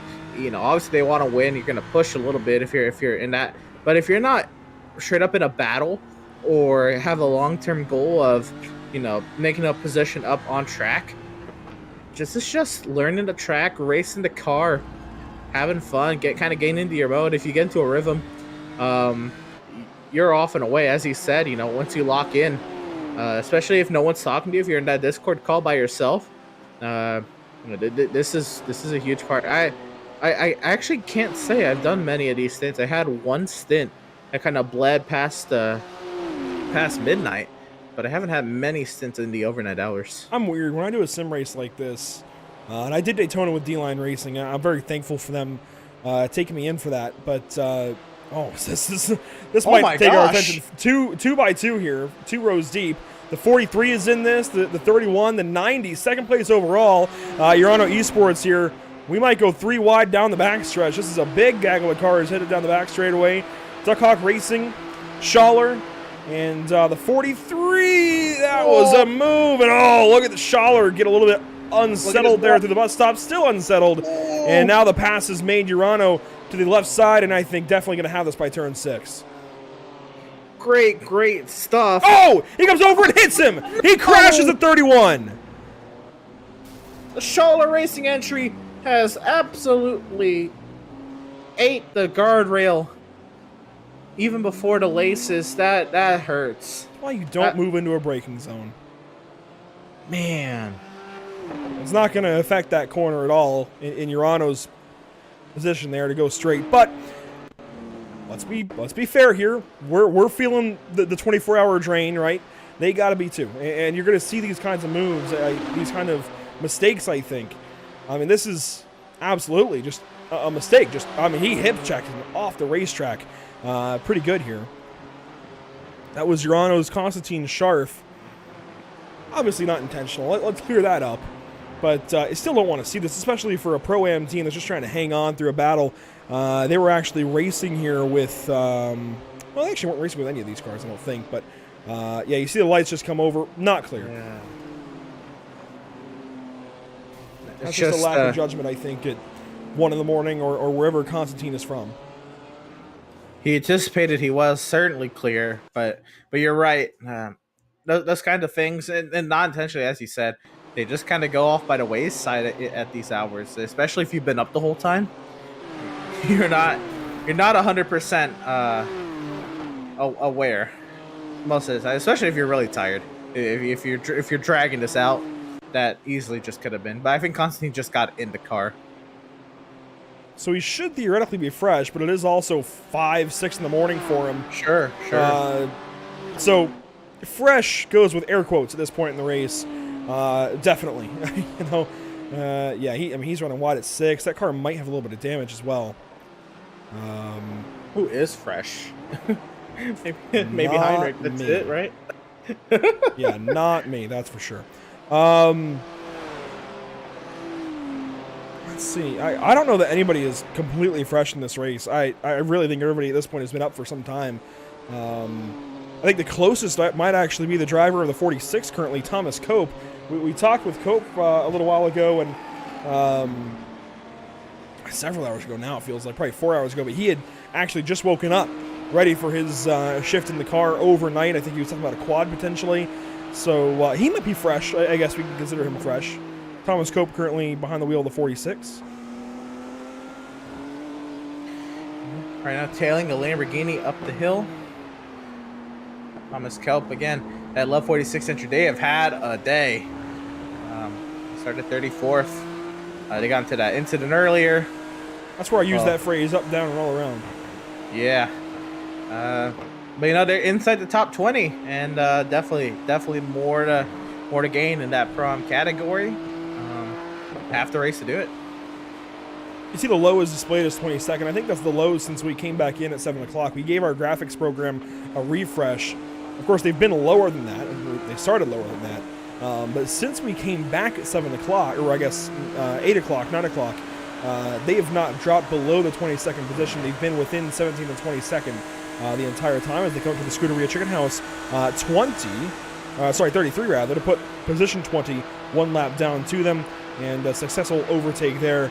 That puts Scuderia Chicken House exactly 1 lap behind the Love 46 BMW powered by Olympus Esports. So I think that's a good pass to make, actually. I go back to being 12 hours into the race, and you want to start to put time on people. You don't want to be nice anymore. You got to start to set yourself up for the finish. It's been until now to set yourself up for this point. I think these races, you got to run in kind of 12-hour halves. I really think you do. Almost like a football game, Emerson. You and I will know that. You set yourself up in the first half to have a good second half out of the locker room. So is this like a 2-minute drill right before halftime? You get the ball back right after half. You gotta double up. I think so. That's a great analogy, I think. Especially for drivers that are finishing up. If you're about to go ahead and turn your car over to your team for the evening, by all means, go out there, get a little bit of time. I know in endurance racing, comfort comes over speed, and certainly safety over speed, but if you're going to turn your car over soon, definitely try and get what you can, as Jesus is doing exactly that aboard the number 77 car for GPVA Racing currently. Jesus Culinary is chasing down Charlie McCarty. This is an AM battle for 22nd on the racetrack overall. And GPVA going to put some pressure on Yellow Stripe. Oh, what a send through there. He just made him a half second. That was huge. Wonder what the postage was on that. 2 seconds a lap right now. McCarty's running 44s. Culinary here is 42s. Those lap times are good enough to put him in the top 10 right now. Sure. And I was just about to say, not necessarily, these amateur guys are, they're not the pros, they're not the 10K like Sven Haas. But if these guys are just clean, they mind their own business, which a lot of them have. Jesus is taking the spot by turn 10. Yeah, right there. Here. He is on something right now.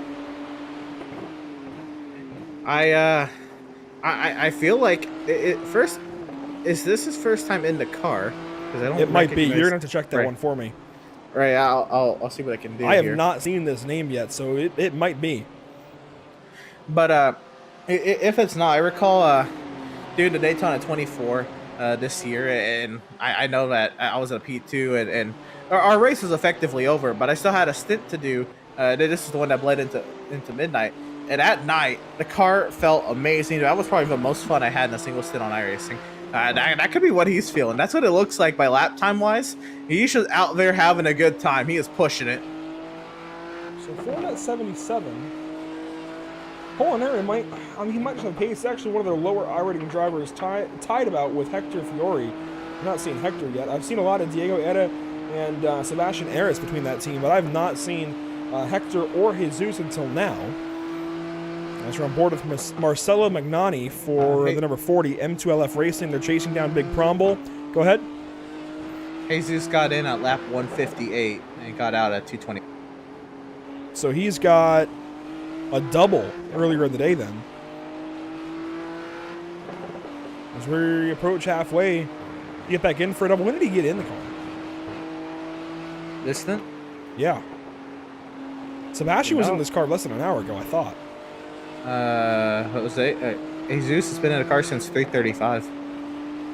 3:35, so he's finishing up a double. Interesting. Yeah. So he's putting some good laps in. He's just been under the radar so far, at least until now. The next car ahead would be 21st, Parabet Sim Racing, but there's a lap gap to that car plus change. He's about to pit. So I'm thinking this also is Yeah, fuel you're right. load. Yep. Light fuel load. Yep, you're right. Regardless, 42 is that's more than just fuel. He's probably a 43 driver. You can check his lap times, I suppose. He's probably a 43 usually, or a high 42, and he's turning suddenly.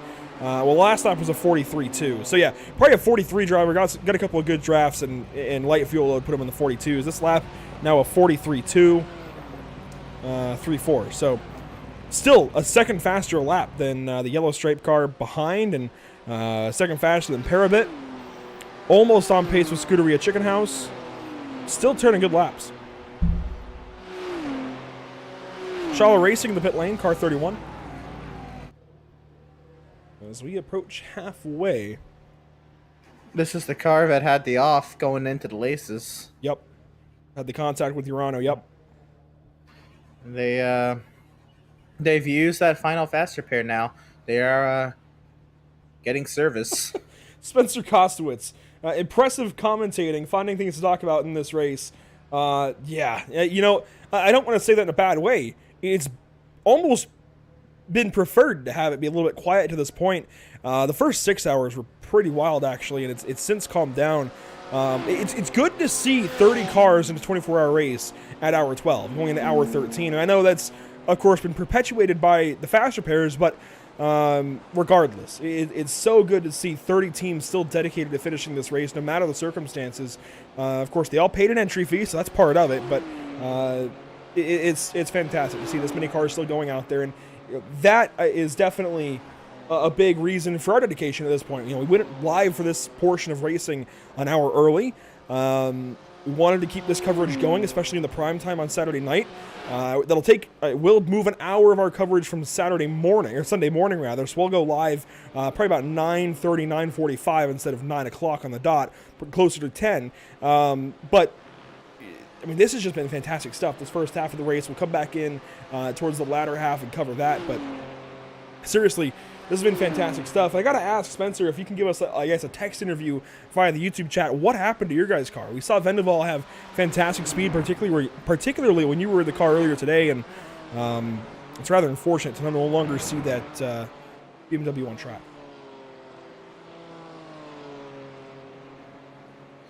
Good to see Outlaw Point Leader Max Service in the chat. Just had to point that out. Notice him out there. Good. It is good to see him. We got here in the pit.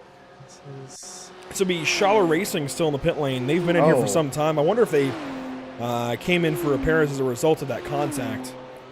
It wasn't a tow, so it wasn't an extra incident, I don't think. I'd have to imagine this is a result of the incident with Urano Esports. This is huge. They had a great. Well, they were definitely improving upon their race. They were moving forward. Both Schaller cars, and that's a big blow. That one hurts. Here's a battle. BDS Racing catching up to M2LF Racing. This is for 25th. Ferrari on a BMW. We've not seen much of either one of these cars, but M2LF not going to be able to put up a fight. Car 40 going to have to give this spot up. You can see D-Line there. Another car in tow. And there brothers there in this goes car? the Ferrari. This is the second Goff I see. Really? David Goff. Didn't we have Ben Goff in the I think car you're earlier? right, yeah. And look at this gaggle. We've got the SimCity Racing 71 in this group, and one other car catching up to them as the 71 goes by D-Line. Oh, that's the 116. That's Ferguson. So Ferguson and SimCity Racing Alawi perfectly separated here by a lap. As oh, that was close.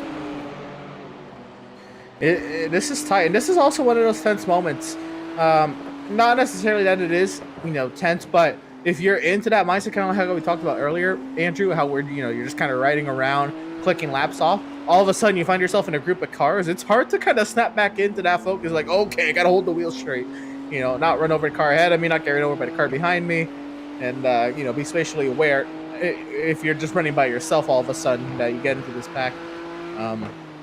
And that's unfortunately that's kind of the life of lap cars. Most of the time they have to look behind them more than they have to look ahead of them as well. But when they get into situations like this, it is kind of like a wake-up call. Once you get past, or once the gaggle of cars passes, you kind of have to shrug it off like, whew, all right, focus up. You know who else is a wake-up call to? Who else? Us. Seeing gaggles of cars like that wakes me right back up. I was starting to get into a lull there, and now I'm right back at it, ready to go for another 6 hours. No, I couldn't do that, but I couldn't go to 6 a.m. But we are at least seeing a little more activity on the racetrack, and I think that's evidenced by this line of cars here, how lit up they are currently. You don't usually see that at a track with no exterior lighting, no ambient lighting. Here we go, the 116 to the inside of that Ferrari of BDS Racing, just going to go right on through as Yellow Stripe Motorsport has put a position on Schaller Racing in the pit lane now. Schaller dropping down the order in the 22nd. Diego Edo will be the next car to pass. As, we saw a bit of Jesus behind the wheel there, and has since turned it over to one of the top contenders in the North American Racing League amateur class, Diego Edo. Edo, he finished second in his title race. Rob Rodriguez Jr. So he's the top amateur driver here. Yeah, I remember Rob Rodriguez, wanted to, but unfortunately, I don't think they were able to. So Diego Era, the highest amateur driver, looking good. Again, this GPVA race, I've noticed this with a lot of the amateur category drivers. They didn't have that pace in qualifying. They're not starting up there in the top 10 or anything, but they have stayed alive. They survived a good chunk of this race, and they're working their way into these top 20. And Andrew, I think he said 4. I think we might see more than 4 at this rate.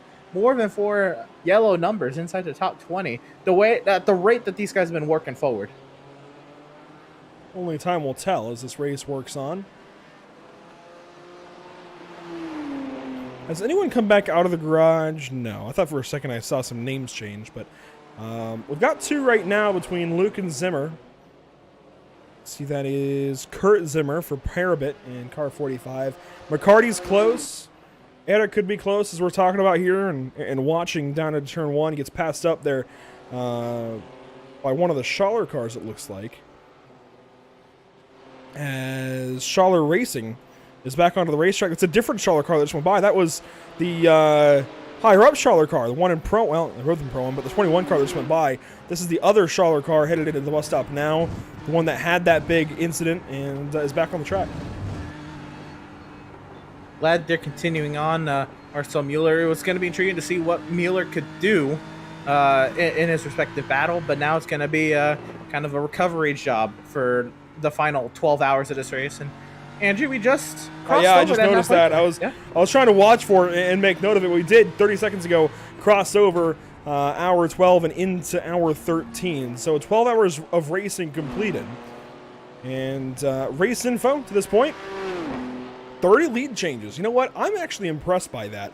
That's huge. Granted, it's just, pit stops back and forth, but still, 30 lead changes. Been a lot of car at 450 out front. We haven't seen much of Biela Racing for a little while. We'll go ahead and ride on board for a little bit. 30 lead changes, rather impressive. The weather in 12 hours of racing dropped 4 degrees in the air, 46 degrees on the track into the dead of night.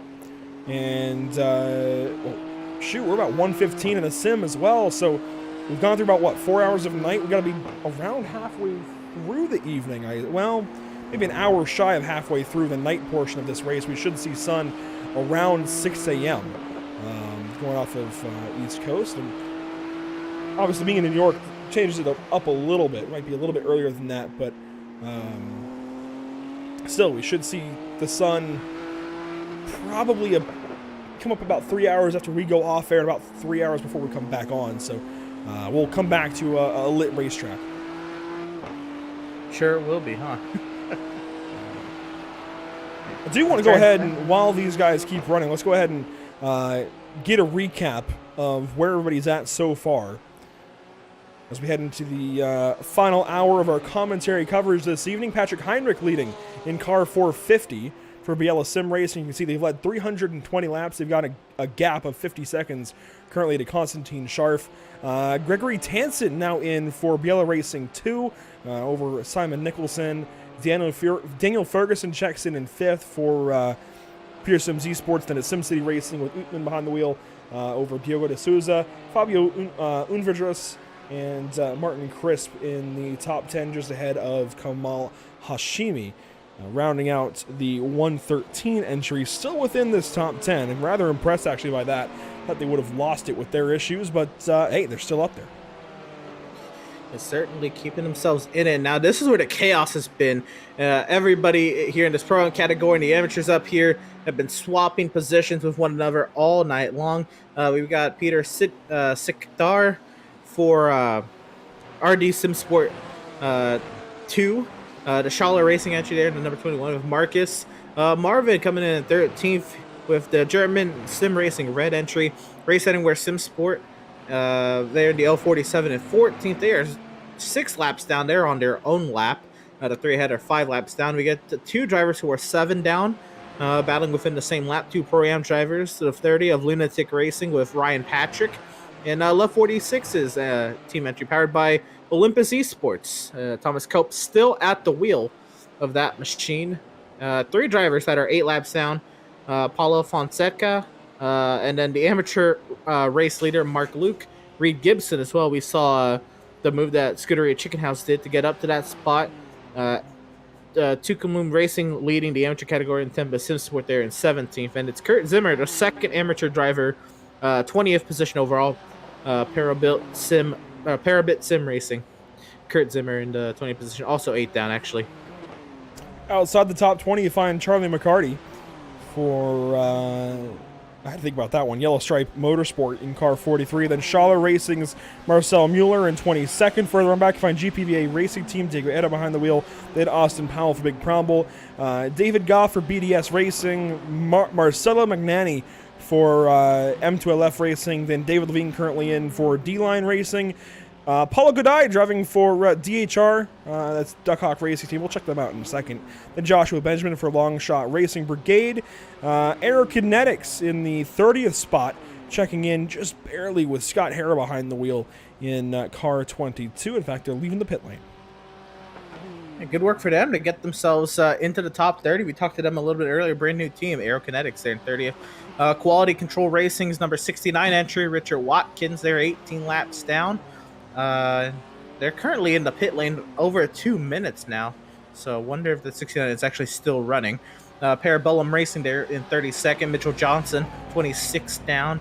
And it's Apex Tech Racing with Cody Stig of the last car running. They are 40 laps down.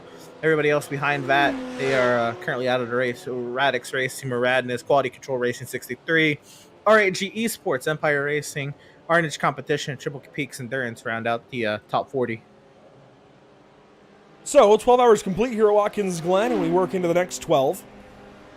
This is a first for the North American Racing League, and certainly has been a fantastic one. A big shout out to all the partners that allow this kind of thing to happen. Race Lab, Maradness, Tam Livery, JS Consulting, and what we actually have to do, what we haven't pulled up in a few weeks, is the, this graphic, where we have VRS featured, Virtual Racing School, a seriously big part of this one. They did the BOP, they did stock baseline setups for these cars as well, so not gonna lie, maybe nerf the BMW a little more the next BOP. I know it's always tough to find a perfect BOP for these kinds of races, but maybe a little more against the BMW next time. But certainly putting together some fantastic work and putting in the effort, and that is second to none. You know, I don't think you're going to find anybody else that does the kind of quality work that VRS does. I'm a subscriber myself, certainly recommend the service, not only because they power the North American Racing League, but because I genuinely do believe in their product and use it myself, and tend to find some speed with it, genuinely. So, Virtual Racing School, Maradness, Tam Livery, JS Consulting. I wish I could find more words to say about them right now, but in fairness, it is 1:12 a.m.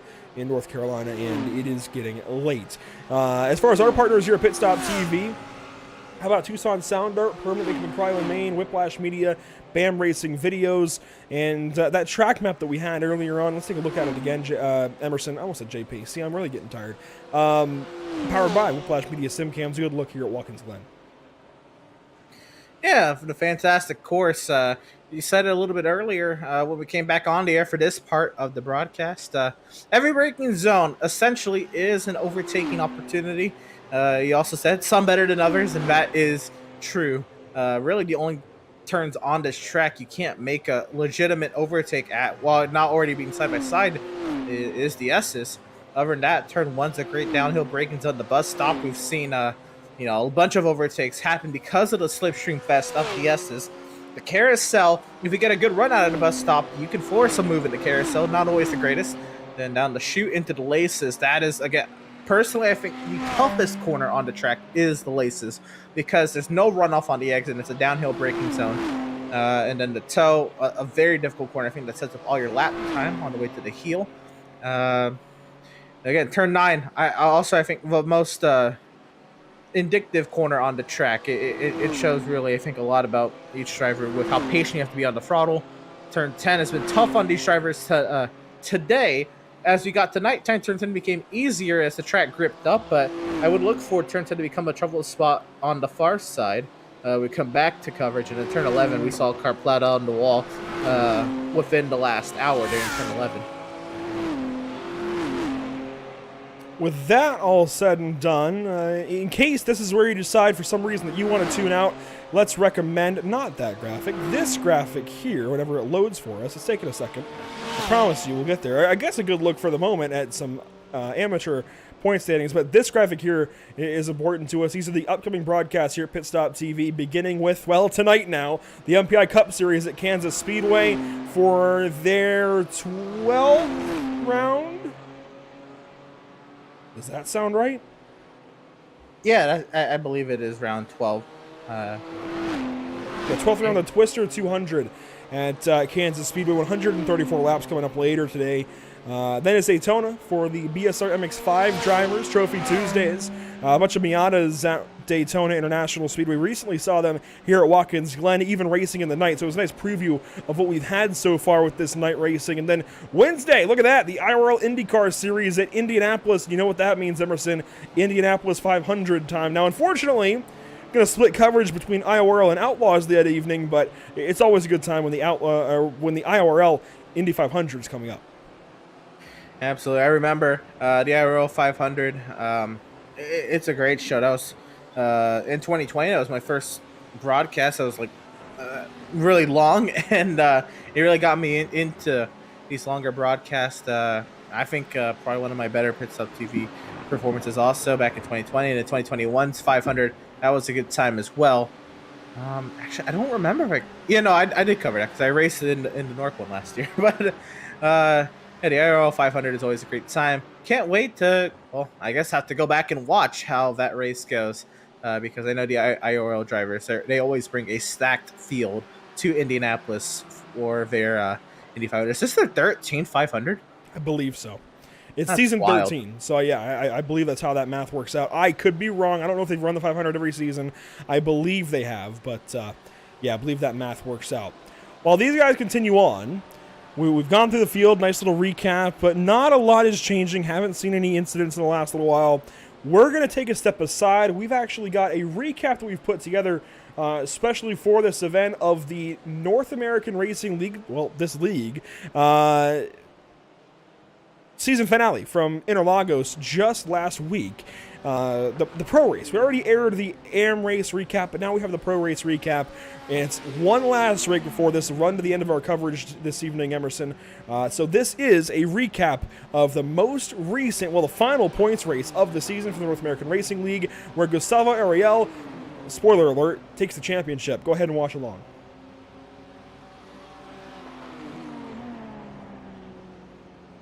This is it, Andrew. The final race of the season for these guys.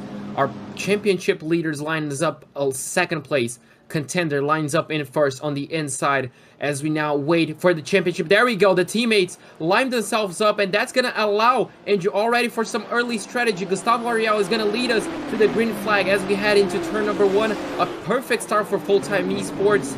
And, well, they're going to have a good start. They have 3 cars in the first 3 positions. As the field quietly but quickly works on through lap number 1. Good to see that there were no incidents here at the start. Of course, that massive melee on lap number 1 in the amateur race. As soon as I say that, we've got problems further back. Everyone to check up and look at that. Rubilar actually got the position over, looks like Bruno do Carmo had to check up a little bit. And, well, further battles behind. You can see there Juan Blanat going side by side with Bryce Rodriguez, looks like. And that could come in contact. These two actually going at it. That's really allowing Gustavo to really check out of this pretty much on another zip code. Looks like the number 14 tries to close the door on Juan Blanat, but he wasn't able to do it. And he's probably going to have to yield that position to Bruno do Carmo. He's going to have to fight it around the outside. Can he do it? It's going to be tricky. It's going to be dangerous, but he does keep his car on the outside. Now lining up to turn number 9. He's going to have the inside line trying to squeeze Blanat out, and he does so, retains that position. So I think it was Lice. It was either Lice or Bruno do Carmo. Absolutely botched turn number 1, and that really costed him. Obviously, Gustavo is in a good position to save if his teammates can hold these guys back, Andrew. If Lice now can really hold Rubilar, back, Gustavo is going to have a good gap, and after 1 point, after, maybe around 2 or 3 seconds, he can start saving just as much as these guys, but it's going to be a big challenge. And Blanat, he's still in 5th place. He had a shot at 4th, but unfortunately couldn't get past the number 14. Arthur Lice, problems. He's on the pit lane. Ooh, maybe a penalty. Maybe jumping the start. Could be. Could it be? I doubt it, but I don't know what else this would be for. No, it's tricky. And either way, Andrew, this just completely throws the full-time esports strategy on its head. Now, Blanat is still in 4th place, yes, but, I mean, one last car for him to essentially worry about. With Tony Kanaan just behind. If you're either one of these two and you've got TK breathing down your neck at Brazil, you might want to think about getting out of the way potentially. Yeah, could definitely be. That would be interesting. As Tony Kanaan, Andrew, just like we mentioned on the pre-race broadcast, unfortunately the races this season haven't really gone his way, have they? I guess... No, not at all. His NARL career, aside from that one streamer championship back in January, and even then he dropped out by connection. His career has been abysmal. His runs, his speed has been fantastic, but his career, his results have been terrible. We're being fed some information though, and this is breaking. Gustavo Ariel may have a problem. I'm going to look into this a little bit. Rodrigo Pereira out in the chat mentioning that Gustavo has a problem with his TVs. Rodrigo, if you have got a link, does he have a stream going that we can check it out? That black screen, JP, you want to explain what we're looking at there? So, I mean, I'm going to take a wild guess. You're better than me at this, Andrew, but I think that's just, the information stopped feeding through the screen. If it was a headset, I'm pretty sure it's just disconnected. But what I want to bring your attention, Andrew, he's running triple screens, right? The corner screen we can see, it's absolutely frozen. I'm not totally certain there, but this is definitely big for a driver that usually is able to look at his other monitors and physically look to the apex. As a racing driver, your eyes dictate where you go. If you look to the apex, your car is going to go to the apex. If you're off in La La Land looking at the stands, well, guess what? Your car is not going to the apex. It just might go to the stands by vaulting up over the wall. So for Gustavo to not be able to look just that little bit extra left or right and be able to see the apex that he's turning in at, that's a big problem. Is contact in Decido de Lago. These two going after it. Bruno de Carmo and Nicholas Rubelar right in front of Juan Blanat. Of Nicholas Rubelar, once again, they're going side by side through turns 9, and I'm pretty sure the number 14 is going to try to wash out a bit wide, and he does so. He clears Juan Blanat, and that's going to be, well... Consider the gap, though, from Gustavo back to Nicholas. This has definitely been everything Gustavo needs from that point of view. The choreography might not be right now with the full-time esports drivers, but the gap is, and the performance from Gustavo is. Yeah, Nicholas Rubelar gets out of this action, so it's just a battle between these. That means that Bruno de Carmo is going to have to punch a hole in the air, and you can see him going extremely defensive. Juan Blanat is going to have to go the long way around the outside down into turn number 4 in the braking zone. Who goes deeper? It looks like the number 14 does so, and can the number 89 have anything to answer on the exit? Yes, he does. A little bit of a better exit. Bruno de Carmo holds it around the outside. This is a complete opposite of what I have seen, Andrew, on the previous laps. Juan Blanat, is he going to be trying to hold it around the outside? Yes, he does. Bruno tries to squeeze him out, and he does so. Juan cannot really force... Get out of the way, I guess, out of the wake here of Bruno de Carmo. Bruno's only going to hold him up. He needs to get out from behind this 14 car ASAP.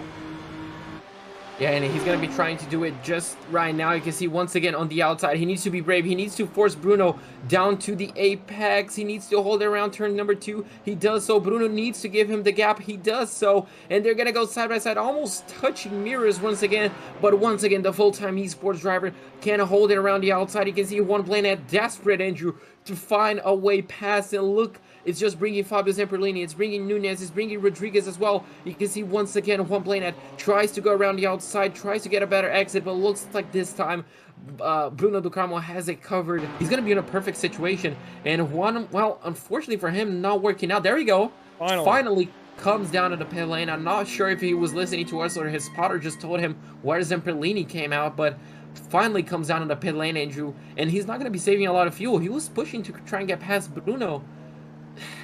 He may be going wrong. Scott Kimbrough, and all of this mayhem up front, all this madness is cycled through into 5th spot, at least for the time being. Rodrigo Lapri just behind, and your Pro-Am points leader, Paulo Godai, continues to run ahead of Reed Gibson and Tony Kanaan, now in the 7th position with pit stops midway through here.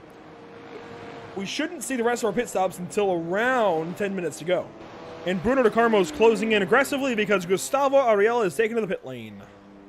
There you go. So the race leader comes down in the pit lane. Actually, the first driver, which actually makes quite a bit of sense. Ooh. And a small mistake right there. That shouldn't really change quite a bit. 12.95 seconds there on the fuel. Being very aggressive. So where do they cycle out in comparison to Juan Blanat? There's Juan. Oh, it still didn't work out. As I think he needed a pit before Nicolas, and even then, I don't know. This is just... I can only imagine the frustration right now for Juan. This has got to be frustrating. Oh, and Juan Blanat goes on through to 3rd. Whoa! Bruno de Carmo suddenly went wide, and that is everything Juan needed. Everything and more. Yeah, excellent job, and you can see it's really going to pay off around here. Bruno is going to go defensive once again, and Juan is going to have to go around the outside as well. He's kind of used to at this point with the number 14. He's going to break a little bit earlier. No, actually, he's going to go side by side through turn number 4. He's going to extend the track a little bit, but then he's just going to rejoin side by side, and he's going to have the inside line. And a bit of touchy, a bit of argy-bargy around there, and then he just completely drives alongside. Just carries a bit more speed, a lot more speed. Oh, and I wonder if something went wrong on Bruno's car because he slowed down quite a bit. Let's get back down to the Pro-Am battle. Scott Kimbrough leading the way and has been all race. Paulo Godai is now up into 2nd over Rodrigo Lapri through the pit lane, I believe. And these two are very close. It would not have been possible for him to lose the championship. So at the drop of the green flag, technically, he clinched the championship. We can go ahead and ring the bell now for Paulo Godai. Car 193, he's got it. And I think we need to mention Scott as well. I mean, Would you bet against any other Brazilians to win tonight's race, especially one that's gonna be crowned the champion of the Pro-Am class? I'm very impressed with Scott Kimbrough. Very impressed. It's excellent race from him. I mean, absolutely on point.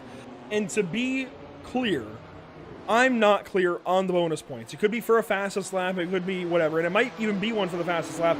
I'm not perfectly clear on that. So I don't want you to take my word as absolute.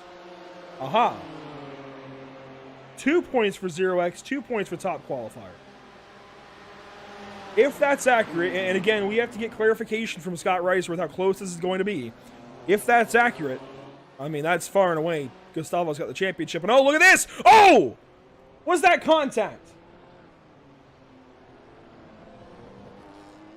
Pierre Thompson and Brian Zinn have an incident in turn 7. I think he got by fine, but certainly a scare. I think that was a 0x. I don't want to speak too officially on points that I'm not in control of as we take the white flag presented by Whiplash Simcams. The final lap for Gustavo final lap to drive. He drove perfectly for the last 48 minutes, 49 minutes. He just needs to do it once more, Andrew. He can even take it very, very safe. He has a 4.3 second gap. Meanwhile, Paulo Goday further behind us. There's this battle behind him. Paulo is going to come away with the Pro-Am win. Well, the Pro-Am championship anyway. Scott Kimbrough is going to win in Pro-Am competition. As long as everything holds, and Paulo Goday will certainly win in this championship. It was never really in doubt. As car 15 will get back on the throttle for the final time this season, and he will drive himself, JP, to a checkered flag. Call us to the finish. Absolutely. Tudo que ele precisava fazer, conseguiu, liderou todas as voltas, quase todas as voltas, volta mais rápida, uma corrida limpa, pole position, Gustavo Ariel, número 15, vem para ganhar no Brasil, fez tudo que deveria. Now, Andrew, we wait for the stewards, we wait for the confirmation. Now we're gonna have quite a bit of waiting to go. Obviously, Paulo Goday também, como ele pediu para falar em português para ele, aqui estou para liderar o campeonato, para liderar a última curva. Veio para a linha de chegada para ganhar o campeonato Pro-Am da NARL. Que corrida que ele fez, que campeonato que ele fez. Dominou, ganhou. Meus parabéns, Paulo. There we go. Thank you very much, Andrew, for the spot. Bom, Gustavo, finalmente falando com o campeão, veio, ficou para o último minuto a confirmação. A gente não sabia para qual lado que esse campeonato ia balançar, mas acabou indo para o seu. Como é que estão as emoções aí? Fala, boa noite aí, pessoal. Cara, as emoções estão flor da pele. Aconteceu uma coisa no começo da prova que me deixou um pouco com medo ali, que meu jogo ele minimizou no meio da primeira volta, por isso que deu um bug lá. E aí, nossa, eu mantive o volante reto, o jogo deu aquela travada, foi para um lado pro outro. E na hora que eu voltei o carro tava reto, graças a Deus, e eu consegui também, mesmo, e com isso minimizou, eu fiquei numa tela só. Então eu fiz a corrida inteira numa tela só, na tela do meio ali, meio estranho, né, as 3 telas em uma. Então consegui ainda fazer 0x, a equipe manteve calmo, falou foca aí, faz o teu, e consegui, graças a Deus, na minha pista favorita, trazer esse título para casa. Cara, eu tô muito feliz mesmo, tô muito feliz, quero agradecer demais aí a Full Time, aos patrocinadores B8 Seguros, Logitech, também o pessoal da Prislab, da Luporini, brigadão aí a quem nos apoia, o pessoal da Twitch também, demais, valeu. Então, Paulo, falando de acabei de terminar de falar com o Gustavo, que foi campeão na Pro, você foi campeão na Pro-Am, você já veio pra corrida hoje como campeão, muito difícil ter perdido o campeonato, mas isso afetou de algum jeito a tua corrida hoje? Boa noite, João, boa noite a todo mundo que tá na cabine. Verdade, a gente já veio para Interlagos definida. Na última etapa a gente conseguiu pontuar bastante para que mesmo que a gente tivesse um abandono aqui hoje, fosse possível o campeonato. Mas isso não define a corrida de forma nenhuma. Hoje eu vim com a cabeça de mesmo assim disputar normal, mostrar ritmo, tentar. Por mais que Interlagos seja a pista da nossa casa, digamos aqui, não é uma pista que eu me sinto muito confortável, né? Sei, conheço, mas ainda não me sinto 100% confortável no pace, mas deu para tirar esse resultado mesmo assim. Vim poupando na primeira parte da corrida, Então eu entro no pit, faço um pit bem mais rápido, né, que me proporcionou ali galgar, sair um pouco do Gibson e também até ultrapassar um companheiro aqui do Brasil, que também teve um problema no pit, mas que andou muito. Mas é isso, eu acho que é uma corrida, depois que eu percebi que já começou todo mundo ficar no mesmo pace, fazer os trenzinhos ali, né? Então a ideia era só manter o ritmo e trazer o carro para casa, já na cabeça que independente do resultado a gente tinha esse campeonato pra gente.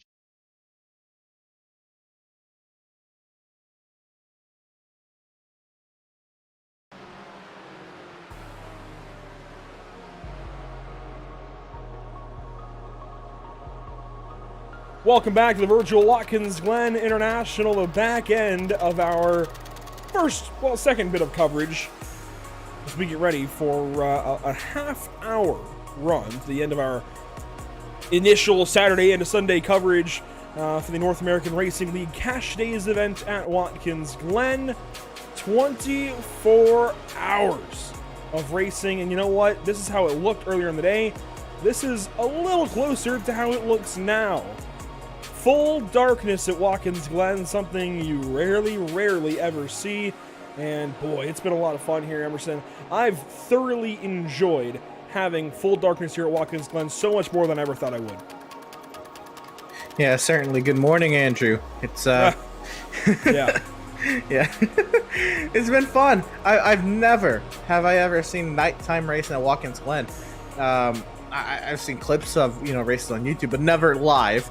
And I know it's the sim, but at that it's been a fantastic show. We had some great racing. That back straightaway, I think you said something to it. You wish that back straightaway was longer to kind of give more of a Le Mans vibe. But I do get a little bit of that when they come flying up the S's down into the bus stop. It's just a good time. A proper sports car race, and it's fun. Definitely gives some of those small vibes here at Watkins Glen. You can see the action going down on the racetrack.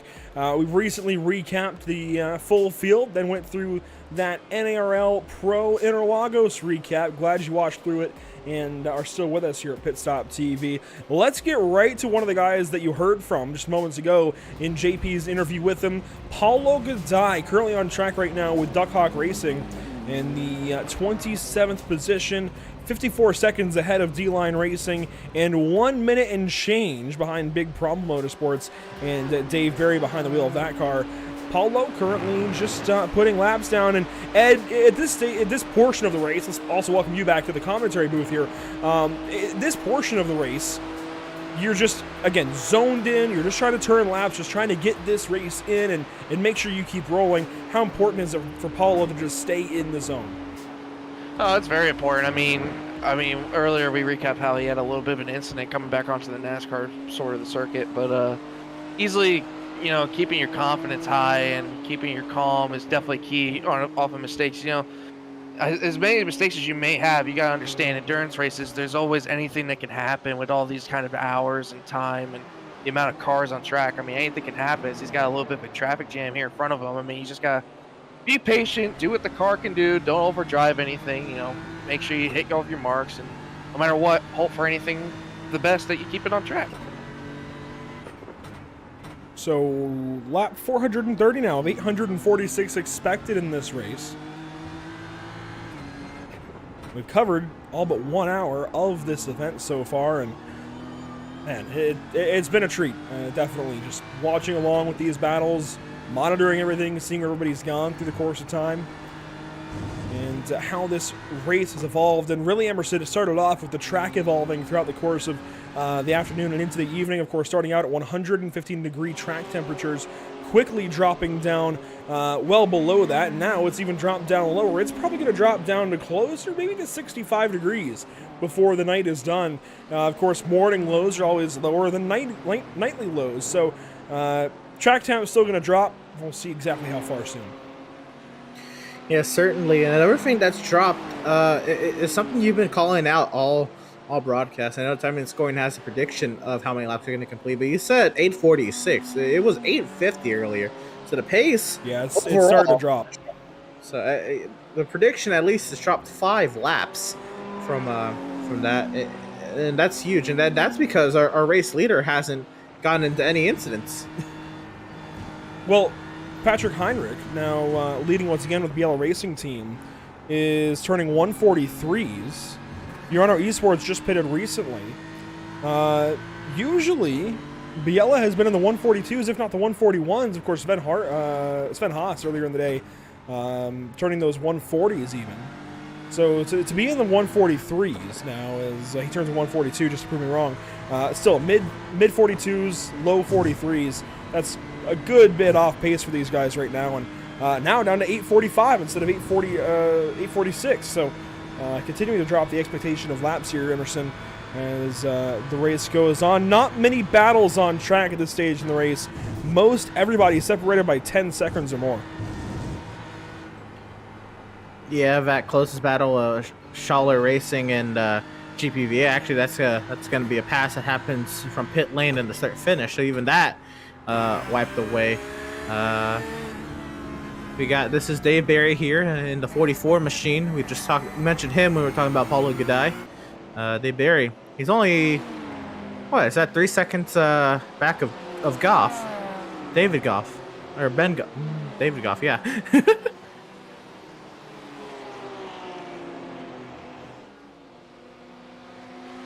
Yeah, so you got Dave Barry. Yeah, he's making a little bit more time, not as much as, I was expected. I mean, he's running 144s currently to, I believe, was David Goss 143. So definitely, keeping a little bit of pace, but not the pace you would expect. I mean, like Andrew was talking about earlier, the 450 making the 142s, 143s. I think now we're starting to see a little bit more of the passive driving from some of these drivers. Not really much on the over-aggressive type as we were hitting like the 141s and 142s constantly. So a little bit more passiveness going on with these drivers right now. Looks like the onboard of Yellow Racing Team Euronics 2, Gregory Tansen, currently coming up over turn number 9, position number 3, and they've just been not mirroring their teammates up ahead, but just staying nicely close to. I think staying in the neighborhood of their teammate Patrick Heinrich currently behind the wheel. Biella Racing 2 has just been around. They've been quiet. They dropped down through the order quite early on, actually. We can bring up their team recap here. Well, that's not giving us the full recap, but they've dropped down quite a bit at one point. Had some issues throughout the course of the day, and then have fought back. And certainly, since we resumed coverage at 8 o'clock p.m. Eastern, have not been outside of the top 4. Yes, sir. It's been a great fight back for the Euronics 2 entry, number 451 entry. I still recall earlier in the race when Euronics won, Biella Racing Team 450 was battling Urano Esports heads up. They were nose to tail, but they had their teammate who had pitted and who was about to come into pit lane, their team was about to come down to pit lane, try to back up the Urano Esports entry to build that gap. I still remember when all three of them in the top 3 were nose to tail, and how the race has since changed. Yeah, like you said, Emerson, it's a little bit surprising to me. I mean, being on the same team as the Euronics 1 team, I mean, you would think it would be those two kind of fighting, both of them coming from the same camp and seeing the kind of pace that those guys are putting down. I know they had a little bit of misfortune, but you would think, I mean, hopefully as we come down to the day hours and see how kind of a pace they would have as we reach on board with the 90 here, the Urano Esports driver, as they are currently trying to make up their pace back up to the 450. It's been pretty neutral so far from these guys, so we'll see what happens here in the later laps. Just slowly bleeding time away. They've led 87 laps at this point just through pit stop strategy, and they're now to the point where they're 13 laps off sequence, but that's not going to do enough for them. They need to go to the hour, and well, nobody's doing that. Nobody's been able to stretch fuel more than a lap or so, and it's just everybody got so far behind in the early goings trying to race each other and position themselves that really nobody's stretching fuel anymore. Nobody, I mean, they're all saving a little bit, trying to get to a certain number and maintain, but nobody is looking for that hour mark. They're just trying to work this race in reverse and make sure they pit at the right time. Yeah, certainly.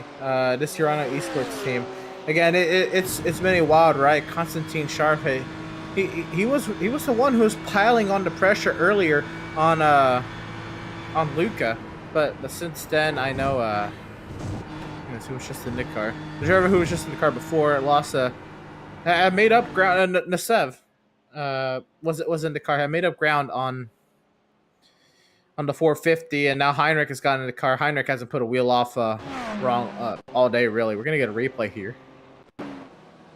Something's gone wrong for Schaller Racing, the number 31 car that has been the second of their 2 entries throughout the course of the race. Problems here somewhere. They've come into the pit lane, and I don't think they've stayed there since, but they may have. Is it the same Schaller Racing entry that had the issue into the laces? It is, and they have, in fact, been on the jacks since then. And it looks like I'm disconnected. Interesting. Also, there's no driver right now in the aerokinetics machine. Oh. Good call out there. They've had a problem recently. Potentially. If not a problem on track, maybe a scheduling miscue. Yeah, I think it is. Let's see what happens here for aerokinetics. They've been out for some time, actually. 21 laps down now, dropping out of the order. They were already slow here. Very, very slow. Is this the pit stop? Sure enough. So something happened earlier in the lap, or they reached the end of their scheduling. If you ran it closer on fuel, that would have been really more closer. That had to have been something that happened.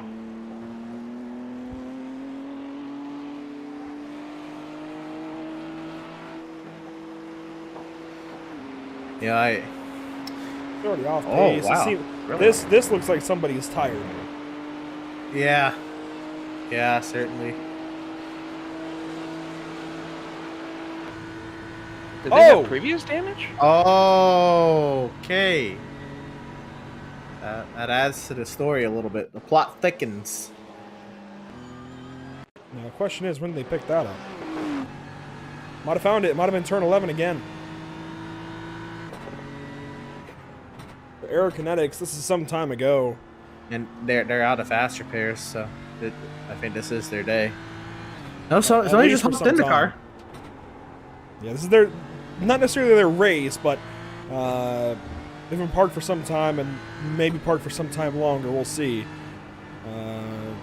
Aerokinetics, watch turn 11 here. This was Gambill in the car. Oh. Oh, right there. Oh. Bad. That damaged the car that way?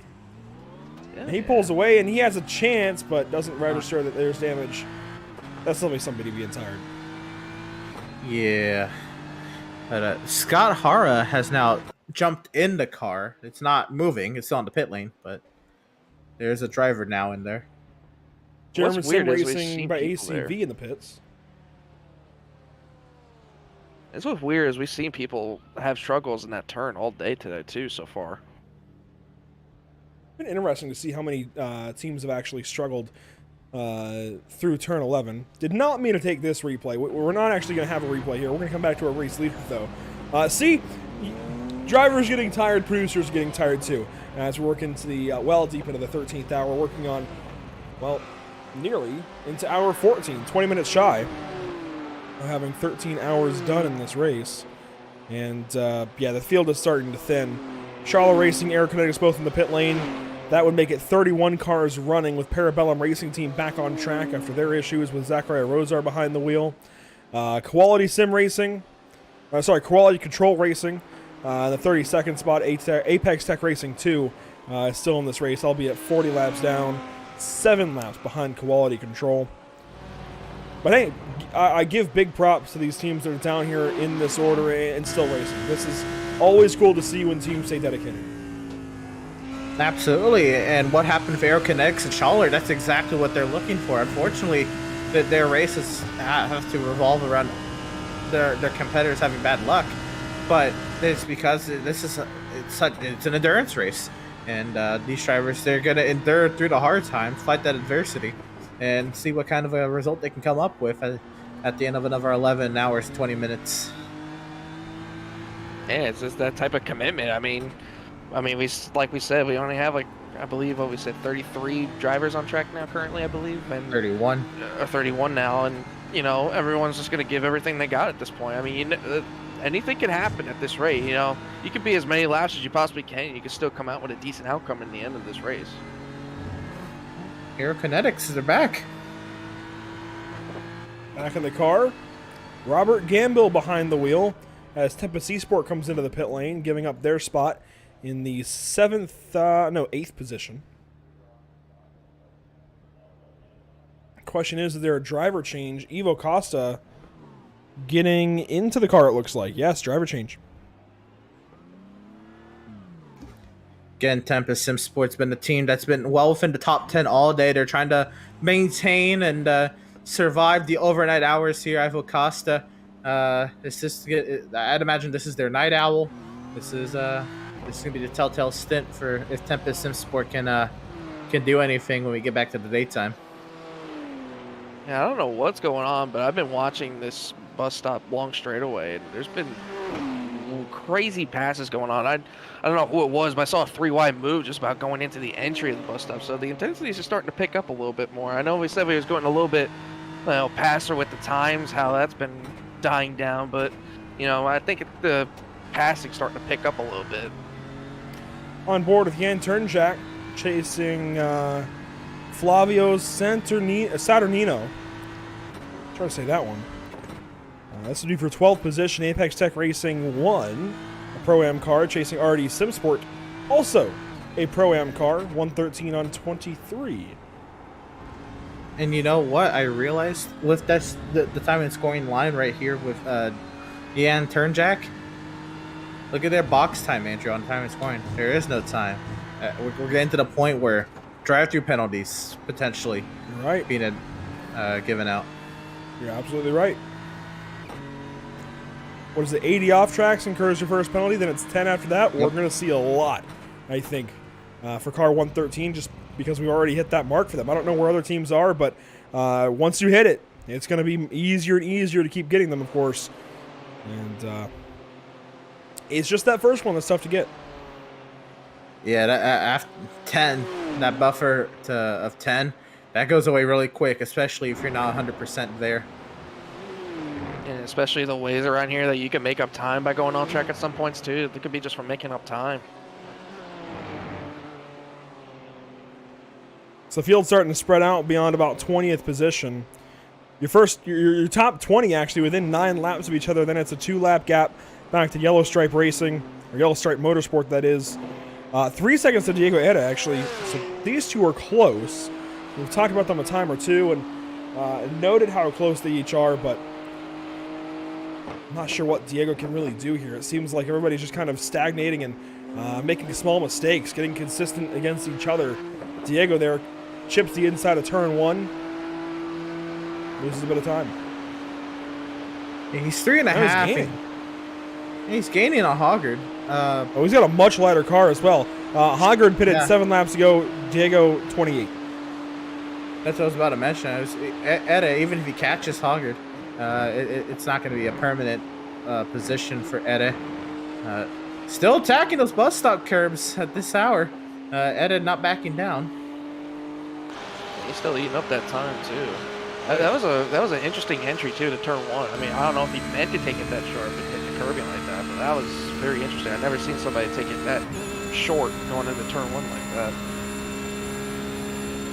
Lap 439, and Dave Berry is on their own lap 425, chasing David Goff, BDS Racing in their Ferrari. We're on board with Big Cromwell in their Porsche.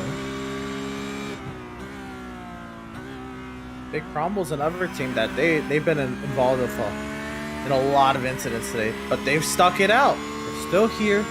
They're out of fast repairs, but they're keeping the dream alive. And if they can just endure those nighttime hours, so decent results not out of the question for Big Cromwell. Would you say they had big problems? Yes. Big Cromwells.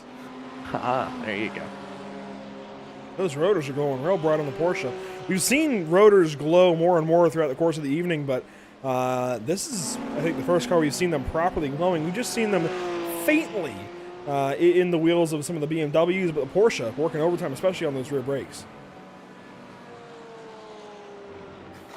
I haven't even noticed that, but definitely the nighttime is where you're going to notice that the most. And here, there's not too much braking going on there through 10 and 11. There's a lot of coasting here. You'd really see here in turn 1, well, the first heavy braking zone of the lap. And yeah, lighten them right up. there, right there. Look at that. Wow. Actually looks nice. 5-Star Motorsport has recently dropped off a little bit. They're down into the 5th position. For a long time, they were kind of the podium team that wasn't yet on the podium. Now they're in the 5th position behind Pure Sims by 19 seconds. In fairness, Pure Sims took fuel on the last stop, and 5-Star took tires, but I didn't think they were that close beforehand, so I wonder if this team has just been a little bit slower, and I think definitely the time is confirming that. We're starting to see 141s again across the top 3. BL Racing last lap 141.6, 141.5 rather. Urano Esports 141.9.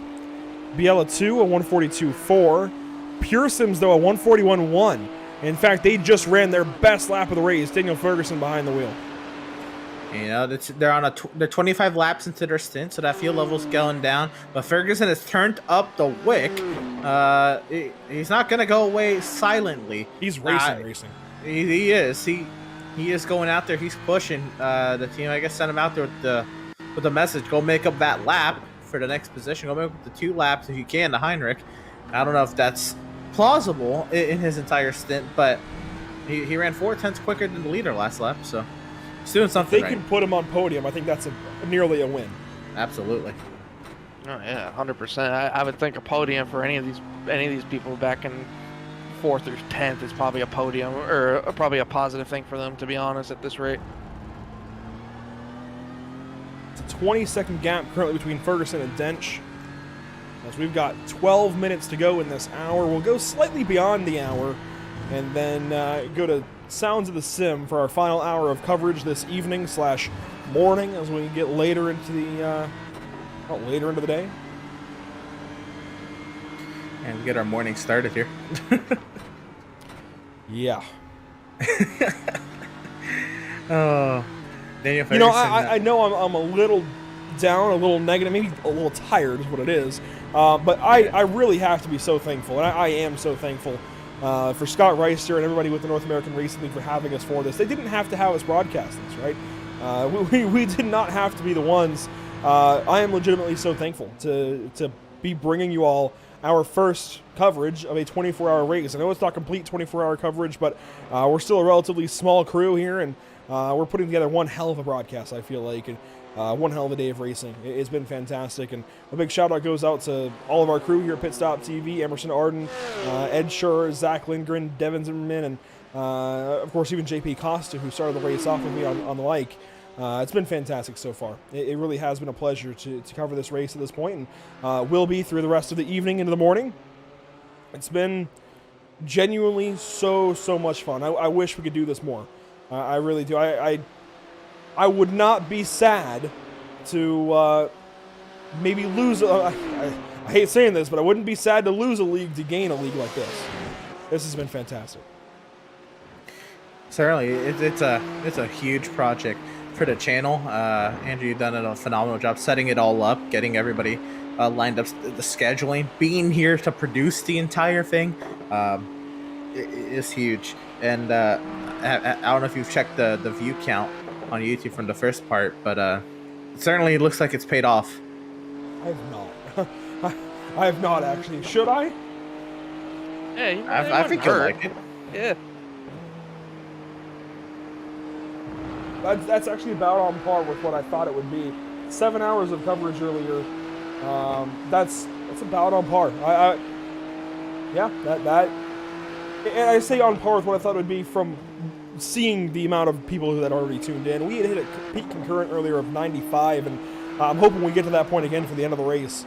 I know breaking up the coverage, not always the best for retaining viewership, certainly, but on that regard, it's been a pretty good day. We're on board here with Joseph Hoggard, car 43, Yellow Stripe Motorsport, chasing down Diego Etta. Well, I say chasing down, just been passed by Diego, and now Diego will pit. Here it comes. I was going to say, Etta was on it catching Hoggard, and I said it wasn't going to be a permanent spot. Certainly wasn't. Hoggard, but he's working on his way. Oh, yeah. Chipping away in the long term. I think this car is without a hood. How can you tell? From the onboard here, you can see that's not a smooth outline. Or a silhouette, yeah. When there's a little bit of light. RD SimSport does not have a hood currently. Bit odd. I would think if you wanted to race, you might want to bring a hood with you. I think that's the point in that. Yeah, I think so. What's funny is I mentioned that they don't have a hood, and then somebody messages me on Discord that I know his car has gone around a racetrack before without a hood. His real car, that is. David Levine, sliding into my DMs at this point in the race. Hopefully he's watching, because I want him to chuckle at that one, because it's not even his own doing. But going multiple laps back, I can't find what's happened for RD SimSport, but they do not have a hood on their car currently. If they had an overheating issue, that is solved. Certainly through the nighttime. Now, I don't think it's hot enough that overheating is going to be a big problem. But well, you know what, Emerson? We can bring in an expert on this matter. David Levine, standing by, just might be an expert on race cars with missing hoods. David, 13 hours into the race, how you doing? First of all, the missing hood was definitely for cooling, and that's the story that I'm going to stick with.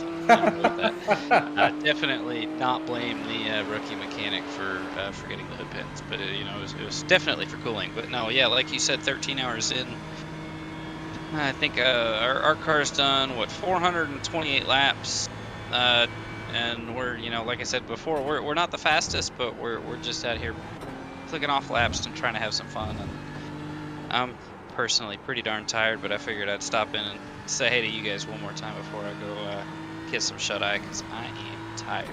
Yeah, now that you officially have some laps at Watkins Glen at night, we talked about earlier the difference between day into the night into the rain. What's it like grounding this place in complete darkness? It's fun. Like it really is a lot of fun. I think that Watkins Glen is one of the best tracks in America, if not the world, and getting to run here at night is just cool. It's a lot easier to see some of the markers than I thought it was going to be, and I know having such an unbelievably overpowered headlight display here with the BMW GT3, it's pretty helpful for sure. But it's definitely been a lot of fun, and with the track temp coming down and the grip levels coming up, it seems like our cars really, I wouldn't say come to life compared to compared to some of the top guys, but for us and our little team that could, I think we're definitely happy with how things have gone so far. Yeah, and there's a huge level of competition. Usually when you sort of the official races on iRacing, it's split by iRating, so you have sequentially sorted splits. So the top split is full of your top teams by iRating, your bottom split is full of your bottom teams by iRating, and this is different, where you have a complete mix. And I asked you earlier about kind of this chance to, I guess, evaluate yourselves versus those teams. How has that evaluation gone now to this point, a few extra hours under your belts? Yeah, so right now I think we're 8th or 9th in class. We've had a few connection issues with Tyler. Unfortunately, he throughput twice during his first couple stints, which is kind of tough. But on outright pace, we're nowhere close to some of these guys. But for us, where we've expected to be, I think we're probably about there. But it's been mind blowing. You obviously, we know that our average team iRating of 2,000 is nowhere near what some of these top teams are, and every once in a while, if you get into a race with an official race with lower participation, that maybe your 2,000 iRating will get you into top split, and there's one guy at 4,500 or something like that, and he, you know, is consistently 7-8 tenths a lap quicker than you. And then you get into something like this, where these guys are running 3 seconds a lap quicker than you, and they're on full race pace, and you're on qualifying run, pushing as hard as you possibly can, and these guys are just cruising. And for us, it's definitely been interesting, you know, with some of the aggression that some of these guys have shown when we're trying to make it very easy on some of these cars to, you know, take the inside, take the outside. Look, we're trying to be predictable, and some of them are just not being as patient as you would expect. But again, you know, that's what happens with any form of racing, professional or sim, video game, whatever you want to call it. You know, even across the iRacing platform, or Assetto Corsa, or in real life, or Forza, you know, there's all sorts of aggression levels and stuff like that. So it's just something that we have to manage, and it's something that I've been working with a couple of the guys here to teach them how to manage traffic and stuff like that as well. It's been fun. Yeah, and of course there's a wide array of drivers and teams from a wide array of backgrounds. I think you could just pick out of iRacing just random people, and it'd be relatively the same kind of grab bag of backgrounds that we've got in this race. So all kinds of different levels of skill, experience, what have you, aggression, passiveness, I think, certainly coming to a mesh here. I do want to ask, you know, we talk about this racetrack and hosting a 24-hour race here with the North American Racing League. It's rather rare to see a 24 at Watkins Glen. I don't think I've ever seen it before. What would be, I guess, the next track that you would look to host a 24 or an event at least of this similar length? Maybe not a 24-hour race, maybe 18 or 12 or something like that, that doesn't already have one. That's a good one right there. I know in real life, SRO does the 8 hours of Indianapolis. That's always something I've thought was cool, and something that I think I'd personally like to do. You know, Mid-Ohio for me is a personal favorite track, but I don't think something like that in an endurance setting much more than maybe 4 hours would be cool. But I guess that's a good question. I maybe somewhere like Imola, I think could be pretty cool for a 24 or a 12 or something like that. Fair enough. Well, David, I'll let you get to bed. I know it's after 2 in the morning here, and I'm sure you have a few stints in the morning to get to, but thanks so much for your time, man. Yeah. This has been a wild time. It's just good to see you guys out there regardless, so seriously, thanks for your time. Yeah, and I appreciate you guys. Thanks for having us, and really congratulations for you guys too. We're putting on such a badass broadcast, or a great broadcast, excuse me. Such a great broadcast for you guys, and I know you guys have been doing a great job at it, and you'll keep it up through the night. Appreciate it there, David. D-Line Racing in the 27th position. David, have a good night. Big time thanks to him stopping by as he's getting ready to go ahead and call it an evening here in a few moments. Let's go ahead and wrap this one up, boys. Coming to the close of hour 13. Nearly 450 laps through this race. I guess I'll pose the same question to you guys. What would be the next track you would look to beyond Watkins Glen for one of these kinds of races?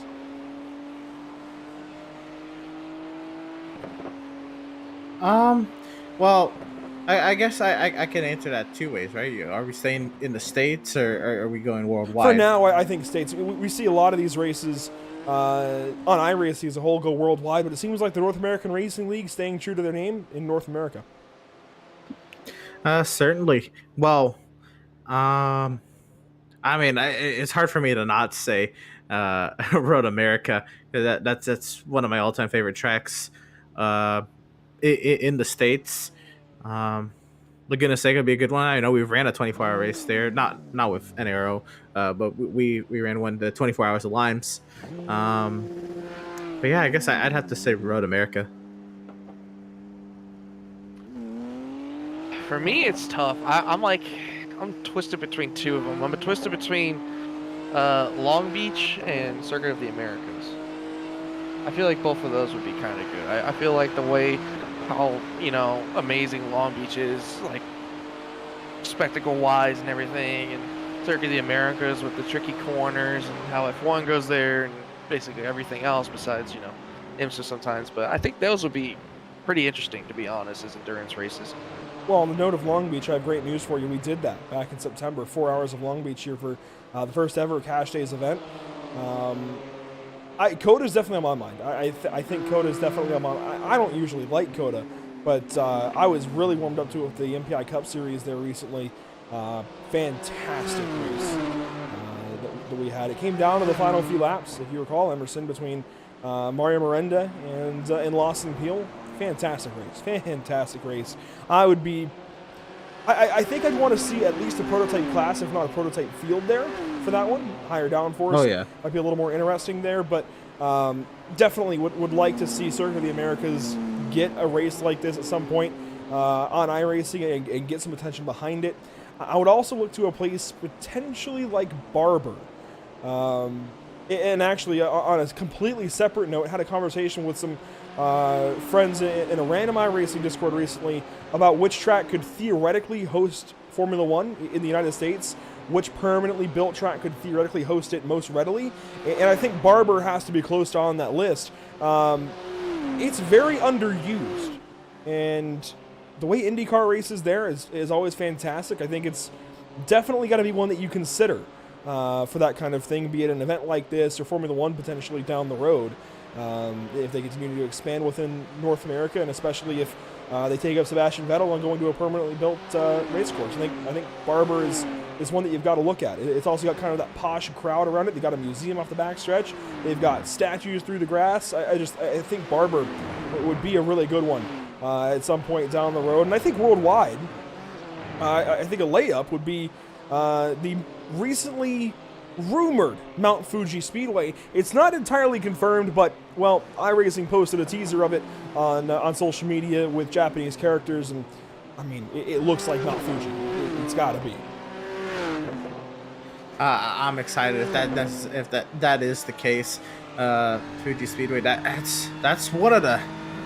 It looks like an easy racetrack, and I'm thinking back to like Gran Turismo, especially because this is a Sony-based company in Japan. They include every Japanese track they could, but Fuji, I mean that's a fun track that looks easy on paper, the track map, and you load in like, oh my goodness, this is quite the challenge. It should be a fun track on iRacing.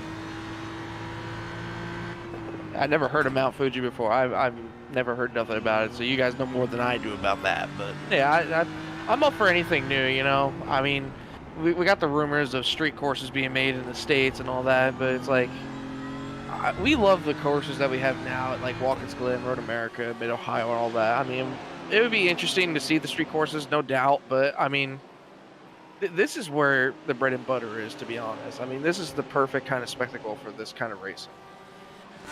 Yeah, this has been good here at Watkins Glen, but you couldn't bring every car here and make it a good race. I think these GT3 cars really suit the Glen, and I think for other tracks for GT3, I would like to see them at Barber, see how they would race, and maybe Lime Rock goes on that list with a smaller field, potentially. It would have to be a smaller field up at Lime Rock. New Jersey Motorsport Park is also one that I would think about. It's a tech track on iRacing, but it could work nicely with GT3 cars.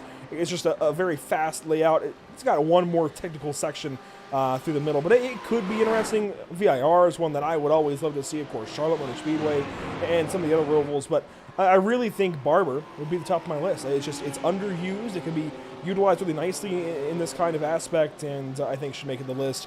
If not, Circuit of the Americas is actually pit lane for both of the Biella teams, it looks like. This is getting dangerously close, Emerson, to adding a pit stop. And with how far Urano is now ahead, this is actually really concerning. Certainly, and that 450, I was about to say, it's been in there for quite a minute, quite a long time, but it was a full service stop, and Sven Haas has gone in that machine, so no worries. Sven Haas will definitely make up a decent amount of time to counter a bunch of that, but certainly there's got to be worrisome for whoever's doing the calculations, the math at Euronics. Yeah, I mean, they're pitting closer and closer to the hour mark in the wrong direction. 55 minutes to go in the hour, and they've just pitted. They need to be at 5 minutes to go in the hour, if anything. They're going to add themselves a pit stop. We've still got 11 hours to go in this race. They're likely going to add a pit stop while Urano is going still to the middle of the race. And at the very least, or sorry, the middle of the hour, and at the very least, isn't going to back themselves up to that extra pit stop within the extra hour. So, I mean at some point, Biella is going to start pitting before the top of the hour, and Scharf and company with Urano will now lead at the hour. Really, as far as where people will finish, we're looking at the hour mark, and where they are at the hour mark as an indicator of who's going to finish where in this race. And right now, it's looking more and more like this 90 car just might have the edge. And we were wondering that, it was just, it's crazy how off sequence they were starting to get. And we saw, the gap start to open up and they lead more laps on the pit cycle. Urano Esports might be able to just do it. But at the same time, they've lost pace consistently, or they've lost time consistently to the 450. And that was definitely a point when Sven Haas was in the car.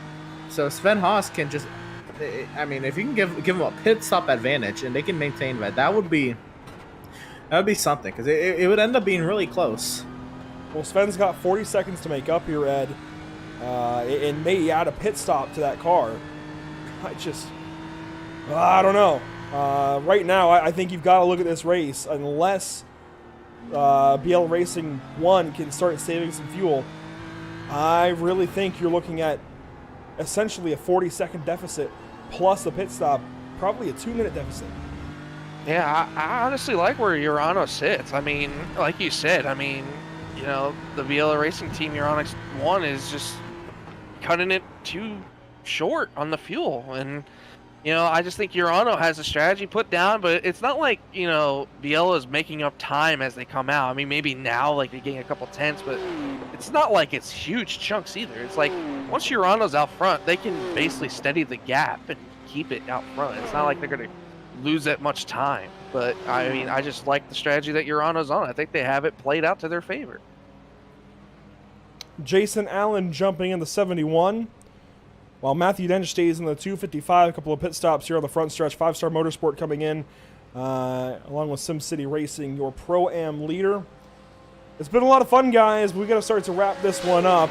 As far as how they stand now, we've just gone over the Pro Battle and how we project that to work out. How about the Pro-Am side? SimCity Racing leading and looking 2 laps ahead of their nearest competition in Marcus Brake with Schaller Racing. They're looking... SimCity Racing is looking set up right now. Unless there's an accident or something in the next few hours, they're looking like they're going to win in Pro-Am, but it is still 11 hours to go, so it's hard to use the word win right now. They're looking like they're going to lead Pro-Am for a significant amount of time. Schaller Racing 42, actually a 21 car, sitting quite a ways back, and the next Pro-Am car behind them, German Sim Racing Red, an extra 14 seconds back. So it's looking certainly positive for SimCity Racing, Emerson. Yeah, Oatman Alawi, he's put him in a great position. It's now up to the team to kind of maintain that, because it really has been Alawi putting in the work absolutely to get the 71 to that position, keep it in that position. It's now Canvey maintain, and Tucumlu Racing, and in the 41 we have. It's been great all night for them, honestly. They've steadily put themselves ahead of their competition. They've been running well within the Pro-Am category, and right now it's still Mark in the car. I know Javier's has been in the car for a moment, and oh gosh, he started the car as well. It's a great team put together when it comes to the amateur category. Certainly, if they had the ironing, they'd be considered Pro-Am, and they'd be pretty competitive in that category as well. Yeah, Emerson, if we want to talk about consistent people besides our leaders, these guys have been pretty consistent, not going to lie. The highest has been is 15th. They're 18th, and they only fell down 2 spots. But, they've just been consistently in the same spot they've been all night, not making too many mistakes, staying consistent, putting the laps down and slowly but surely making up time as they can. But, it's all about the consistency, though. So they've been doing pretty good all night. Big props to them. The rest of the amateur, we have Parabit Sim Racing in the 45 in 20th position, and Joseph Hoggard in the 43 car for Yellow Stripe Motorsport in the 21st position. So those are your top threes in each class. Of course, there's a whole lot more going on, but you've got to tune back in at 10 a.m. Eastern. We're going to have a post about that shortly, correcting everything. We are back at 10 a.m. Eastern. We got an extra hour in earlier, so we'll come back a little bit later in the morning and carry all the way to the end of the race. That should be the back 3 hours of this event, and it's going to be a wild 3 hours as well in the morning. We might even come in just a little bit before that, but watch around 9:30, 10 for more coverage here from Watkins Glen. That, though, is going to do it for commentary coverage. We'll have Sounds of the Sim the rest of this hour through the way. I got to ask, before we completely sign off here, we've talked with you quite a bit, Emerson, as far as your thoughts. We'll get it one more time. Final thoughts for your final hours of commentary here in Cash Days at Watkins Glen. A spectacular event from everybody, the admins, the drivers, you getting us together to do it. The racing has been fantastic, and I hope that we can keep that positivity up in the overnight and when we wake up on the far side. Ed, same question. I mean, yeah, this has been an amazing event. I just can't thank, the NARL for allowing us to do this, and you for setting this all up with everybody. I mean, I would love to do more stuff like this in the future. I mean, like you said, this is probably the best things we've done as a group. I mean, I love endurance races. I love covering them. I mean, it's just amazing, especially here at Watkins Glen, where we've never seen anything go past, 10 to 6 hours. I mean, doing a 24-hour race here has just been phenomenal, and I'm looking forward to the rest of it. Yeah, Scott Rice here, if you're listening, we need more of these, certainly. The entire team is on board for more of this. As one car goes a little bit wide there through the bus stop. I'm not sure who that was. We can try and find out, though. Might have been the 255. I know it was a BMW. Regardless, it looks like everything continues on as... Oh, there we go. The 255 being passed up. Matthew Dench behind the wheel of that car. He's just a little bit off pace, it looks like. And there goes the German sim racing machine, who is a lap down to them currently, but now making up that lap. Regardless, it's been a lot of fun. Scott Rice here, if you're watching along, if you're listening at some point, we want more. We want more of these over the course of time. And, boy, it's been a fantastic time here at Watkins Glen. Let's take a look one more time at the weather before we sign off. Still just about where it was. 64 degrees in the air, 68 on track, and very, very calm winds. We have 10 hours and 47 minutes to go in this race. We will stick through coverage with you until 3 a.m. Eastern, at least until the next top of the hour, and then shut off for the night, get some shut-eye, and come back at 10 a.m. Eastern. That's where we're going to advertise anyways, 10 a.m. Eastern, for all of you to tune in and catch the back end of this one. It's going to be a good time in the morning, and we certainly hope you'll join us for it. This has been Pit Stop TV. Andrew Cardinale IV, Emerson Arden, Ed Schurer, Zach Lindgren, Devin Zimmerman, and JP Costa to this point. Thanks so much for tuning in, and we will see you in the morning after Sounds of the Sim and a bit of sleep.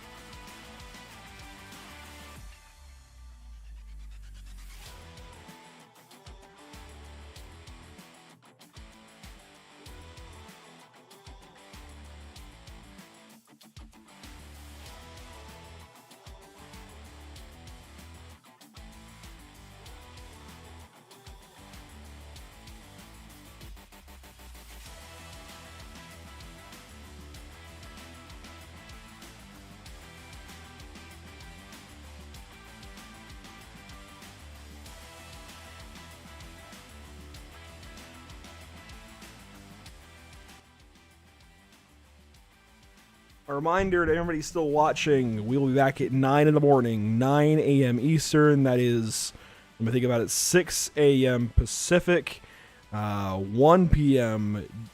British Summer Time, and 2 p.m. GMT. We are about to cut coverage, but we'll be back again, 9 a.m. Eastern. Tune in to all Pit Stop TV platforms. We'll see you then. That is 2 p.m. GMT, 6 p.m. on the West Coast, or 6 a.m. on the West Coast. Again, 9 a.m. Eastern. We're back with coverage.